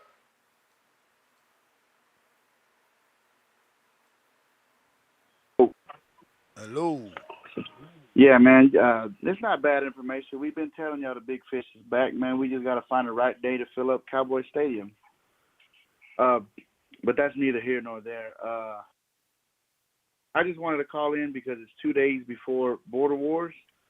and I just want to talk to all the fighters and shout out everybody that's signing up. A little bit of a different format, but I just want to tell you guys, man, make the most of this experience. I believe, Ness, you going out there tonight, correct? You know it. I'm sure y'all got. I'm sure y'all have like a presser and everything scheduled. So enjoy this moment, guys. Don't look at it as you're at a small venue in Wisconsin. Treat this like it's T-Mobile. Treat it like it's Wembley. Win or lose, go out there and enjoy the process. I like how you Obviously, did that. I like how you took shots and gave the U.S. venue the first choice. I mean, those are the biggest venues in the world, bro. Wembley, T-Mobile, Madison Square Garden, AT&T Stadium. But picture that as this moment, guys. Soak that all in. Enjoy the crowd. 6 minutes are going to go by long but fast. And look, at this point, if you didn't put it all in the gym, it's too late to try to cram in now. What's done is done. The fight's here. Enjoy that moment. Make yourself a star, guys. And, man, that's really all I got. Best of luck to y'all. You know, we're rooting for my boy Chris. Chris going to take home the win. Battle of the Vega. That's going to be a good one. I think they're both in shape, ready to go. And I'm pulling for my boy James. Proud of the weight loss you had, brother. We've been keeping up with each other. So, but that's all I really want to say, man. Wish you guys good luck. We'll be watching and listening here. And, enjoy Ness's commentary, guys. It's going to be something you've never heard before. If you haven't been in Border Wars or listened to it, you're in for a show when Ness gets on the air. That's all I got, bro. Max, appreciate it. Jorge is on you. What did I do wrong? Shit. We hear you. Wait, nope, that's not true. That's Max. Yo, yo, yo. Yo, we hear you. Here, Jorge from Mexico. Hey, I just wanted to shout out to Troy. I do know how to use a mute button. I'm a mechanic, so sometimes I'm under the trucks and stuff, and I can't really answer. But I think Canelo's gonna win. I think he's gonna knock out Berlanga in 7th round. It's gonna be great, and good luck at Border Wars. Shout out, man. That's all I wanted to say. Appreciate you. I got Adrian to $5, 20 of Super Chat on the live stream. Marco looks like the type of guy to say, I know you are, but what am I? What How movie? about What I'm the movie type of was guy that? who'll say, kiss my ass? What movie was that? I know you are, but what am I? I know you are, but what am I? I know you are, but what am I? What movie was that? Like Dumb and Dumber or some shit. I don't know. Oh.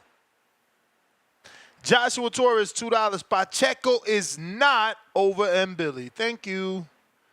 Joshua back with another $5 on that champ level. He says, ain't no one in Florida gonna see that fight live. They should have thrown in some domestic names, by the way. No one be Googling boxes like that, Ness. Yeah, only if you popular. I bet you I do. Look. Nobody be Googling boxes like that. Okay. Look, I'm going to screen share the entire process. Look at this.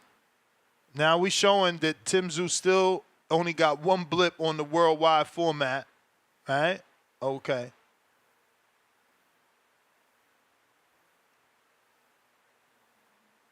I'm in the wrong place. All right, let's put that back to worldwide. Worldwide.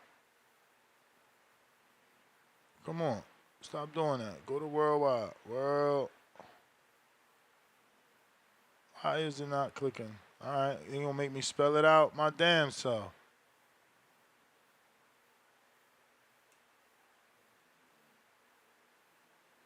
There we go. So there goes Tim Tszyu's 2 blips for a worldwide search over the last 12 months. Cool, right? Now, what we need to do is go here and let's refresh. Stupid page.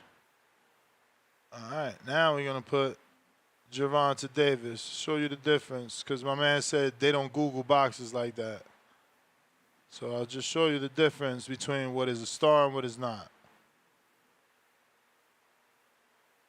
Worldwide. Look at the difference.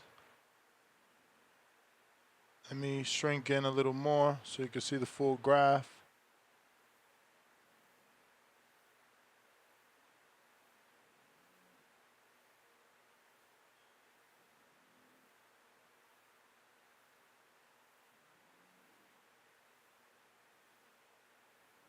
There you go. All right, now, again, let's go show you Canelo. And this is past 12 months. And obviously, Canelo should have a big spike now because of fight week. And look, Tank gets a little more traction than Canelo. Obviously, Canelo has 2 big spikes, but Tank gets a lot of little traction. He got traction December last year, April of 24, and then again. And look, Canelo got traction September when he fights and April right before he fights, you know. So he flatlined while Tank stays active. But cool, let's keep looking. Who else is a guy in the sport, right? AJ? Check. Who? Yeah, check AJ. AJ. That's global, but still. Yeah, no, we're doing worldwide.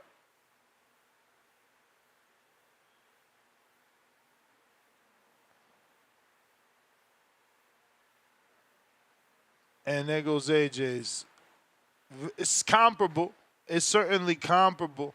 He's got that one big blip and a small blip, so he's in between both, you know, Canelo and Tank, you know. But let's see Earl Spence.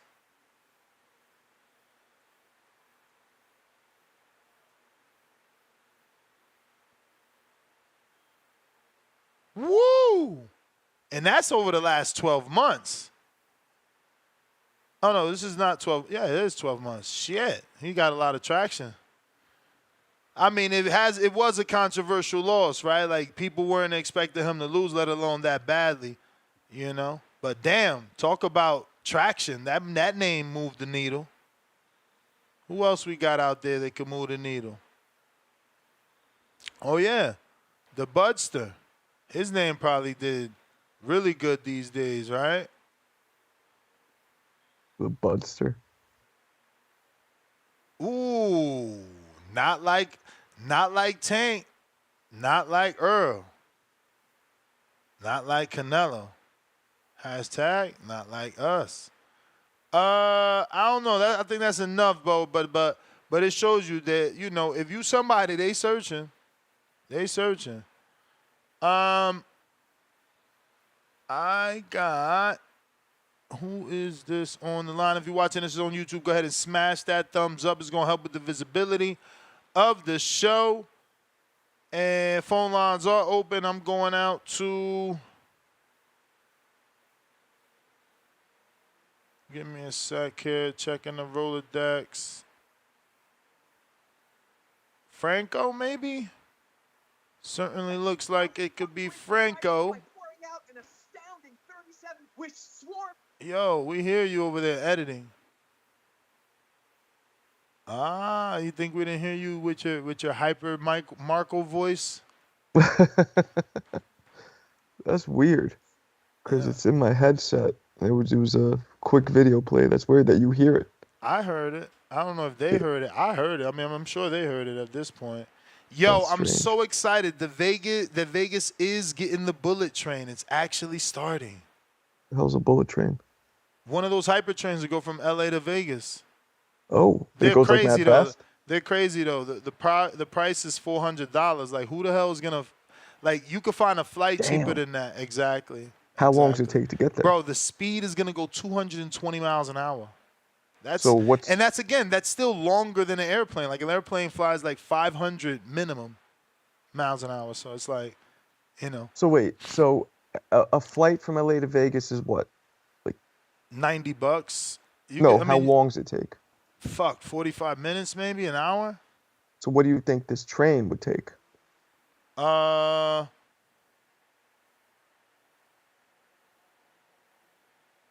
hours. It's gonna take 2 hours to get from Las Vegas to Rancho Cucamonga at speeds of 220. miles per hour. And the Breakline West is going to do 218-mile high-speed electric rail system. Damn, electric? I mean, I guess it's not bad. They got power lines all over the fucking desert. That's like the. Do you remember they had the Concorde? Remember that? Nope. No. Mm-mm. Concorde was a plane that flew from New York to, I believe it was Paris, in like, God, like double, like half the time. It flew at sonic boomed. It flew at the speed of sound, and it was crazy loot. And they ended up getting rid of it because people just couldn't afford it. Yeah, I mean, this sounds stupid. It's going to be done by 2028, but honestly, like, why would you? I mean, please call in. Why would you choose the train over the plane? And it's more expensive. They say a round-trip fare is said to cost up to $400, but more likely to be closer to the $200 side. But I even think that's expensive, even though that might be more comparable to a round-trip flight from LA to Vegas. But let me do a quick Google search from Vegas to LA. LAX, I should put. And, well, look. I mean, but again, you got to consider this no bags included, you know, and who travels without bags? Like, please.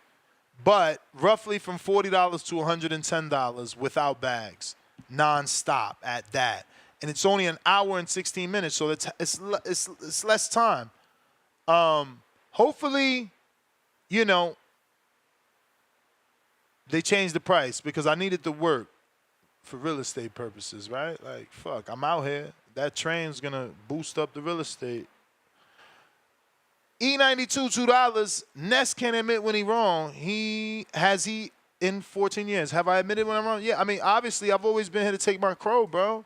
Danny Garcia lost. Deontay Wilder lost. Keith Thurman lost. Sean Porter lost. I mean, everybody I had a Colbert lost. Everybody that I had a close relationship has lost. Like, it's part of boxing, man. You know, when you're wrong, you're wrong. You know what I mean? It is what it is. It just sounds like that because, I don't know, I argue a lot, I debate a lot. I don't know. Adrian, $5. Ness, move to Lakeland. We 35 minutes from Tampa and Orlando. Bring TBV headquarters to Lakeland. Yeah, let's get Gary Jonas to just give me, you know, a time slot in his studio, and ain't got no issues. I'll do my show right from Plant City, from their beautiful studio, and it's all goody. I could do the move. Lucy Girl, 143, $10 super chat. Excuse me, Lucy. I didn't mean the record scratch. Tank and the Mexican Scrub can't make the pay-per-view numbers combine to come close or surpass the king, Canelo. That says it all. Who the face of boxing is. Not even closeness. 5 laughing out loud on the floor emojis. Okay, Lucy Girl. But that is a good point, though. That is good. That is a good point that, you know, Tank had Frank and David and only did like 350, which isn't even half of like what Canelo does. I wonder what, like, and we still consider Tank the face of boxing or one of the faces of boxing, however we do it. Yeah. I mean, this is why it's gonna be expensive. They're gonna have a dedicated party card. That's actually pretty dope. Oh. Yeah, and it's hooked up pretty fancy. Let me show it. That's DJ dope. and all that shit? I'm sure with this room, this shit looks dope.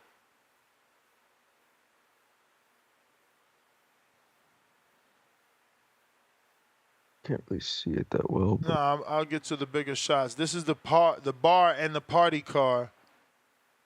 Damn, it's very pink. Yeah, well, obviously you're going to Vegas, so they're expecting people to use this, like, you know, pre-game. Right.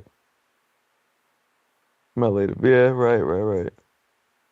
I hate Vegas, man. I don't know about you, but I hate Vegas. Bro, it's grown on me like crazy. Like, listen to me. The fact that I'm going to Milwaukee right now, and it's going to be 62, I'm like, man, it's some bullshit. I got to bring a hoodie. I don't know what to wear. Like, nah, man, I rock with Vegas, man. And it prepped me. I went to Phoenix. That shit was nothing. I was feeling like one of the Fantastic Four, Flame On, Johnny Blaze and shit. That was nothing. I'm good, man. I don't like the cold, bro. I Me don't like neither. the cold, man. Yeah, no, I not at all. prefer. It's totally grown on me too. It's just like yo, Florida, the part that I live in, bro. That shit shut down, man. Bro, it's fucking 8 o'clock. Sometimes you can't even get milk, man. Like, nah, man, nah. Then if they do got something open, it's McDonald's, and that's till like 12, or Applebee's till 12. Like, no, man, no. Yeah, I was No. worried about that here in Connecticut, but it's not bad. Shit stays open for the most part. Nah, man, you can't do shit over there without having to drive an hour and 40 minutes. I'm telling you, taking your girl to dinner, hour and 40, hour and 20. Where? Florida. Damn. Bro, them cities is separated from each other. Nah, it's listen, fuck, man. It's beautiful. It's still a lot of land, but it rains a lot too.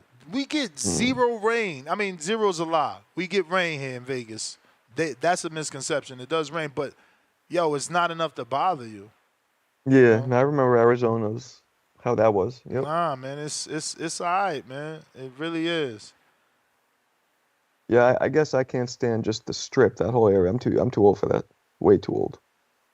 Yeah, no. Again, that's not Vegas. Like, Las Vegans don't go to the Strip. That's the tourist trap. We don't go there. Like, there's many things outside of the Strip, and Las Vegas is only one city in Nevada, bro. Like, there's mad cities here, beautiful too. You know, beautiful. Yeah, we went to go see the Hoover Dam, which is, I guess, on the Arizona border. That was nice. Yeah, I just went there with my wife. It was dope. It was all right. So I never, I seen it in the Superman movies and other movies, and I'm like, why not? Bucket list type shit. See, Dub.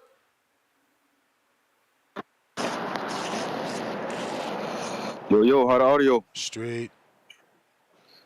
That's what's up, man. Shout out TBV. Smash that like button. It's free. Do something with yourself.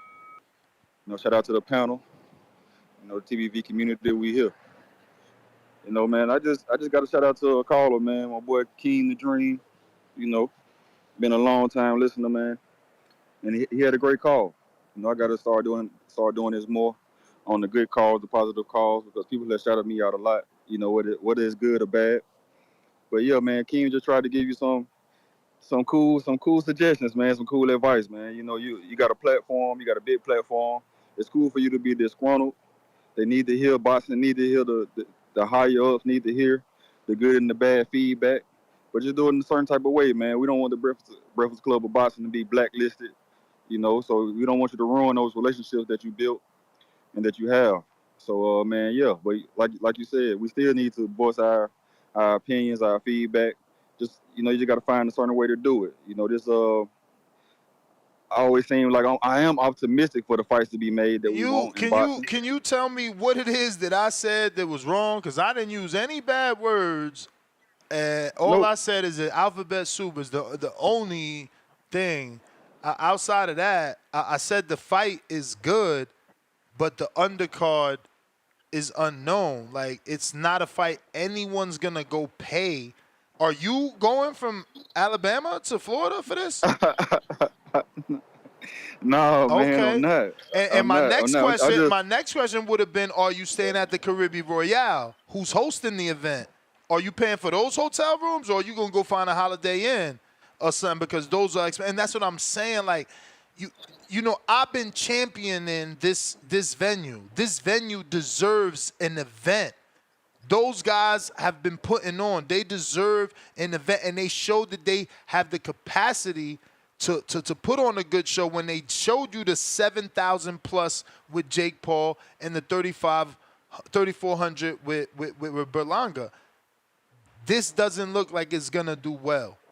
That's all I said. No, brother. That's what I'm saying. Like it's not I it's not restarted it. it's not horrible. It's not it's not horrible. Appreciate that. It's not horrible what you're doing. I'm just saying, just if you can just find a way to show that to voice your opinion and give that feedback and not ruin those relationships. The money been in boxing all this time. This is a sport that you come and love over the years. To 10 years I've been a hardcore. That's what I become accustomed to. Some the fights get made and some don't. Because of a profile. Maybe these boxers got a obligation too to increase their profile and not solely rely on a promotion. I saw Ryan Garcia do a body shot challenge. So where he do a body shot challenge and get himself in eyes of other people from other realms. This is not the only sport that I watch. So so when they don't give me the fights I want, I can easily go to I can easily go to But basketball. I can easily go to UFC. that's I the can easily go to thing. football. So you should sympathize with me. You should be understanding why I'm the way I am, because I don't have those other avenues to, get pleasure from. It's boxing. So yeah, I'm disgruntled. Yeah. They I gotta got it. do better, I man. got it. They I got got to. We can't keep accepting it, man. It's not right. It's not right. Right, and that's what I'm saying. That's what I'm saying. It's on the boxers too. It's on the boxers too to increase their profile and not solely rely on the promoters. Ryan Garcia showed it, with the body shot challenge, and that's why they was able to make the fight across the street. You know what I'm saying? So it just the boxers that David Benavidez and Caleb Plant would have been having maybe if David didn't lose his belt twice.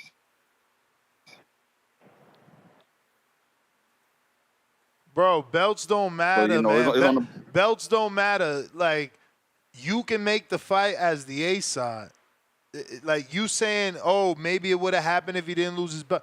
Bro, he knows. Canelo knows who the public wants him to fight. He knows. He knows. And his answer is, bro, right. I've heard this before. Y'all always want Right. me to fight somebody. Like, it ain't about belts. It ain't about David dropping a belt. It ain't about David popping for cocaine. It ain't about none of that, bro. It's about Canelo doing it when he ready, when he want. And Right, it's right. our job to And get on I'm his sure you're fucking familiar. neck. Yeah. You're right. You're right. I'm sure you're familiar with Ariel Helwani. Ariel Helwani, man, he a big detractor and he get blacklisted sometimes by Dana White. So that's what I'm saying. But he still does it and he still was able to grow and be successful. So yeah, man, voice your opinion, good or bad. The higher ups will hear it and maybe we will get some change, man. But just we just want you to do it in a certain type of way, man. So you can still remain a fixture in the sport and continue to grow, man. Shout out TBV, smash that like button, it's free. Do something with yourself. You may feel like it's your time, but it's not your time. All right, champ. Marco's left the couch. We got Lucy Girl back with another $10. Time to drop a bomb for that dub, because that's 2 back-to-back. Ness, this cat Benavidez is still on undercards. If him and Canelo ever fight, the king is going to get what he is worth. $200 million. The monster going to get $50,000. And about 6 rolling on the floor emojis. I don't get why we laugh that Canelo isn't giving this man a fight. How is that funny as a boxing fan? Like, we should be wanting to watch. Like, yo, I remember, bro, as an American, rooting so hard for David Haye to get the fight. But again, I love antics. You guys don't. I love antics. I'm a wrestling fan back in the day. I don't watch that shit now. But I came up on wrestling, so I love antics. So David Haye having shirts of the fucking Klitschko twins with their heads decapitated, blood leaking from the neck, I loved it. David Haye showing up to press conferences, pressuring them, I loved it. And David Haye, let's be real. David Haye had the physique. He was knocking motherfuckers out. He spoke well. He did interviews. He was that dude. He was that dude. He started this shit to bet after the Value Egg fight. Really, the Klitschko fight. He got the goddamn fight. Then he came in there with a busted toe, and he blamed the performance on the toe, and he kept dropping to his knees. But till this day, no one, and I repeat, No one, not even now in Chisora's old age, has beat Chisora like David Haye. David Haye gave him the left hook of his life. You think Yeah. Dillian White could check hook? Boy, David Haye put that man to sleep in like 3, 4, 5, or 6. I don't remember because it was a long time ago, but yeah, he did it quick. I think Hayes' downfall was that he was more of a cruiserweight naturally. So his few losses at heavy. Hell no.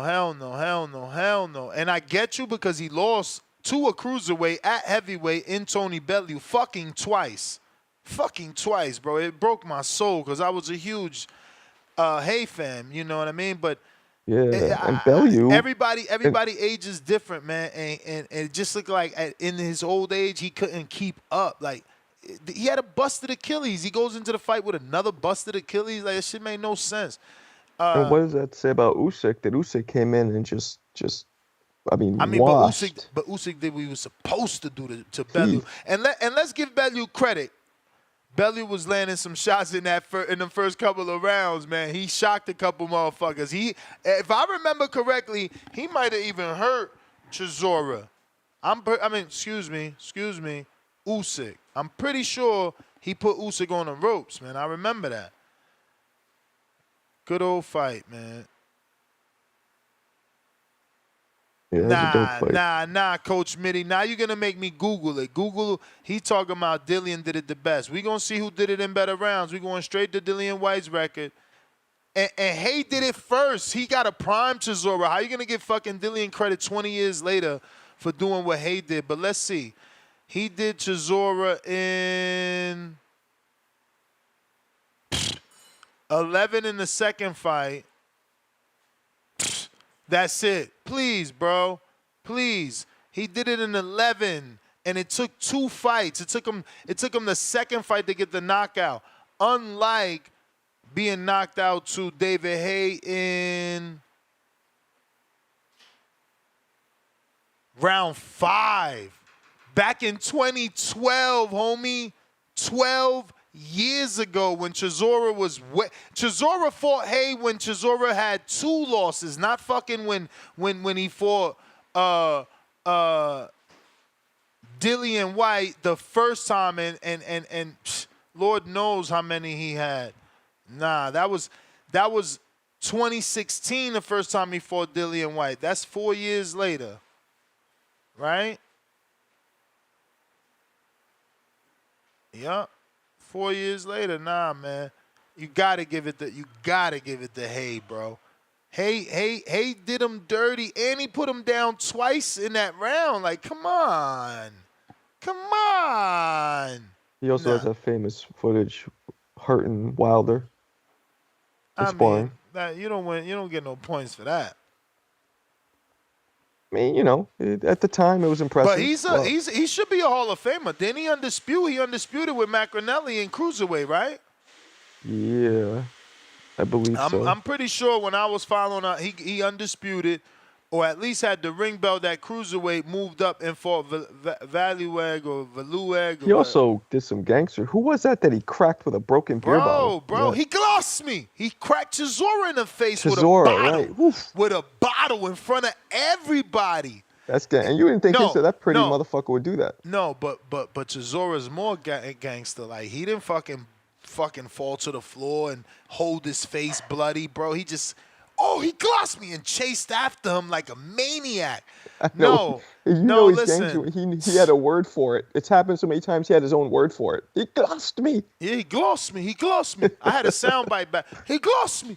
Bro, Chisora, Haye, and Tyson Fury, bro. They legends, bro. They sell fights.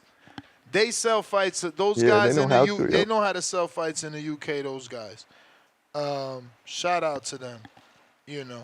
I've been following fucking Fury for a long time, bro. Shout out to Frank Stayer from Top Rank.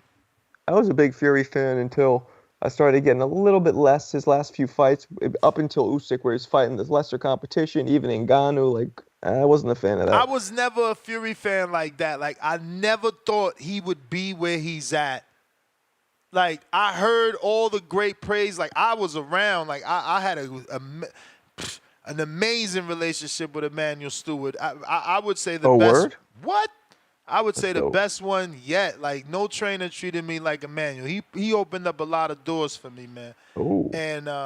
And I heard all the great shit he had to say about Tyson. I just couldn't see it. You know, Yeah. like everybody, I would see my man punching himself, the sloppy body. I just never thought he was gonna be able to put it together like that. And sure enough, there's a he famous did. video clip of Emmanuel saying that Tyson Fury is the toughest mentally of any fighter he's ever worked with. No, bro, believe me. Not only him, but Nazeem Richardson, another one that, you know, rest in peace, passed away. He also, I had a super great relationship when I have a great conversation. It's actually recorded of him talking highly of Wilder and Fury back then, way before. You know, those guys can see it, you know, and that's why they're special. Are But you cool with Sugar Hill?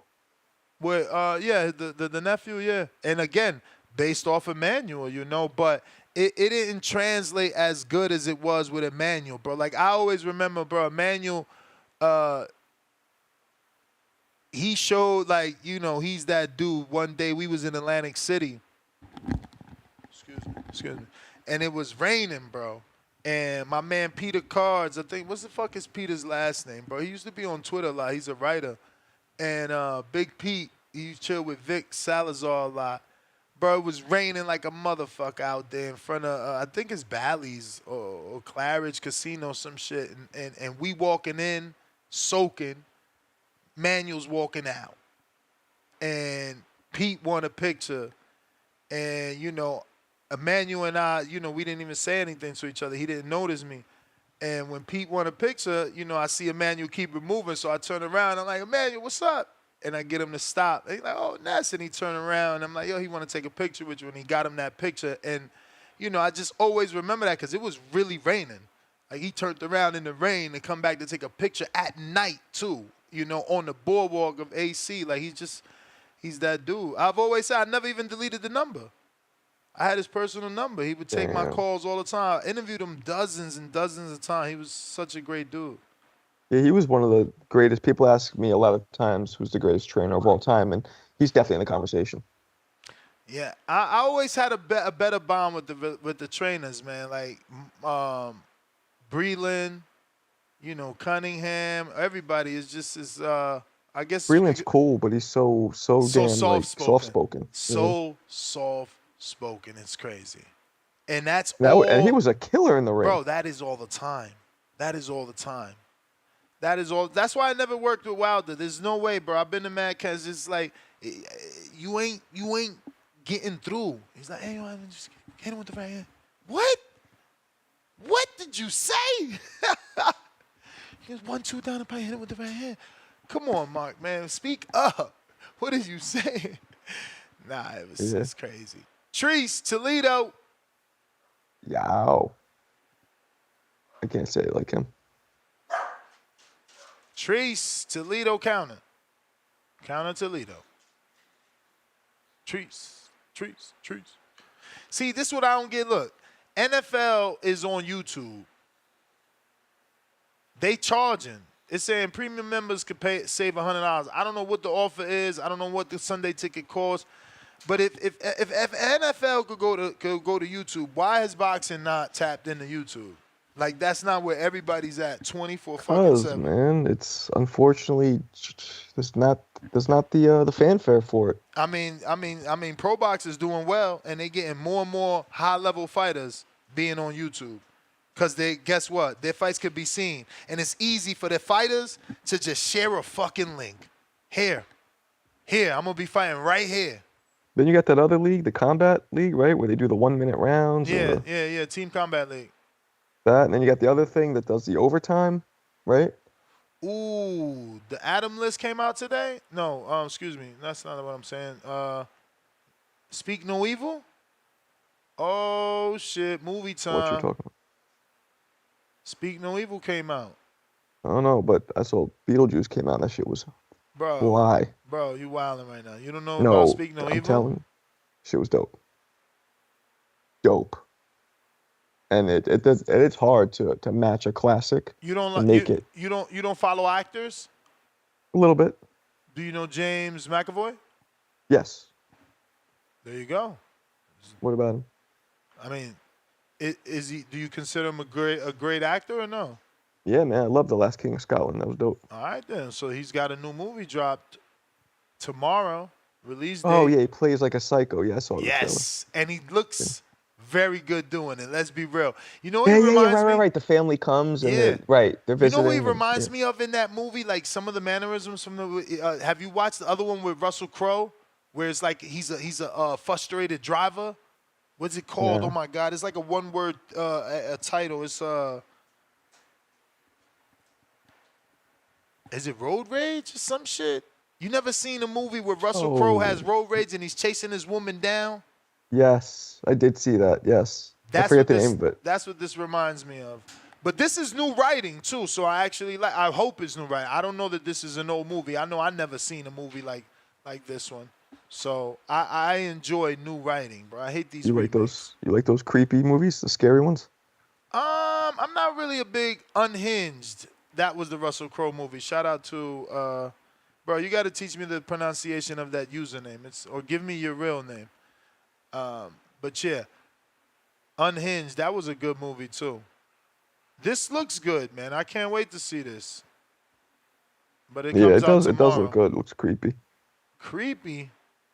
Like in a good way. Like creeped out. Like if you put yourself in that position of that family, just in somebody else's house, and all this little weird shit starts coming I'm out. dying to see what happened when she says, "Come on, let's pack everybody up. Let's get the hell out of here."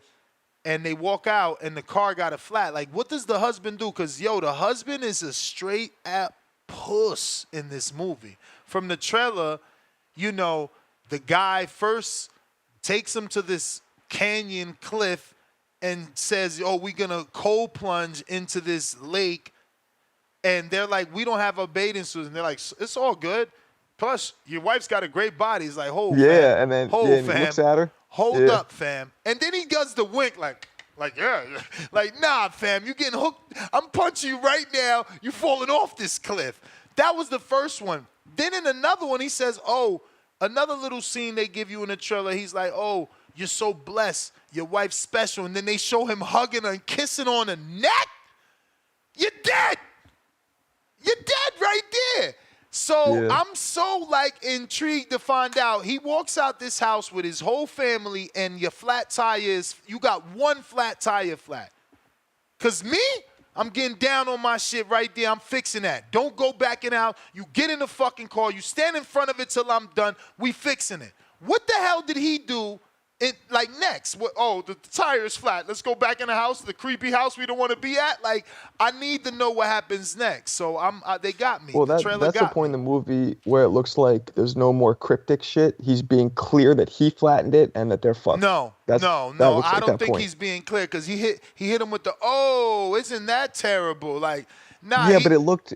Yeah, it looks you're right. fake. It wasn't looks clear, fake. but It looks fake, but it isn't clear. That's exactly why, as the man of your household, you get down and you fucking take out the jack and you change that tire and you get your family. Now the dude obviously can hit you in the back of the head. Like, okay, you ain't take a hint. I'm gonna let you get down. I'm gonna let you jack up that tire and then whack you in the back of your head. But look, it's a chance you got to take, because guys, you're gonna die either way.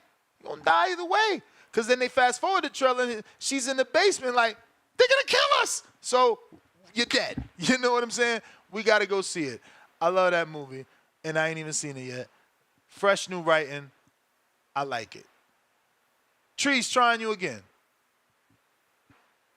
Ow. Change them tires, man. Don't go back in that house.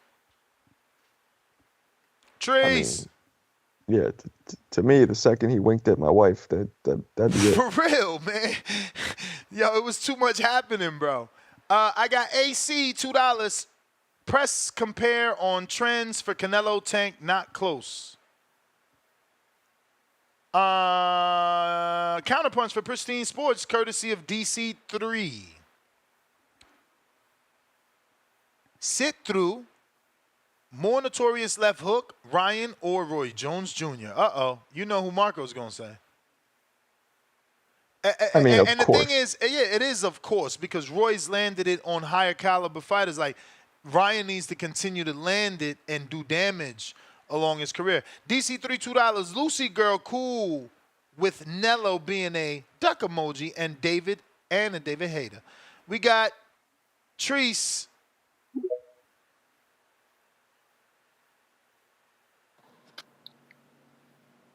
Yow. You. What up, though? What up, though? And Marco, you funny talking about some y'all. Don't know. I can't say it like he did. I That's like when he can't. I'm say, trying, "Don't but nobody." It say, "Don't nobody hit that nan natter like you say that nan natter." Yeah, type shit. But I'm fucking with you though, Marco. Yeah, get the hang of it. It's you got to find it. Yeah, find it. But I just wanted to come back and say, shout out to my guy Thomas Matisse, man. Midwest Mafia member, man. This weekend we got a fight against that. Was that Rocky Hernandez, man? I like that. That should be a In good fight. Mexico, right? Yeah, it's definitely in Mexico. That's a little, And we got fights tonight in Detroit, right? Yeah. With my guy, shout out to with Mr. Perfect, big time boxing Detroit. Shout out to him, Midwest Mafia shit. Yeah, it's all incorporated. We rocking with it. But yeah, we definitely gonna tune in, man. I like what my man Thomas Matisse do. I hope he tighten up, bring some good action. You feel me? Because like you say, it's in Mexico, so you got it. You gonna have to fight. You feel me? If we want a chance. But with that bullet train shit I heard you talking about, that caught my interest. I'm thinking that I heard you say that the prices was pretty exorbitant, but I'm thinking if it's high, I'm thinking it's more so on the safety issue. Las Vegas, that's a big drinking town, party town. I'm assuming that they would drink on the drinking and driving side. They want to try to get as many people on these trains as they can. I would like to think they're gonna bring them prices down. I hope.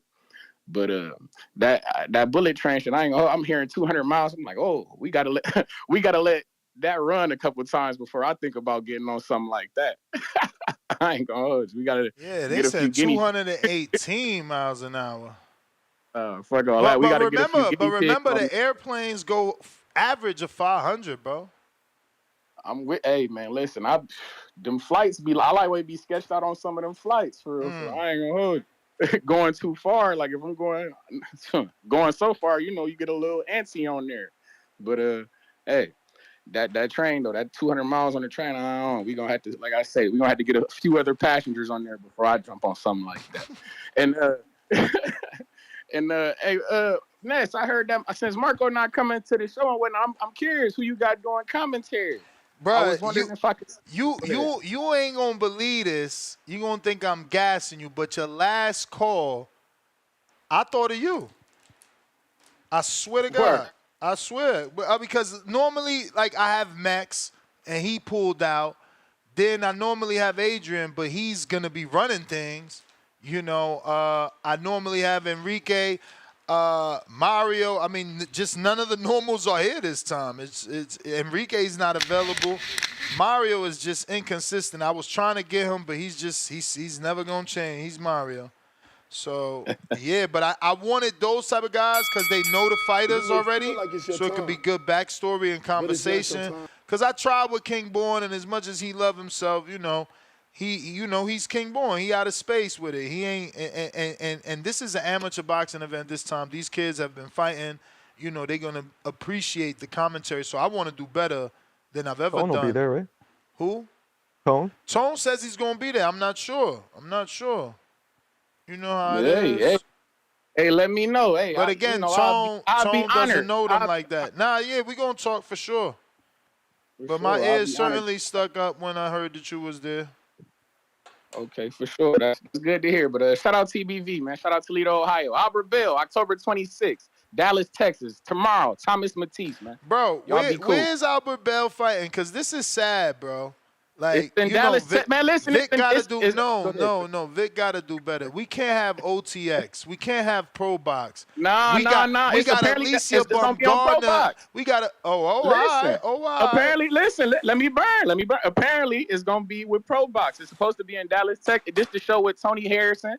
Tony Harrison making his debut at 160. Okay. Then we got Mickey Bay on that card too. So it's pretty. You see some names on that. Heavy names on there. Okay. So I'm thinking Pro Box supposed to be I hope you're right because last we heard Pro Box said they ain't want Albert Bell. I know. So that's what I'm saying. I hope they changing their tone as well. But like I say, man, October 26th. Shout out Albert Bell, man. Toledo, Ohio, Midwest. We need some TV, man. He got to do what he's doing on TV in order to move and change his position. This off TV shit, that shit ain't gonna work. That shit work for the rankings and get you in a position, but then you in position and you be overlooked. CYP.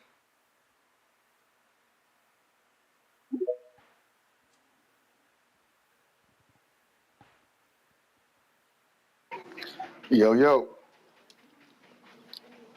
Let me know. Let me know. Yeah, I was thinking about this, man, and I'm gonna say this. I'm gonna say this once. I'm gonna try to say it clearly. I think we be confused about the difference between talent and skill, right? Talent and skills, two different things, right? If you look at track and field, there's a dude named John Drummond, one of the best starters ever, technically one of the best runners in history. Form is immaculate, but you gotta do like Michael Johnson. That's talent. His block starts trash, his form is trash, but the nigga was damn near unbeatable for like 6 years.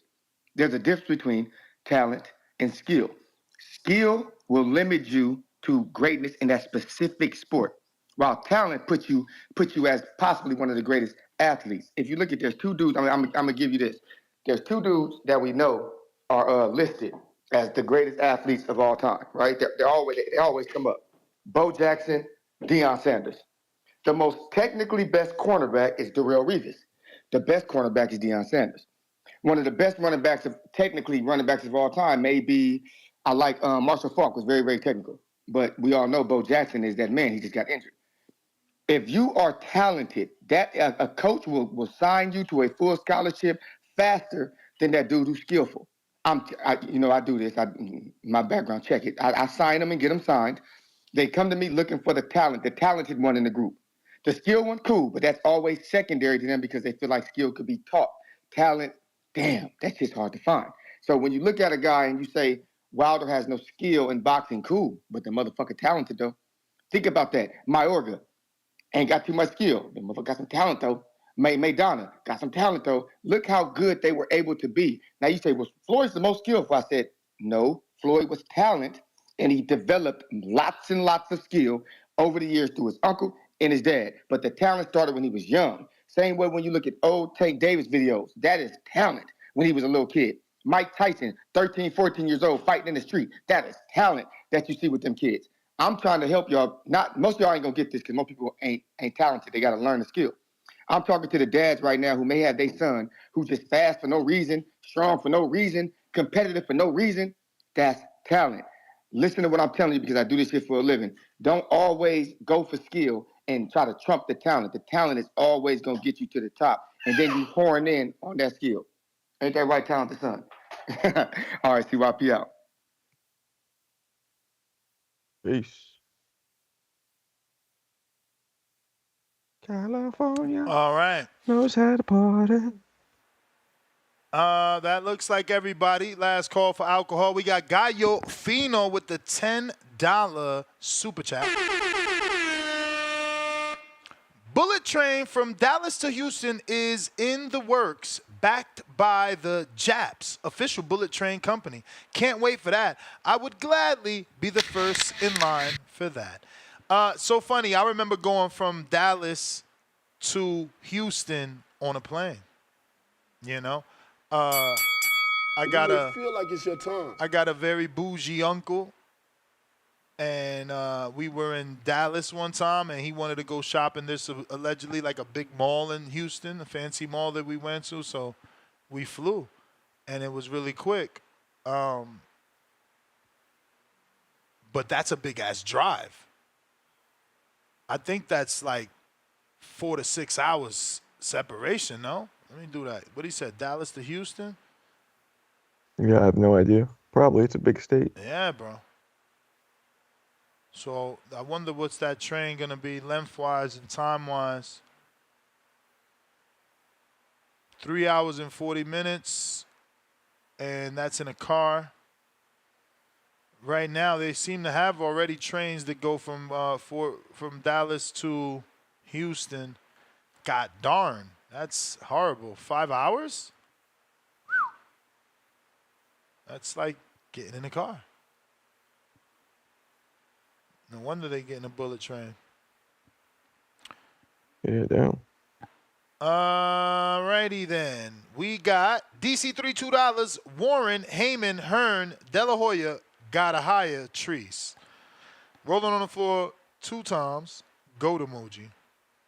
Shout out to Treese with the matchmaking. Nest GTO, Instagram and Twitter. We back at it tomorrow. Live from Wisconsin. Border Wars is going down. Drew, last minute.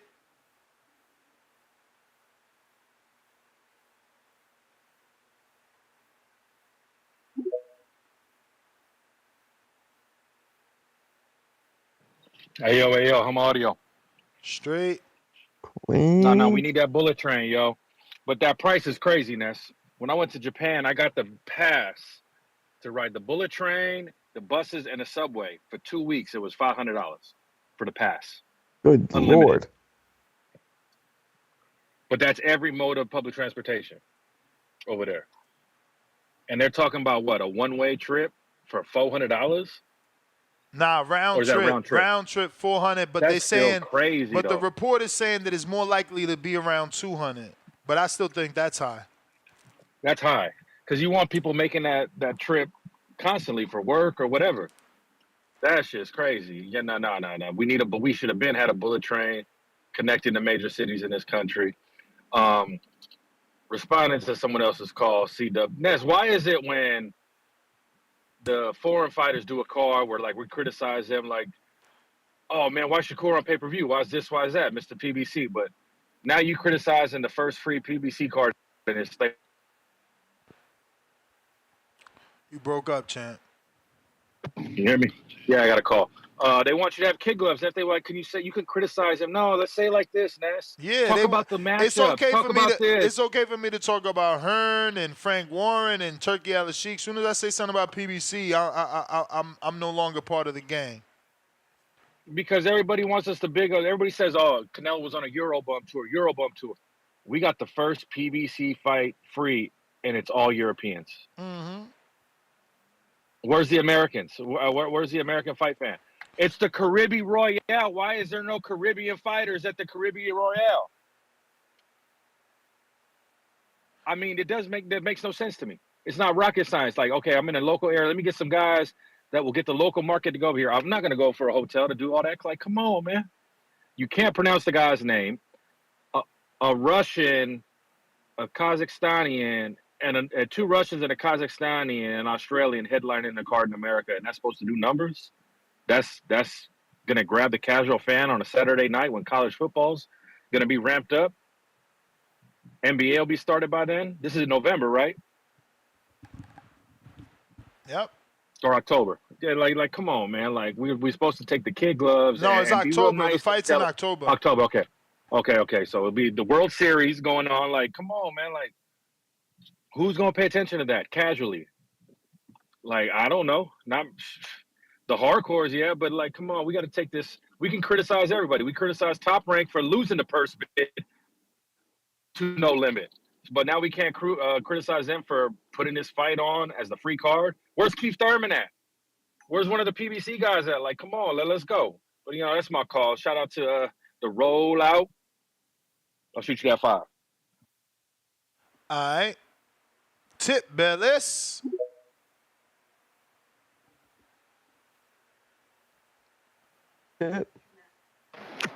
Yo. Yeah, man. Big Al back, man. Big Al back. Y'all see it roll out, man. It just keeps getting better and better. You know what I'm saying? We got Tim Tszyu headlining. Then we got Hamdulillah Janabek, man. You know what I'm saying? Like, what can go wrong, bro? How do we get Hamdulillah Janabek and Tim Tszyu on the same card on the same night? Like, only Al Heyman could pull something like that off on PBC. You know what I'm saying? On Amazon Prime. You know what I'm saying? I got to shout out Al, man. Once he come back, you know what I'm saying? The Turk go tugging his tail. And then, you know what I'm saying? Shakur get injured all of a sudden. Like, it's like all this stuff just seems to happen once Al Heyman comes back, man. So I got to shout out the big homie, man. You know what I'm saying? It just shows, he is the biggest threat in the sport of boxing, you know what I'm saying, when it comes to these promoters, you know what I'm saying, making shit shake. Look, Tony Harrison on PBC, damn, I said PBC, but Pro Box might as well be PBC. That's what it's looking like. You know what I'm saying? Chris Colbert fighting on Pro Box. It's crazy, man. A lot going on, man. A lot going on. Yeah. That rollout, man. That rollout. That car looking crazy. That car is looking crazy, man. You know. And then I want to know where all these I don't want anybody shitting on this fight either, bro. Because one of the main reasons is all you Demetrius Andrade haters, y'all had all that to talk when Andrade ain't fight Janabek. Nah, I don't want to hear y'all jumping on the phone lines talking about who's going to watch this fight when y'all was sitting here being advocates for Alhamdulillah Janabek when he was trying to fight Demetrius Andrade. Big your guy up like it's as if he was fighting on ESPN, man. Don't try to downplay it now because he's fighting on Prime, bro. And you know a bunch of y'all are Rick Glazer fans. You know what I'm saying? Glazing with Glazer. But hey, man, that's my call, man. Shout out to the rollout, man. Big Al, you know what I'm saying? Border Wars Saturday. Tune in, you know what I'm saying? It's gonna be an event. You know, shout out to everybody that is coming to the event. You know what I'm saying? Shout out to those who will be watching live here on TBV. You know what I'm saying? I'll see y'all Friday, man. See y'all Saturday. All right, champ. DC3.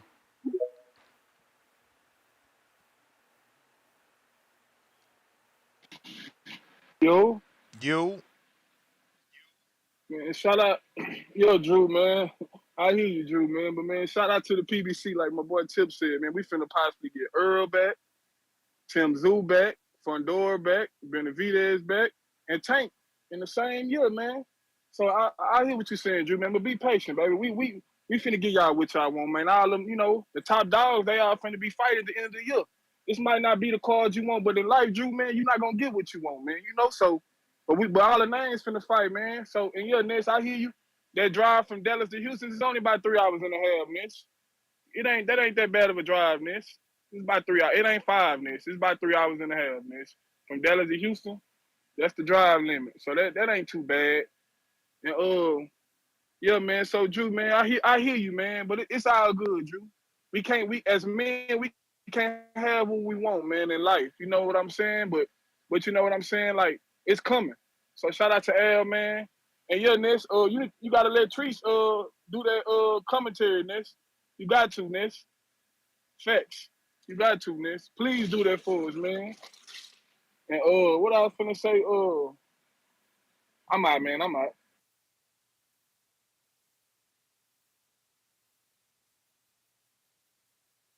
That's it. Yep. Damn, bro. I ain't even see this. Reed just hit me up yesterday. That's what I'm saying. I'm always missing these messages. Fucking mierda. Uh,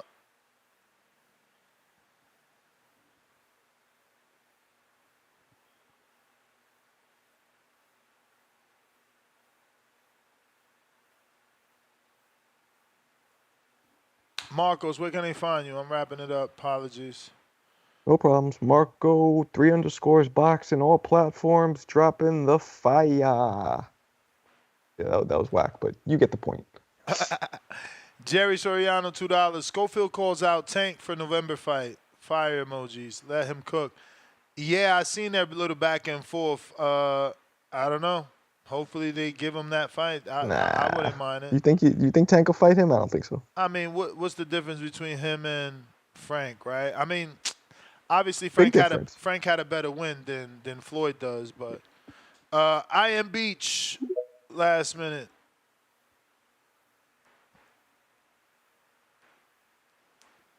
Say yo. What up?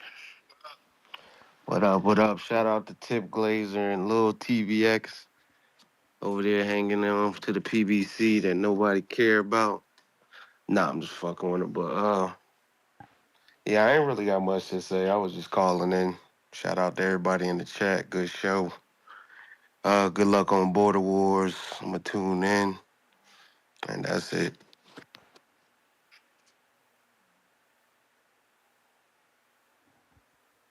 All right. Appreciate you on the check-in. We out. To the next one. Catch me in Wisconsin. Mañana. Peace.